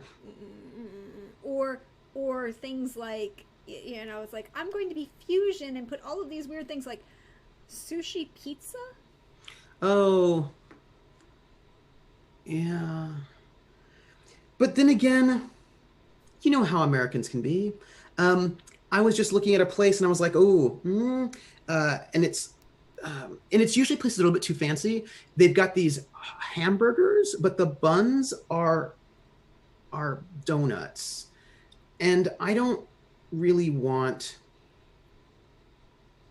a donut bun for my hamburger. No, I don't want sweet buns for my burger unless it's Hawaiian King's Hawaiian sweet rolls, but that's an entirely different thing, and that goes with barbecue. But my question about the sushi pizza is it sushi that's large and looks like a pizza, or is it pizza with sushi on it?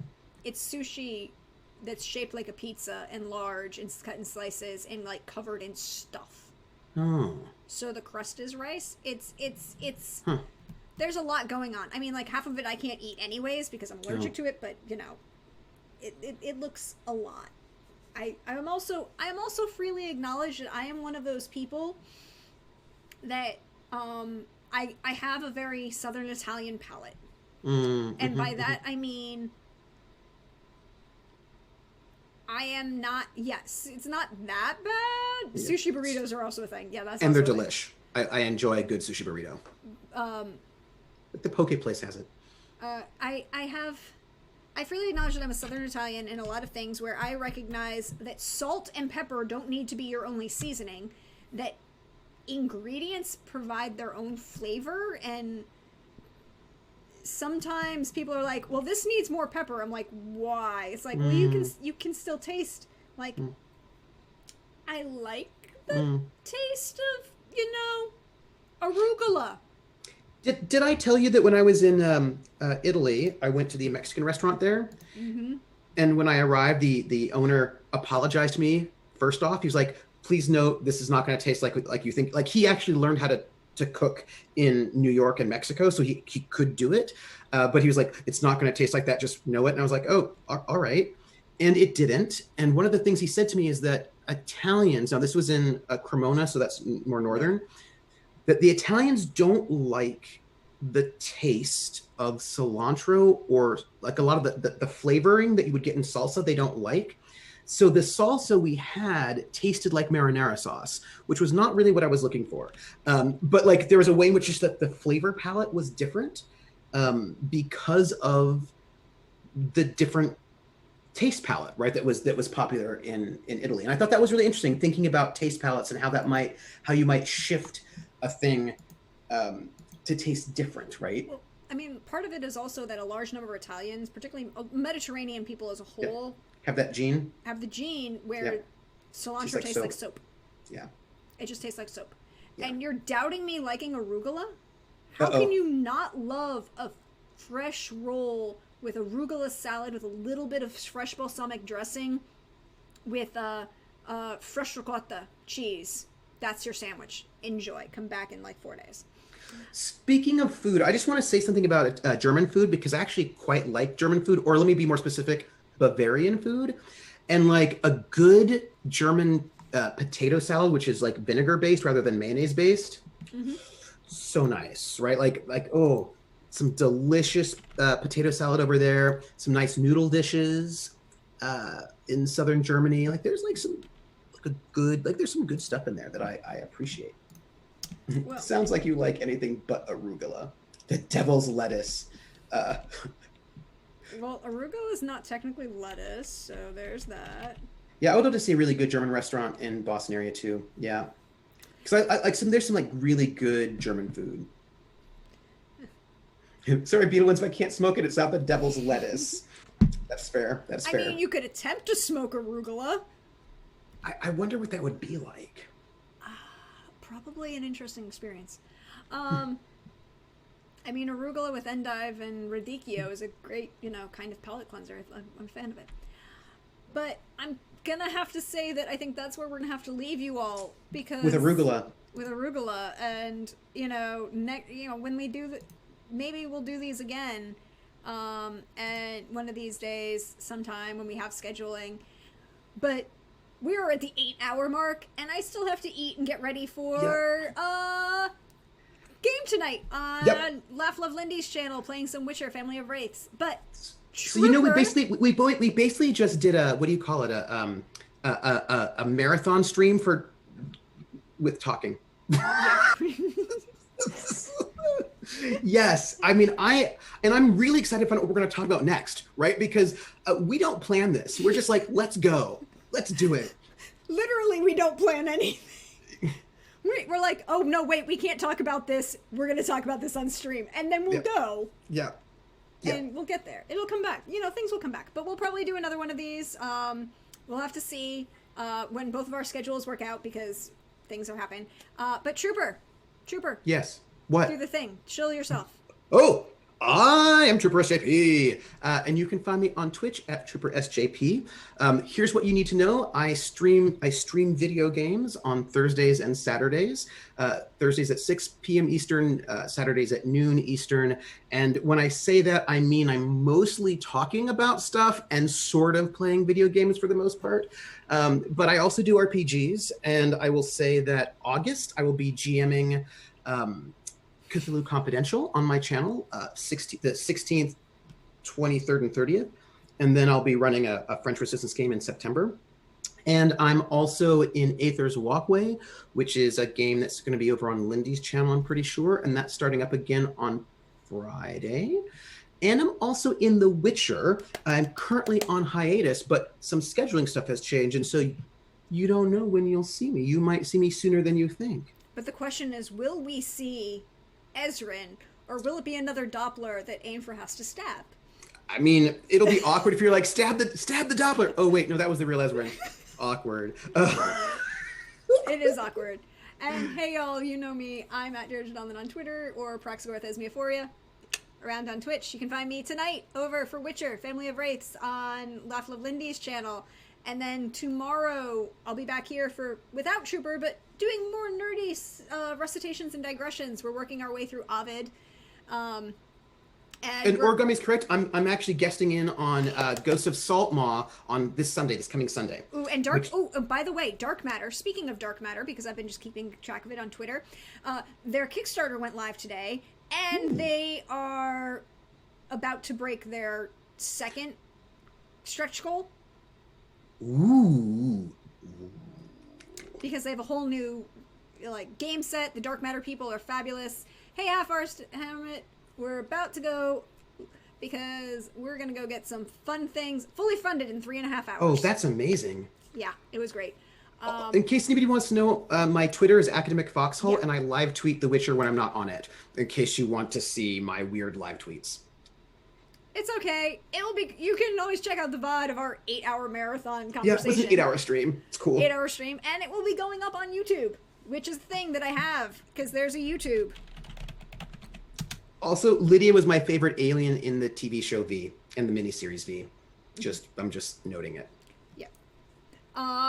And you can always watch all 8 hours on the VOD. I mean, it'd be great to put in the background and just kind of listen, I guess.